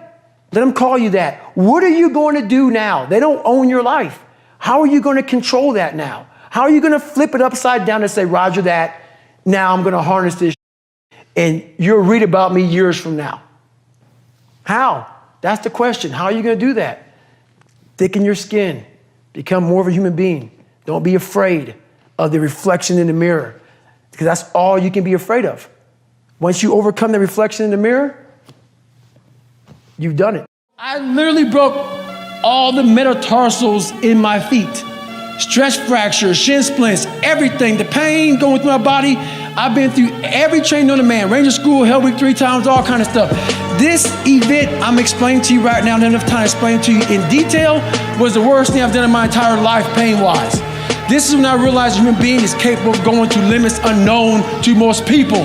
This is where hardness comes in. People can read a book on hardness and tell you about mental toughness and hardness, but until you put your body through hardness and realize that there's walls and doors you must break through, and once you break through them, you are amazing and your body resets. But we are scared to get to that wall because that wall says what? Stop, right? But every wall has a what? A door. You got to get that key from your pocket and don't be scared to see what's on the other side of the door. I would like to know when you're in that moment failing and you have to keep going, what do you say to yourself? What if? A lot of times I'll be in a 200-mile run or something like that, and I'm all jacked up. Body's broken, mind's broken, spirit's broken. I start to say, what if I can pull this off? When I first walked into the Navy SEAL recruiter's office, he looked at me and said, there's only been 35 African Americans in 70 years make it through. You know what I said to myself? What if I can be the 36th? It's the what if I can pull off a miracle. What if I can become someone that no one thinks I can be? And just me talking about that, I have the hair going up on my arms because it makes me just like, what if I can be that guy that people who call nigger and this and that, and now I'm speaking at Tom Ferry's event. What if? That's it. The first ultra marathon wasn't smart at all. So basically what happened was I was at military free fall school with Morgan Luttrell. Marcus Luttrell, if you guys don't know, was the lone survivor, the guy. He was in a bad op went bad. He was the only Navy SEAL that lived. Long story short, you gotta get the book, read Lone Survivor, great story. Morgan is Marcus Luttrell's twin brother, and I was there with Marcus. So what happened was myself and Morgan were in free fall school. At the same exact time, Marcus was in the worst incident in SEAL history. So I knew that Marcus might be dead. He wasn't dead, everybody else was dead. So I actually brought Morgan, I actually told Morgan, hey man, your brother was in a bad incident. I don't know if he's alive. I don't know what's going on. Long story short, Marcus is alive, and I go on to want to raise money for families. All these guys died. They all had kids. I want to raise money for the Special Operations Warrior Foundation. It's a foundation where 100% tuition goes to these kids to go to college, full tuition, whatever. So I found this great foundation. I'm going to raise money for it. So I said, you know what? I have to Google something that's evil, something very hard. I knew nothing about ultra marathons. I hadn't even run a marathon. I knew nothing about this world. So I Googled the top 10 hardest races in the world. And what comes up is a Badwater 135. It's a 135-mile race through Death Valley in the summertime. I thought it was a stage race. I thought it was a race where you run like 20 miles, set up camp, barbecue outside, and then go run some more the next day. So I called the race director up at the race and said, hey, Chris, his name is Chris Kosman, I want to do your race. So we had a long conversation. I was much heavier then, and I hadn't put running shoes on in over a year. How heavy are you at this point? I'm around between 240 to 270. Whoa. I'm in there. I'm in that range. My weight has varied a lot through the SEAL teams and out of the SEAL teams, so I was a heavy guy. But the long and short of it all was I hadn't put running shoes on in over a year. I was a big-time power lifter. I lifted weights heavy. That's what I did. Right. I got back home from Iraq, went straight to free fall school, and then this happened. So I called Chris Kosman up on a Wednesday. He says, look, man, the only way you can qualify for my race is to run 100 miles at one time in 24 hours or less. There happened to be a race that Saturday, so 4 days later. And he said, if you qualify by running 100 miles or less in 24 hours, I will consider you my race. I'm gonna cut to the chase. I signed up for this race. It was called the San Diego One Day, where you run around a 1 mile track for 24 hours to see how many miles you can get. My goal was 100 miles. So I got to mile 70, and I cleared 70 miles in like 12, 13 hours pretty quickly, but I was done. My feet were broken. I was stress fractures, shin splints, muscles were tearing. I was in bad shape. I was eating Ritz crackers and drinking Mileplex. That's all I had. No water, didn't know what the hell I was doing out there. Had on some tube socks. It was just ridiculous. It was a clown show. So I sat down at mile 70, and at this time I was married. And I look at my wife and I was like, I'm messed up bad. So I literally start to turn white. And when a black guy turns white, you're pretty So here I am, I'm all in this chair. I'm at mile 70, I think I got 30 miles to go. I'm jacked up. I gotta go to the bathroom, and the bathroom's like 20 feet from me. It's a porta potty. I can't get out of the chair. So I'm peeing blood down my leg. Whoa. Pooping up my fucking back. And I got 30 miles to go. And I can't stand up because my blood pressure's all messed up. I've been in 3 hell weeks, Ranger School, overcome so many obstacles in my life. This last 30 miles of this race is when I realized a human being is not so human anymore.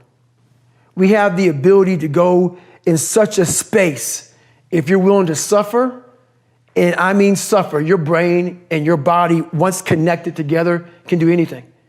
And this 30 miles was the life-changing moment.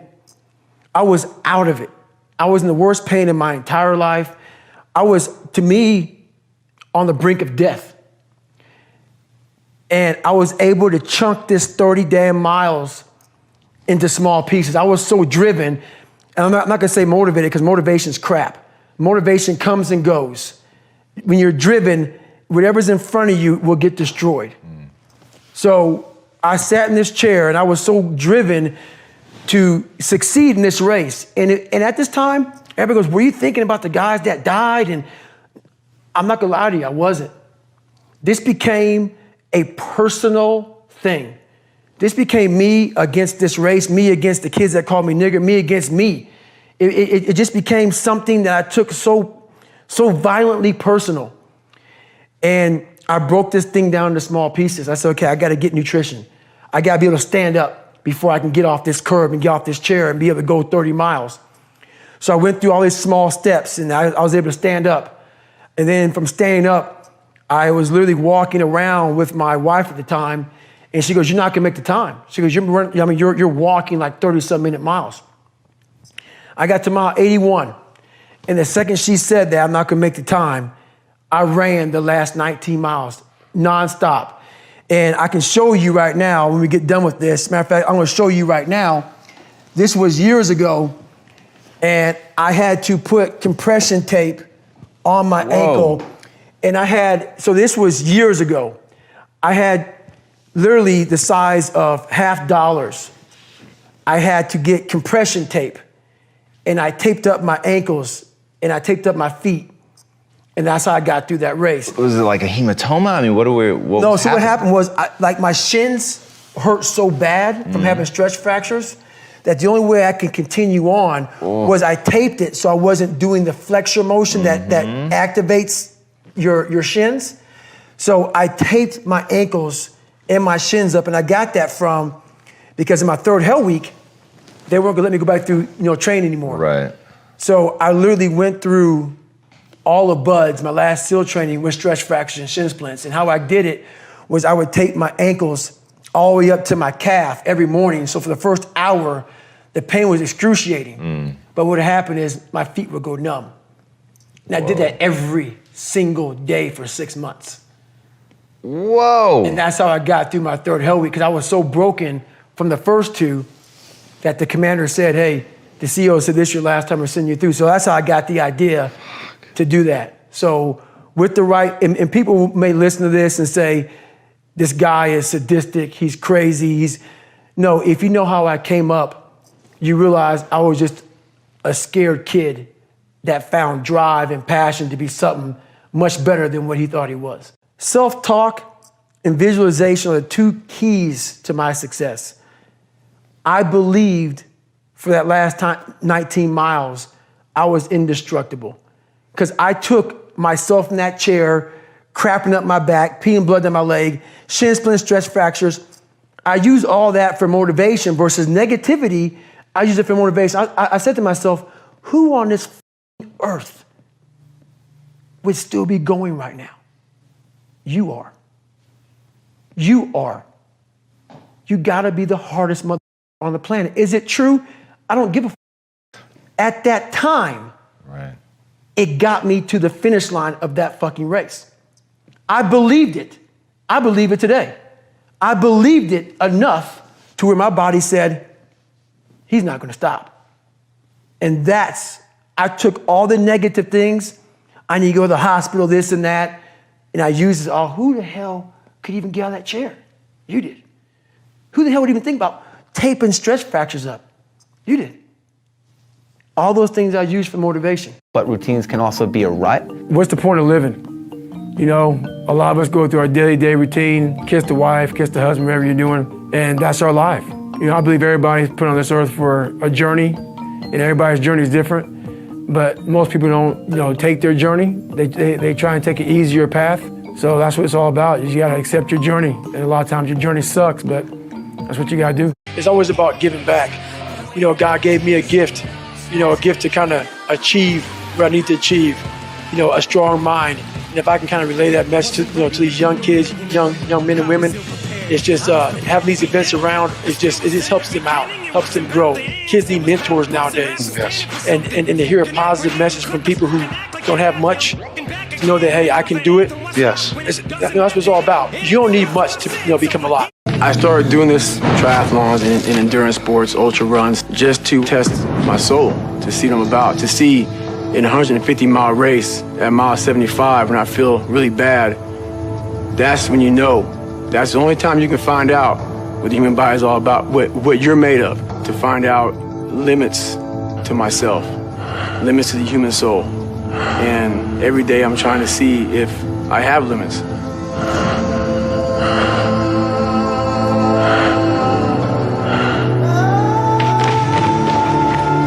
I run anywhere from 125, 150 in a week. So I'll try and put in about 450 miles a month.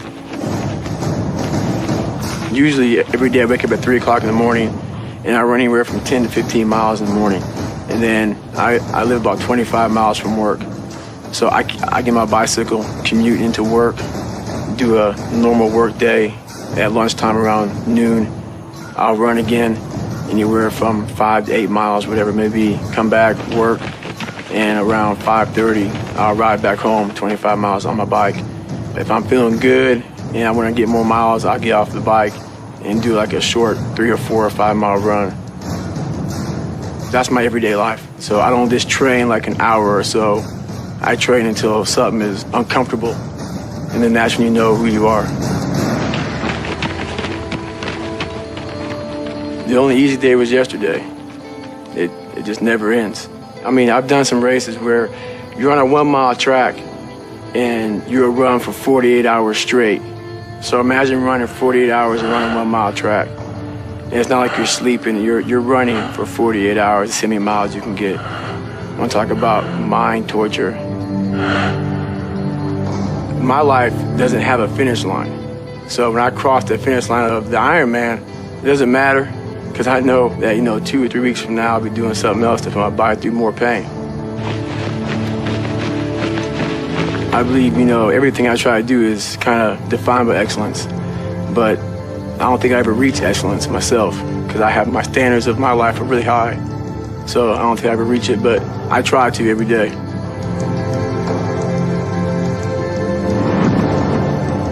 You have to be a good individual first before you can be a good team player. I know for a fact how bad hell week is. I went through it a couple times. It's probably the most brutal military training anybody can go through. So everybody to my left and everybody to my right, they've been through this. So I know mentally, these individuals are extremely hard. And when stuff gets bad in any situation, I know these guys have my back.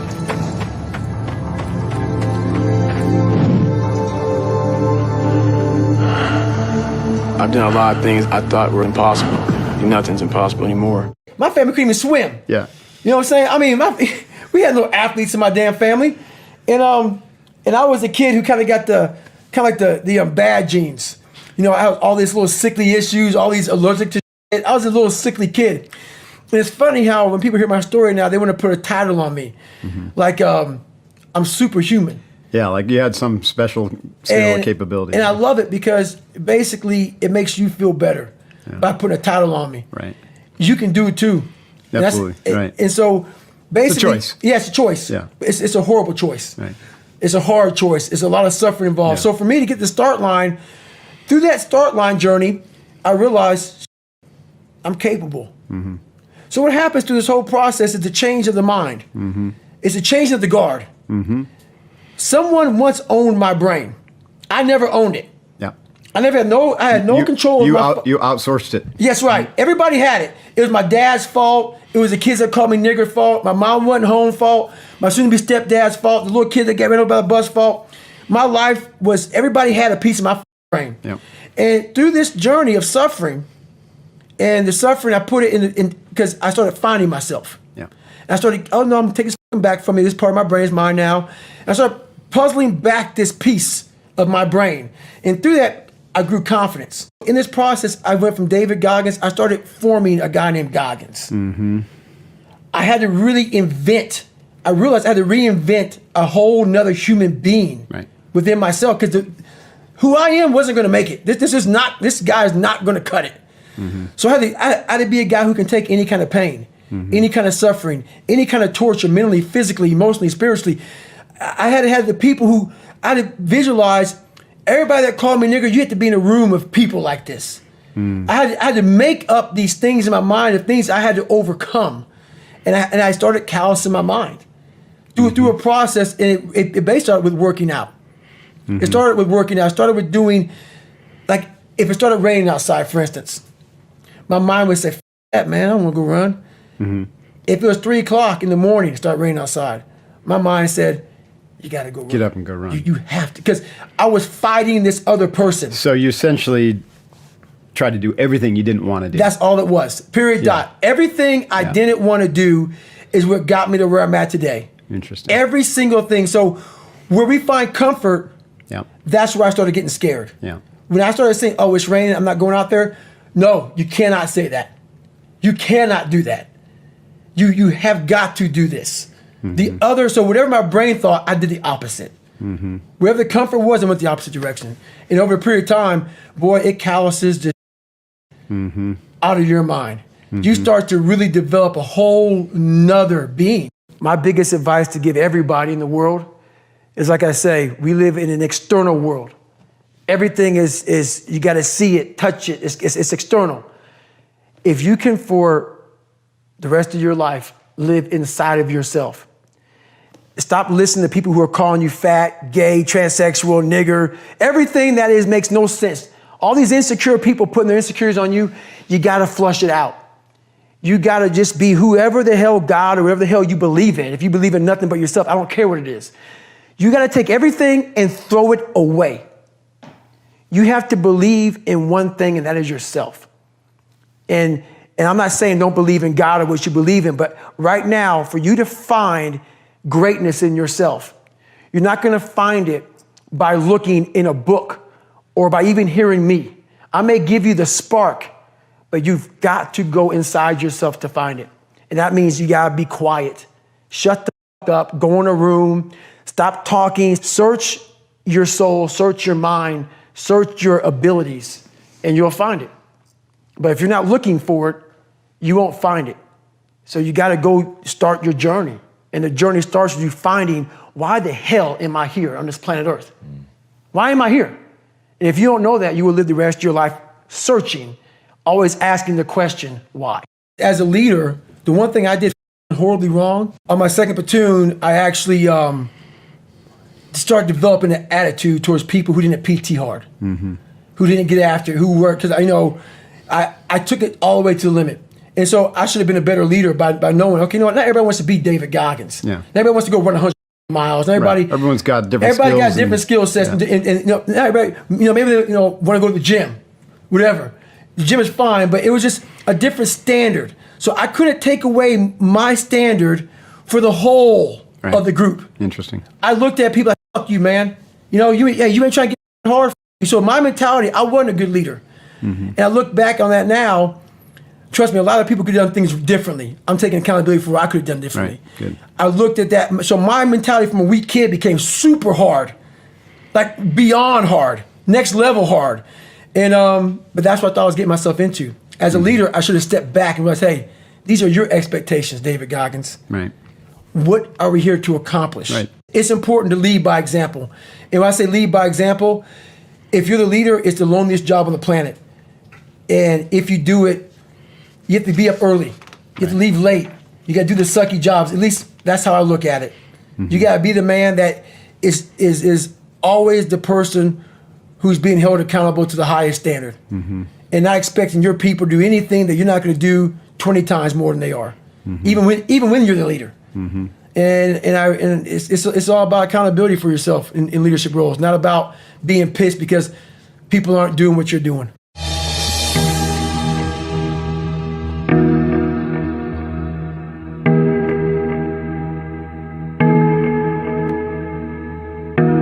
When you think that you are done, you're only 40% into what your body's capable of doing.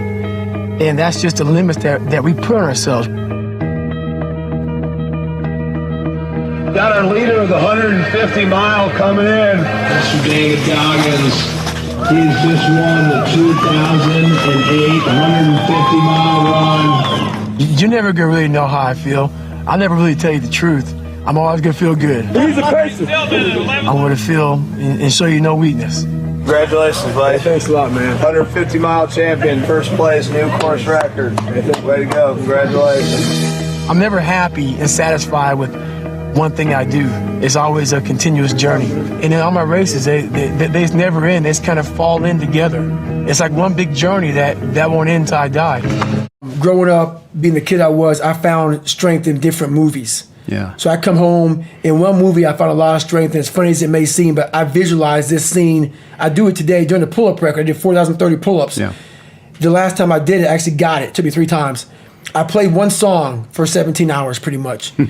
It's from this movie, Rocky 1, round 14. I related to the person in the movie, but just the one scene when Apollo's beating the out of Rocky. He falls in the corner, and everybody, and Rocky, and Apollo turns around, arms up, happy, I got this guy. He turns around not knowing that Rocky's trying to get up off the canvas. Right. Mickey's his trainer saying, stay down. Right. Everybody's saying, you did good. You did good. You went 14 rounds with the champ. Rocky didn't hear. He got up, and what sticks in my mind today, and I'm seeing it right now, when he got up, Apollo starts to turn around to see the aftermath of what the fuck he just destroyed. And he did not expect to see what he saw. Right. And what I see out of the whole movie, I see Apollo Creed's face. Yeah, fear crept in. Yes. Yep. And I said to myself as a young kid, I want to be that. I don't need to win. I don't need trophies. I don't need people to like me. I just want what he has. Yeah. A fictional character, whatever the hell it was, I want that. And I visualized that. And I want to become the guy who can get off the canvas and look at somebody who beat the shit out of him. Life. Yeah. I'm talking about life right now. Yeah. In life, even life itself puts their head down toward Says, David Goggins. Yeah. This is not going to stop. Right. So that mentality became what I wanted. Nice. And that's how it started, with that visualization of the canvas. And all I got to do is just keep getting up.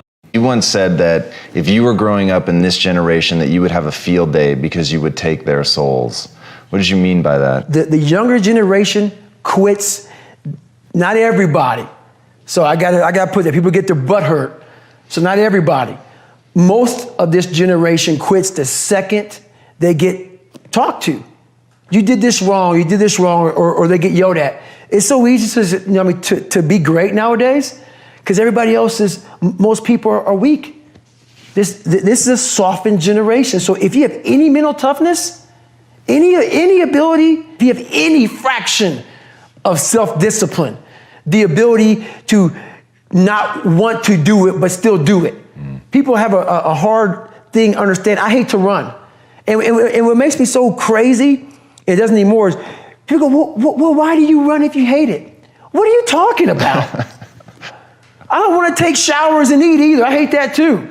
That's life, man. It wasn't until I changed that mentality that I became somebody. I hated going to school. So guess what? I was dumb as shit. That's what, 1 + 1 is 2. But if you can get through to doing things that you hate to do, on the other side is greatness. That's what people don't understand. By me running, I am callous in my mind. I'm not training for a race. I'm training for life. I'm training for the time when I get that 2 o'clock in the morning call that my mom is dead or something happens tragic in life. I don't fall apart. I'm training my mind and my body and my spirit so it's all one, so I can handle what life is going to throw at me. Because the life I've lived, it throws a whole bunch at you. And if you're not physically and mentally prepared for that, you're just going to crumble and you're good for nobody. Talk to me about what it takes to be on one side of a door in Iraq or anywhere, knowing on the other side of the door, people who are not afraid of you, they're ready for you to come in and you still have, and they have guns, and you still have to breach that door. That's a great question. That's a very scary situation when you are on one side of the door and your mind is racing, because on the other side of that door, it could be no one. It could be 4 guys with 4 AK-47s. That door you're about to open could be booby-trapped. So once you open it, boom, your legs are gone. So there's 1,000 things you think about when you're the first guy, second guy, third guy, getting ready to go in a room and flood it. And that's why I talk about the warrior mentality. And that's why so many people are lost when I start talking. You have the right. You're lucky that you don't have to think like warriors think. You're very privileged. I chose this world to be a warrior, and I would choose it again if I came back to this world. But the mentality of a warrior is very different than normal mentality. You must be that person on that door, get ready to open it, thinking to yourself, if I die, so be it. The only way you can go in that door is knowing there's a great chance you're gonna die. Like being a SEAL, you train with live ammo. You jump out of an airplane, everything you do, you could die. So to be a warrior, why people don't understand me, I'm glad you don't understand me. Merry Christmas, good on you. Because being a warrior takes a whole different mindset. A whole different mindset to know that there's a great chance I may not be in the military. Like I was in for 21 years. I'm lucky. I'm very lucky that I'm alive, able to talk to you, able to still run. But when you sign up on that dotted line to be like a SEAL, your mentality changes. I may not live. You gotta accept that. And that's the mentality you have. And that's what makes you a warrior. If you're scared to die, you're a bad warrior. I hated jumping out of airplanes. I hated shooting guns. I hated the job as a Navy SEAL. But I did it because I wanted to change myself. Everything I do, I'm not really comfortable doing. But if you choose to go that route, to go be a Navy SEAL, you might as well go be the hardest in the world. Because if you're choosing to do something, you have 2 routes. You can go there and be a little weak person and get through barely, and that's your reputation. Or you can go through the hardest guy you can possibly be, and that's your reputation. So my whole thing is, if you're gonna choose to open that door in Iraq or Afghanistan, open them up and go in hard. Because they're gonna remember you by slowly opening it and peeking in. So if you're gonna open it, and you made the mind to open it, don't crack it open. Open the door, go in. That's with life. If you're choosing to do something, attack it. Because they're gonna remember you as not attacking it. So I want to be remembered. You can hate me, but there's one thing you can't say about me. I didn't attack it. So that's the mentality to have. If you're gonna do something, you might as well attack it, because you can do it anyway. Right. Do you use that in civilian life? Like, do you still employ I'm going to attack it, I'm going to take their souls? Like, how does that play out in a non-combat zone? It still works for me in life as far as attacking things, because no matter what I want to, no matter what avenue I choose, I want to be the very best. And the very best may not be I'm number one. The very best is that I leave everything inside of me out there. So attacking is not like, oh, I want to win this or win that or be the best. The best is I'm running against myself in everything I do. And that's what I attack. I attack myself. I'm always questioning myself. When things hit you in life that you're afraid of or you're not good at, the first thing you're going to say to yourself is, why am I here anyway? This isn't for me. The water's too cold. The sun's too hot. I'm getting up too early. Why am I doing this to myself? That's what the normal mind says. I had to start training my mind to think about how the can I get through this? Not giving myself a way out. Never giving myself, creating a wall around all the ways out in my mind. I had to slowly start to build this wall so my mind knew this is not going to give himself a way out of here. In my first hell week, I had a huge setback. I was broken. My legs were broken. I had double pneumonia. I got rolled back to day one, week one of Navy SEAL training. I got through that second hell week. During the second hell week, I actually broke my knee. I continued to limp around for a couple weeks. I couldn't make it anymore. Got rolled back to day one, week one. I'll never forget standing there in front of Captain Bowen. He was the CEO in charge of Navy SEAL training at the time. And he had no mercy on anybody. If he believed in managing your expectations, I wouldn't be here today. He challenged me again. I was challenged my whole life, not by the mindset of managing expectations, by exceeding expectations, not by managing them. I'm standing there with crutches. I'm sitting in his office. He looks at me. He goes, Goggins, this is your last time. We're going to push you through Navy SEAL training. This will be your third hell week in 1 year. We're not going to put you through a fourth. So this is your last time.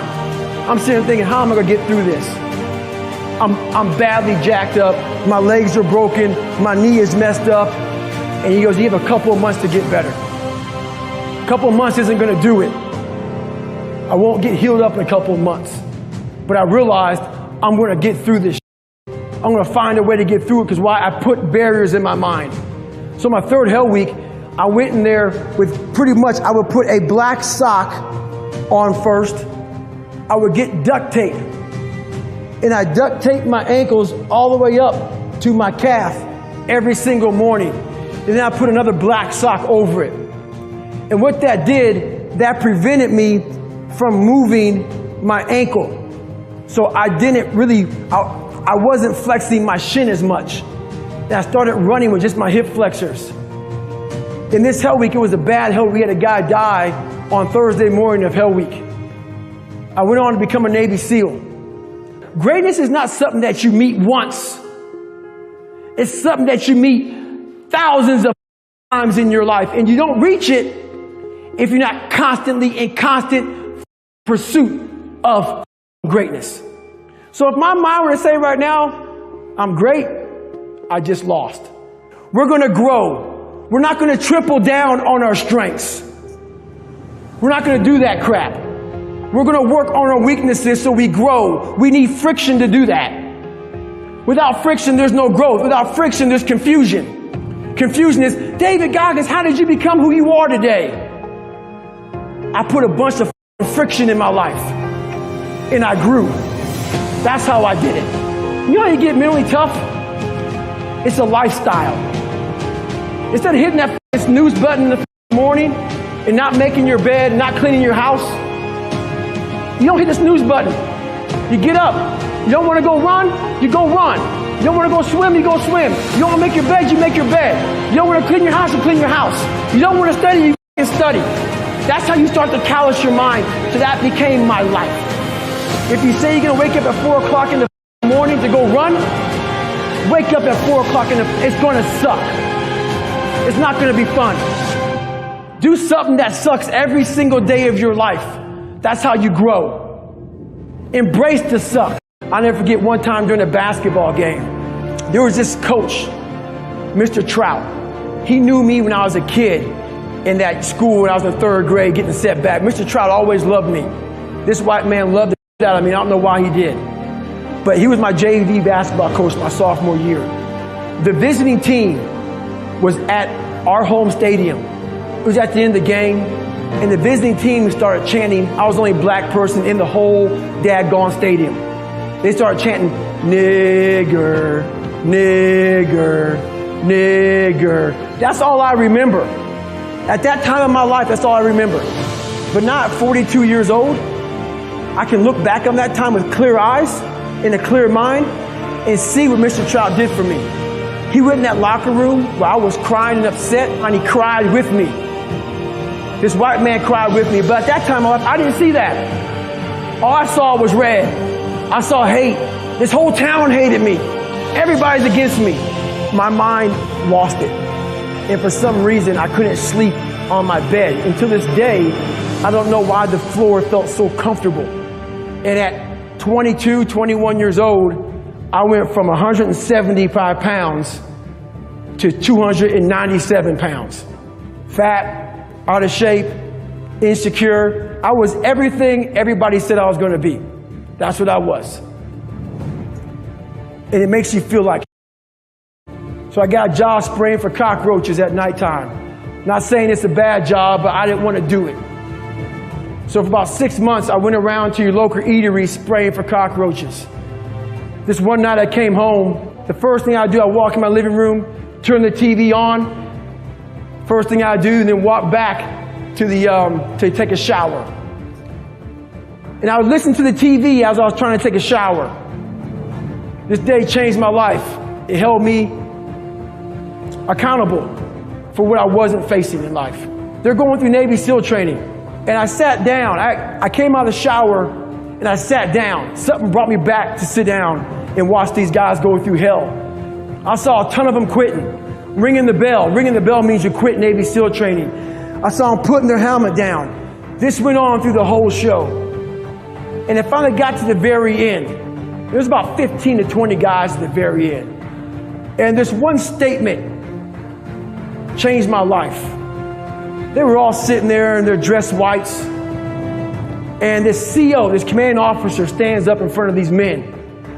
And he looks sharp, and I could tell he stood for something. And he said, we live in a world where mediocrity is often rewarded. These men up here detest mediocrity. When you hear a statement like that, it forces you to think about yourself. I wasn't even mediocre. I wasn't anything. I was at the bottom of the barrel of life. I chose the 4-lane highway for my life, the easy route, the route that has gas stations, the route that has signs that say 20 miles to the next service stop. All this shit. I chose that route. Most of us choose the 4-lane highway. When I was born, there was also a shovel over here in the corner. No one wants to go to the shovel. They want to choose the 4-lane highway. That's the nice route. The shovel means you're going to hurt. The shovel means you're going to suffer. The shovel means you're going to hit rock a lot of time. And we all know what digging through rock is like. When you hit a root, you got to get some more tools out. If I had no more tools, just a shovel. I was choosing the 4-lane highway. This is when I decided to pick up that shovel that we all decide not to take. I had to make a change in my life. So I said, you know what? I have to join the military. I went on a Navy SEAL training. Became the only person I believe in history to go through 3 Navy SEAL Hell Weeks in 1 year. Steven Saljo was my recruiter. I walked in weighing 297. He looked at me strangely, and I said, I want to be a SEAL. And lucky enough, the guy looked at me and said, let's see what we can do. He weighed me. I weighed 106 pounds overweight. The guy said, man, there's a program that's about to end that you can go, and if you make it through BUDS, you'll then go active duty, right? And you'll be a SEAL. If not, you come the fuck home. Right. And I was like, ugh. So anyway, he goes, make you lose 106 pounds in less than 3 months. So I gotta make a stand. How did you lose the weight in 3 months? You just run your ass off? Or? I couldn't run. The first thing about it was, so I said to myself, I'm gonna run 4 miles. My first run, out the gate, I'm gonna run 4 miles. I ran a mile, I ran a quarter of a mile, walked home, sat on the couch depressed. I said, man, there's no way I can do this. But what I realized, though, is I wasn't going to give up because I already given up a million times. And I thought about how would I feel at 50 years old? If you gave up now. If I gave up now. I mean, not to have, so I kept all this stuff in my mind. And basically, I started becoming obsessed. I slowly, it didn't happen that night on the couch. Right. Over a period of time, I started becoming obsessed with studying, with weight, with being somebody, with making people who thought I was gonna be nothing, kind of like feel like I became obsessed with, you have to make this right. Yeah. And the only person that's gonna do it is yourself. So I became obsessed with just being obsessed. Before I started a race, I actually imagined myself going through all my little checkpoints. I'm imagining all these different emotions and things I'm gonna go through. So when it happens, it just flows. All this imagery is so important in life. If you can see yourself doing something, you can do it. If you can't see yourself doing it, usually you can't achieve it. Every race I get into, I hit a wall. In a race that's so long, you hit several walls. And every time you hit a wall, it's a big deciding factor in that race or in your life if you're not running. And you have a decision to make. Either you can stop at that wall or you can go parallel left or parallel right. You're looking for that door. And when you get to the door, you have another decision to make. Should I open it or should I keep it closed? If you keep it closed, you made the decision to quit. If you open that door, you made a decision to carry on and continue on with your journey or your mission, wherever you're on. And I always open that door because once you open the door and you go through it, your mind resets and it gets you a few more miles. I can't even describe it to you how you feel when you know you're going to complete the hardest thing you've ever done in your life. But the second you realize you're not going to give up, your body gets back in tune again and you're ready to go. I have those mental blocks all through the race, but that's when I smile too. I signed up for that race to see what kind of decision I'm going to make, and that's why I do it. And usually it's the decision to keep on going forward. I have to experience life, and that's how I experience life. With your learning disability, with your dad beating you, screaming at you, emotionally challenging your mind, with the racism you dealt with the different struggles you felt, with bullies, what was the hardest obstacle to overcome from up until about 15, 16? The hardest obstacle was myself. I started realizing more and more and more that all these people were gone. What was haunting me was me. I can't control my dad.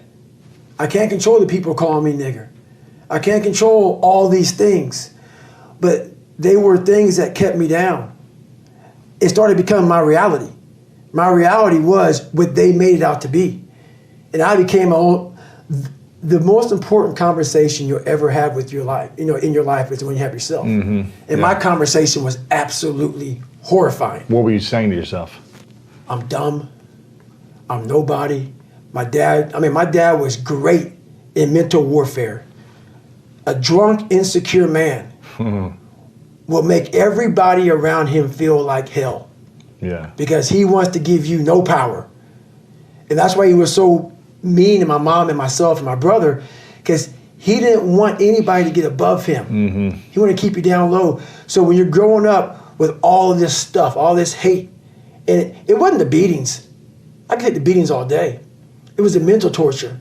So when, at a young age, your parents put a dialogue in you of confidence or you're nobody. So that voice in my head was, I'm a loser. And then it was confirmed when I got in school, and in third grade, I was falling behind. They want to put me in a special school. Yeah. With kids who can't learn. Right. Then it was confirmed what my dad was saying. So that confirmed it. Then I started cheating. So I started realizing, I'm taking the easy way out again. Yeah. And it started snowballing from there. Now the kids are calling me nigger. But it wasn't all the kids. So what happens is you start to get this picture that everybody hates you because your reality becomes so big that you can't see the clear picture. It might have been 3 or 4 kids. That's it. Doing it over and over. Right, but it was the whole town. Yeah. Everybody hated me. So the world hates me. That's right. Yeah. And that's when it became toxic. And that is where I became my worst enemy. Well, everybody, it's Groundhog's Day again for David Goggins. If you pan it down here, You see it's about 3 o'clock in the morning and there's not a car or a person in sight. If you pan over here, it's the same thing. Not a car or a person in sight. People want to know where I find my strength at, where I get my strength. I get it from a lot of places, but right now, this morning, I'm getting it from, there's not a that's up. There's not a car, there's not a person. Everybody's in their bed, sleep, dreading that it's a Monday, hate it's a Monday. And I'm loving it. I'm loving that. Where everybody's getting weaker, I'm getting stronger. It's not about the running, the swimming, the push-ups, the sit-ups. It's about what those things do for your mentality. You don't get better on the daggone couch. You get better by coming out here and getting after it every daggone day. What was the greatest lesson your mom taught you growing up?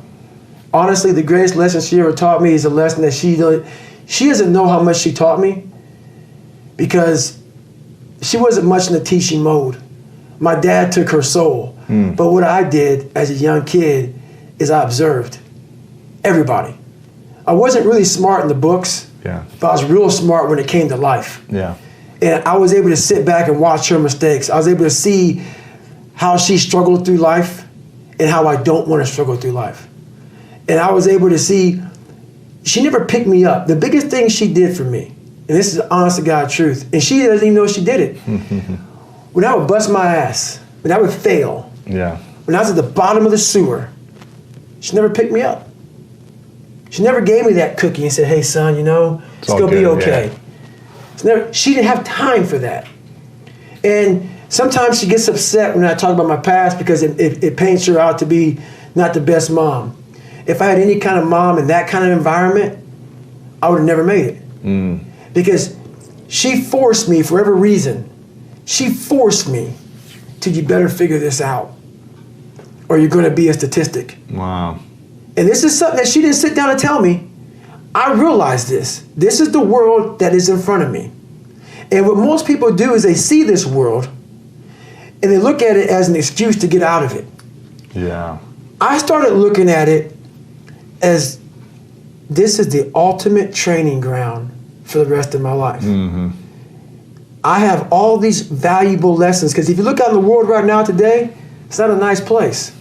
But I'm very prepared for it. Yeah, you are. I'm prepared for it. I'm prepared for all the failure coming my way. I'm prepared for everything my way. And that's the biggest lesson that she taught me by not teaching me. By never saying it's going to be okay. Matter of fact, she told me the exact opposite. Life sucks. But when I started getting these emails from people saying, hey, you know what? You changed my life.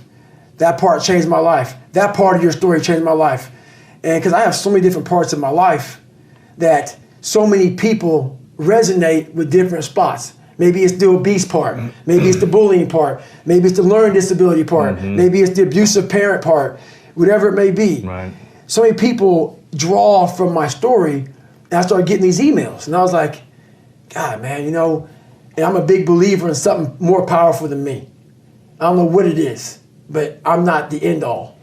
So I was like, I gotta start doing more. If I'm touching these people's lives, a few people here and there, maybe I need to go out here and do some more. God put me in a very interesting spot of life where he made hell my teacher. He made hell my teacher. And a lot of people don't understand that.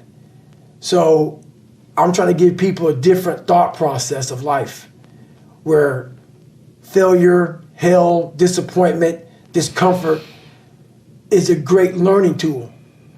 And many people don't understand that.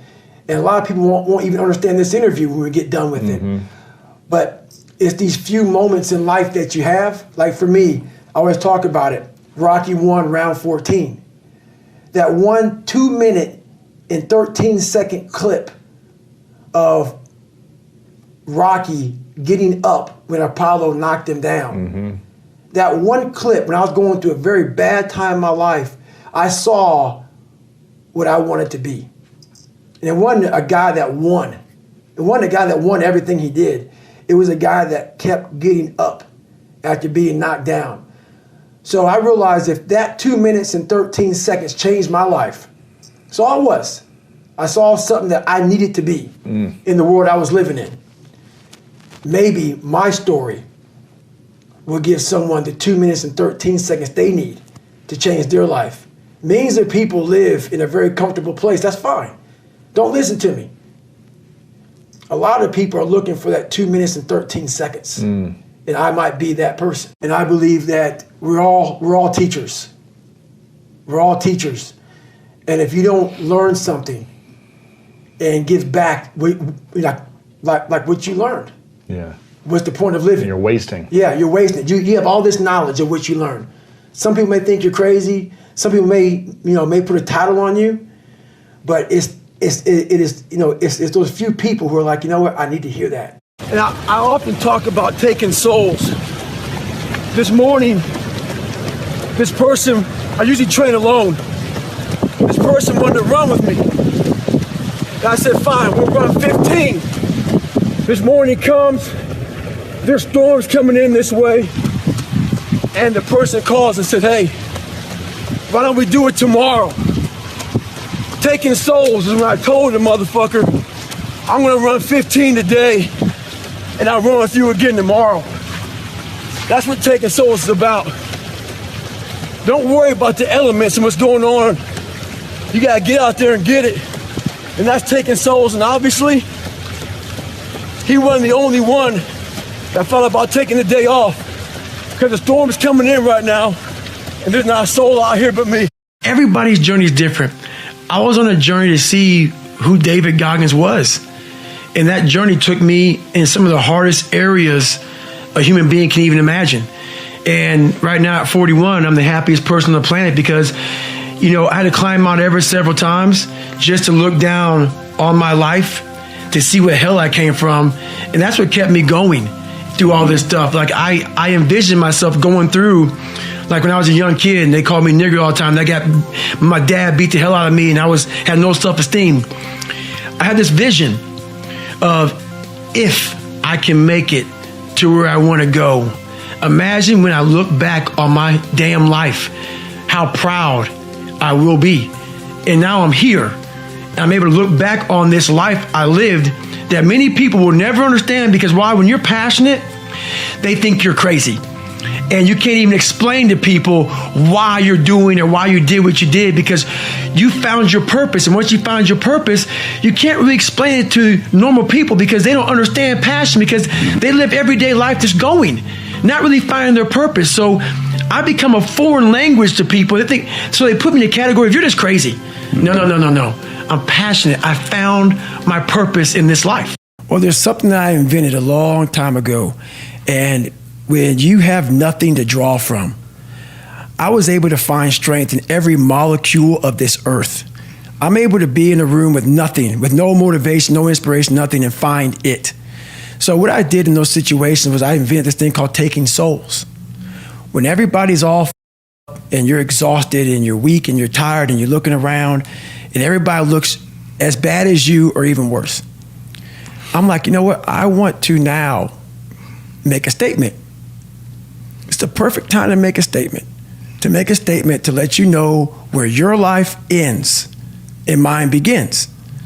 And so the statement there is, I muster up every bit of strength from their looks on their faces and how they feel, and how I'm going to now, from my childhood, where I came from, how I was the bottom of the barrel, I'm now amongst all these uncommon people. I'm now going to now make you feel like you're common.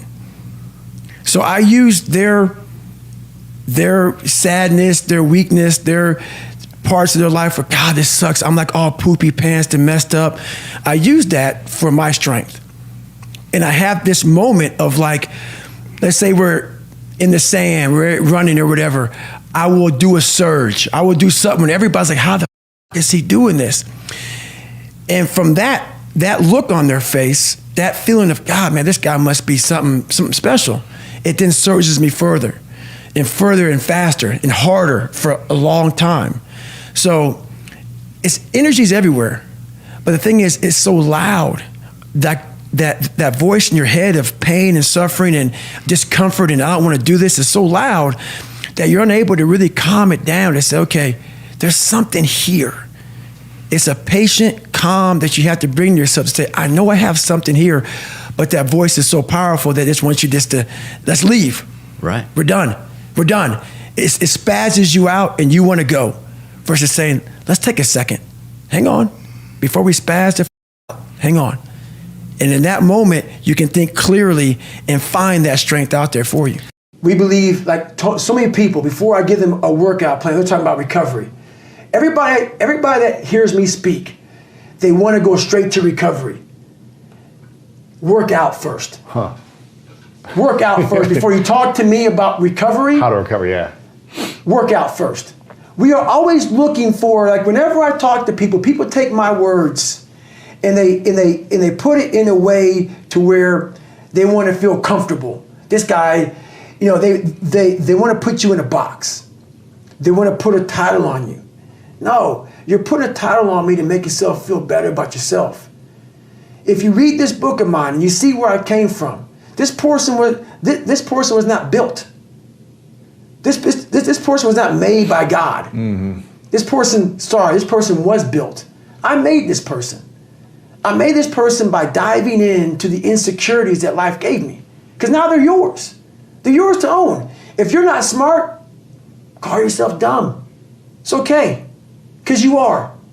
But take that not as you putting yourself down. If you're fat, call yourself fat. I used to be 300 pounds. We want to talk so soft to ourselves. We're looking for that recovery day. And that recovery day is everything in your life. Everything in your life is a recovery day. We're looking for it. It's not coming. It's not coming. Mm-hmm. Get over that recovery day. And that's the mentality I took with me. And what happened through that process was all the frivolous things of life started to float away. I used to tell people lies so they would like me. Because I was so insecure. When you start to build yourself up and start to have the one thing that we don't have is confidence. Yep. Real, authentic confidence from hard work. Everything else goes away. You no longer look to other people for your self-esteem. For validation. That's right. Yeah. You now know. I walk in a room now and I know the hours and years and decades I put into David Goggins. That's something, it's not on the wall. It's not a trophy on the wall. It's not a medal around your neck. It is actually a feeling in your heart. And people go, why don't you ever smile? I don't have to. Yeah. Yeah, I do have a stoic look on my face. I'm a very focused person. But the feeling I have in my soul and in my heart, that's why I don't need to smile. I don't need to smile. I don't need you to look at me and say, oh my God, you look happy. Because half of us aren't happy. Mm-hmm. We're giving you something that we think you want to see. I don't do that anymore. I don't care how you perceive David Goggins. Because through my journey, I figured out the one piece I was missing. I thought it was cars. I thought it was women. I thought it was money. I thought it was everything. The one piece I was missing was me having the courage to face myself. I wanted that comfort zone that everybody looks for, that pat on the back. They don't want to hear all the bad shit. They want to hear everything that they're doing right. And I realized that's what kept me in this world. That's what kept me in this world of not accomplishing anything. So what I did was I became that big, bad, nasty that you don't want to walk into at nighttime. I became the roughest critic in the world on myself. And that's what changed me. I literally saw myself in the mirror. I saw the truth versus saying, you know, my dad did this to me from beating me. Kids in school from calling me nigger did this to me. My life did this to me. My broken foundation did this to me. I took that and said, you know what? Well, some people may help this happen, but now I have to own this. No one's going to come back to save me. No one's going to come back on the couch and say, hey, it's okay. You're going to be okay. No, I'm not. I'm not going to be okay. I had to realize I had to take a stand. I had to make a real stand. And it was painful to look at who I was, what the world and myself created. It created a very lonely, depressed, insecure man that would do anything just to have a friend. And I saw that as very pathetic. When you look at the truth, it becomes very ugly and pathetic. My first time going through buds, I got to Hell Week, stress fractures, double pneumonia. I got rolled back day one, week one. Second time going through buds, I actually fractured my patella before I got into Hell Week. Made it through Hell Week with a fractured patella. Went 2 weeks after Hell Week. And then, because why? I didn't want to get rolled back to day one, week one. Yeah. But I couldn't keep up with the class. Got rolled back to day one, week one, after Hell Week. And then I went through my third time and I graduated that class. We had a guy die in that third Hell Week, class 235. So that's kind of how it happened. I had to have so I'm really good at creating an enemy. I'm really good at creating something that I'm against. And I'm also good at, if you ever tell me something that I cannot do, I'm gonna let you know that I'm doing it. Right. Somehow you're gonna know one way or another that I'm doing it. It may not be like in your face. I may make sure that I run across the daggone world. So then it's on the news and you turn the news on and say, how the hell did he do that? I wanna do something that you know I'm here. I'm here. This isn't for anyone looking for a break. There is no finish line, so stop looking for one. Don't believe if you work your ass off that one day you'll hit that finish line. There's only one finish line in life, and that is death. We must find our limits in everything we do and push slightly beyond it. Remember this, just because you worked your ass off, it doesn't mean you will achieve what you've been working for. Very few of the mindset to work their ass off with no guaranteed success. Never expect immediate results. Have an endurance mindset. You're going to stay in the suck longer than anyone else. True victory comes when there are no crowds and no finish lines. The real victory is your willingness to work your ass off while no one is watching. Stay hard. What I started figuring out going through Buds was that the harder something is, the more it was challenging my mind. So I had to find different ways to stay in the fight. And in staying in the fight, it got me tougher and tougher and tougher. So I'm actually happy I went through 3 Hell Weeks. I never examined myself. And as a human being, you gotta examine yourself. And I guess the best place to examine yourself is Navy SEAL Hell Week. 3 times. So I got to examine myself a few times. So it started there. It started in Hell Week. And it's still going now at 43 years old. Some of you just don't get it. I'm not out here trying to prove myself how tough I am. I'm trying to make you think. I'm trying to give you tools on how to find more of yourself. So why am I in the water right now at 3 o'clock in the morning? Well, when I was going through training, I used to hate night swims. They bothered me. When I retired, I said I'll never get back in the water again at nighttime. So guess what the I'm doing right now? Going for a swim at nighttime. Think about being better. You know, people didn't think I was human. Mm-hmm. They thought I came from outer space, man, from some spacecraft and landed down here and just formed Goggins from the rocks and the soul of the earth. No, that's not how it is, man. So I said, I'm gonna share a secret with you all. When I talk to people, like, I see where I'm at today, but I know where I come from. And it's kind of hard to almost separate that. I'm almost, not in a way I'm kissing my own ass, but I'm amazed at what a human being can actually do. So when I start talking to myself in the third person, it's strictly because I know that I literally made this human being out of just like a whole bunch of scraps. Mm-hmm. And I wasn't, I wasn't a mechanic. I wasn't a carpenter. So I didn't know how to do any of this. Mm-hmm. I wasn't trained in how to build a human being from nothing. Like my mom didn't train me. My dad didn't train me. Life didn't train me. Well, life did train me. Yeah. Life did train me, correction. And I started putting this scrap metal together. I'm like, I wonder what the fuck's gonna happen. The first year I tried to do was all up. And after a while, I started learning more and more and more through pain and suffering. I started learning so much about stuff. Before I knew it, man, I built this beautiful car. And I'm like, how the fuck did I do that? And I knew how, and I know how to do it because I have all the tools. Through all the failure I went through trying to build this person who's Goggins. I believe that most human beings are only living at about 40% of their capability. So the mind has a governor, like a car. If you're driving a car and the car has a governor on it, the car may say 130 miles an hour, but the governor is set for 91. Once that governor sets in, you get to 91, that car starts doing this. The car wants to go. The car wants to go, but that factory said, we're not going past 91. We have a factory, a nice governor in our brain, and it's a survival mechanism. It protects us from pain and suffering. The second we feel that, our mind says, oh no, this isn't fun. We should back off. We should sit down, find something more comfortable. And there's something about the mind. The mind has the tactical advantage over you at all times. At all times of your life, the mind has a tactical advantage over you. Why is that? It knows what you're afraid of. It knows your insecurities. It knows your deep, dark lies. And it starts to push you away from that. It pushes you in a direction that is comfortable. The mind controls everything. So what I realized was that when I was growing up and I was 300 pounds and I got all fat and I got all insecure, I realized that my mind kept taking me in this direction. When things got uncomfortable for me, when I was facing my insecurities, I was facing my fears, my mind said, oh no, we have the tactical advantage.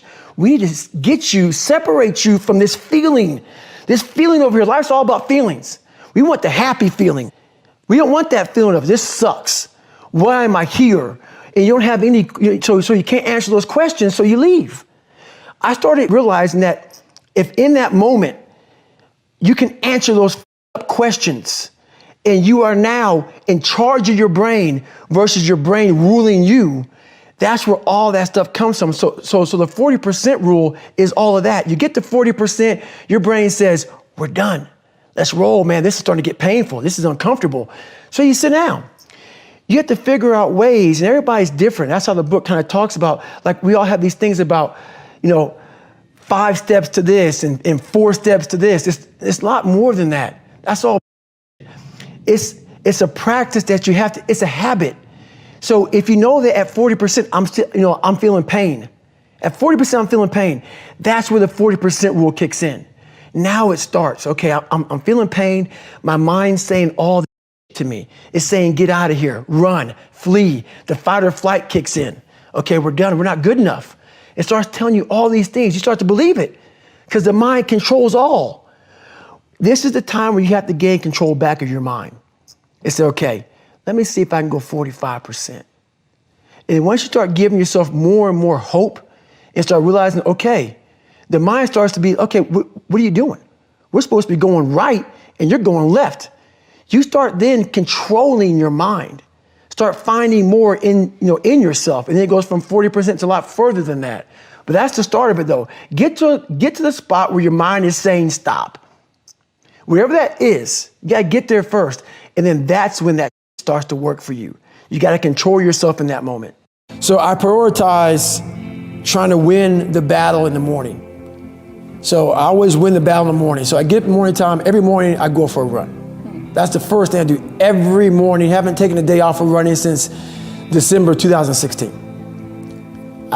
Every day up in the morning. So I also stretch out every day for about 2 to 3 hours. Every day. I've missed 2 days in about 5.5, 6 years.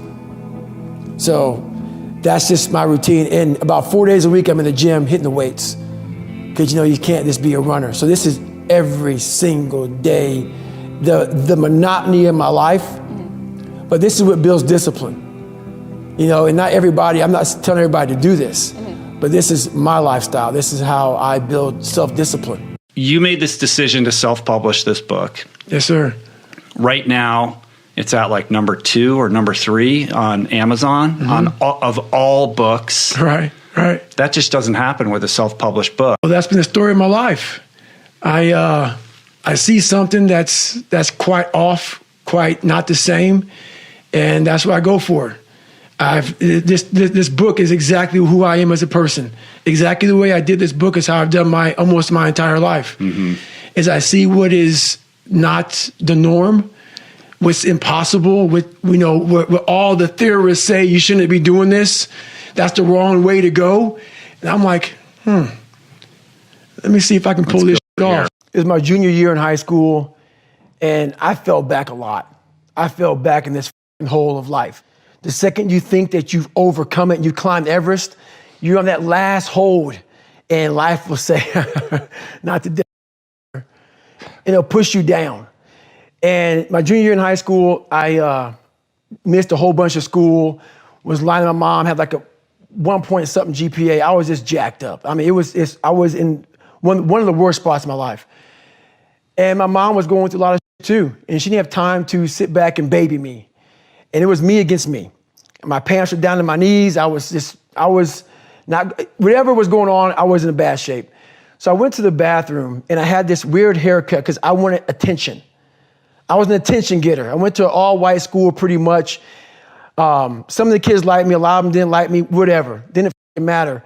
I was looking for something. So I would dress differently, crazy haircuts, and I went to the mirror and the reflection in it revealed a lot of bad things. A lot of things that I was hiding behind the saggy pants. And I'm looking at myself in the mirror going like, God, dog, dude, you are something else, man. Like you have created a character. I want to be at the cool guy table. And whatever I could do to get attention, I did. And it wasn't me. It wasn't who I was inside, but I was scared for anybody to know who I was inside. So in that accountability mirror, I call it, I got real with myself. I said, you have a third grade reading level, which is hard to admit when you're a junior in high school that you copied on every single thing you did because of fear they're gonna put me in a special school. We all know what special means. I'm gonna have a title on myself the rest of my life. And being cool, you don't have a title on yourself. So I started cheating. I was dumb. And people say, oh, you know, you have a learning disability. I had a learning disability, but I realized I was lazy. So I called myself out there. I called myself out every which way possible. I didn't call myself out. I was just honest. I was honest. Look at yourself, man. Look at yourself. And it was that day, and a couple of days after that, I just got real with myself. And every day I came home, I called the accountability mirror. What am I going to do today to change what I see in this mirror? What am I going to do today? And a lot of it was I stopped sitting with the cool guys. I actually tucked my shirt in and went to school looking like, hey, man, this is how I'm going to look. If you don't like it, so be it. I had to really wear this layer of skin.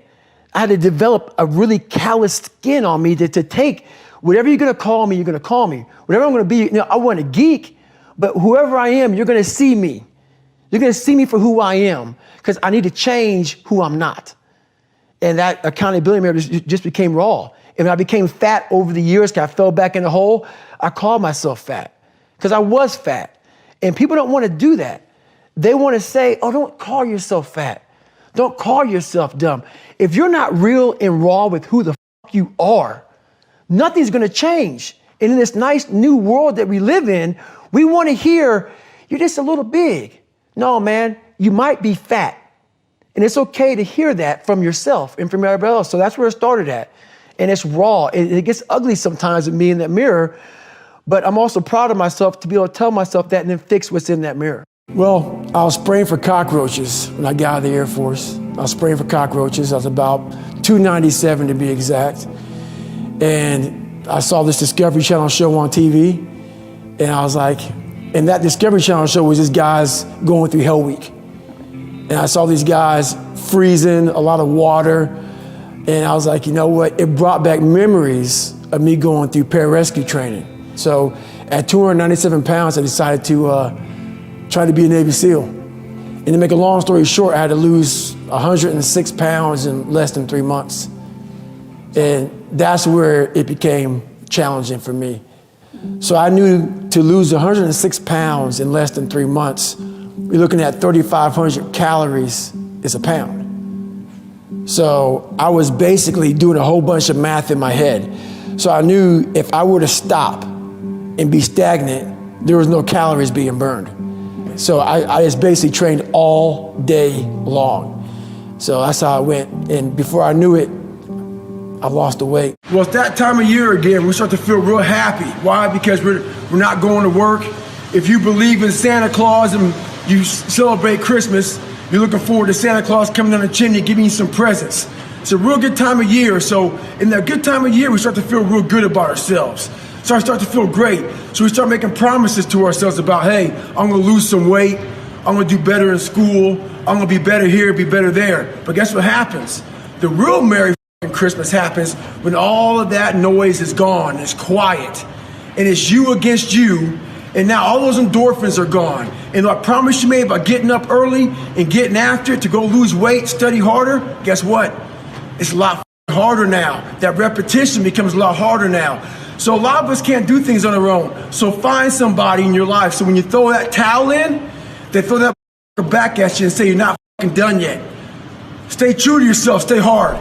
Now I've got a really special bonus clip that I think you're gonna enjoy. But before that, it's time for the question of the day. I wanna know, what was your single biggest takeaway from this video, and how are you gonna take action on it this week? When you schedule in what day, what time, and what place you're going to take action, you have a 91% chance of actually following through versus just a 35% chance if you just got motivated but never created a specific plan. And when you share your plan publicly and have some accountability, you increase your chances even further of actually following through. So I want to know your single biggest takeaway and your plan of action this week in the comments so I can celebrate you.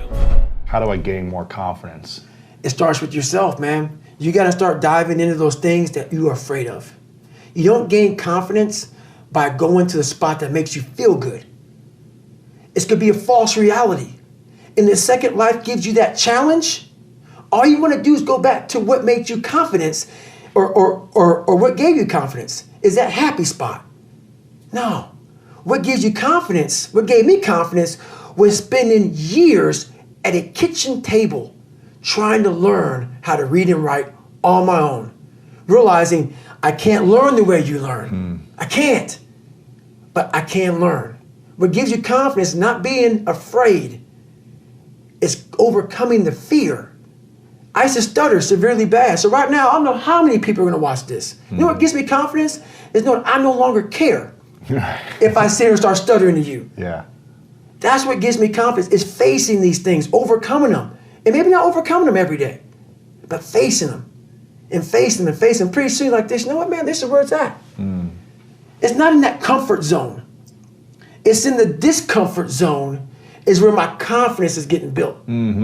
That's where it's getting built. But people want an easier answer. Yeah. There has to be an easier way. There's not. I'm sorry. I searched for it my entire life.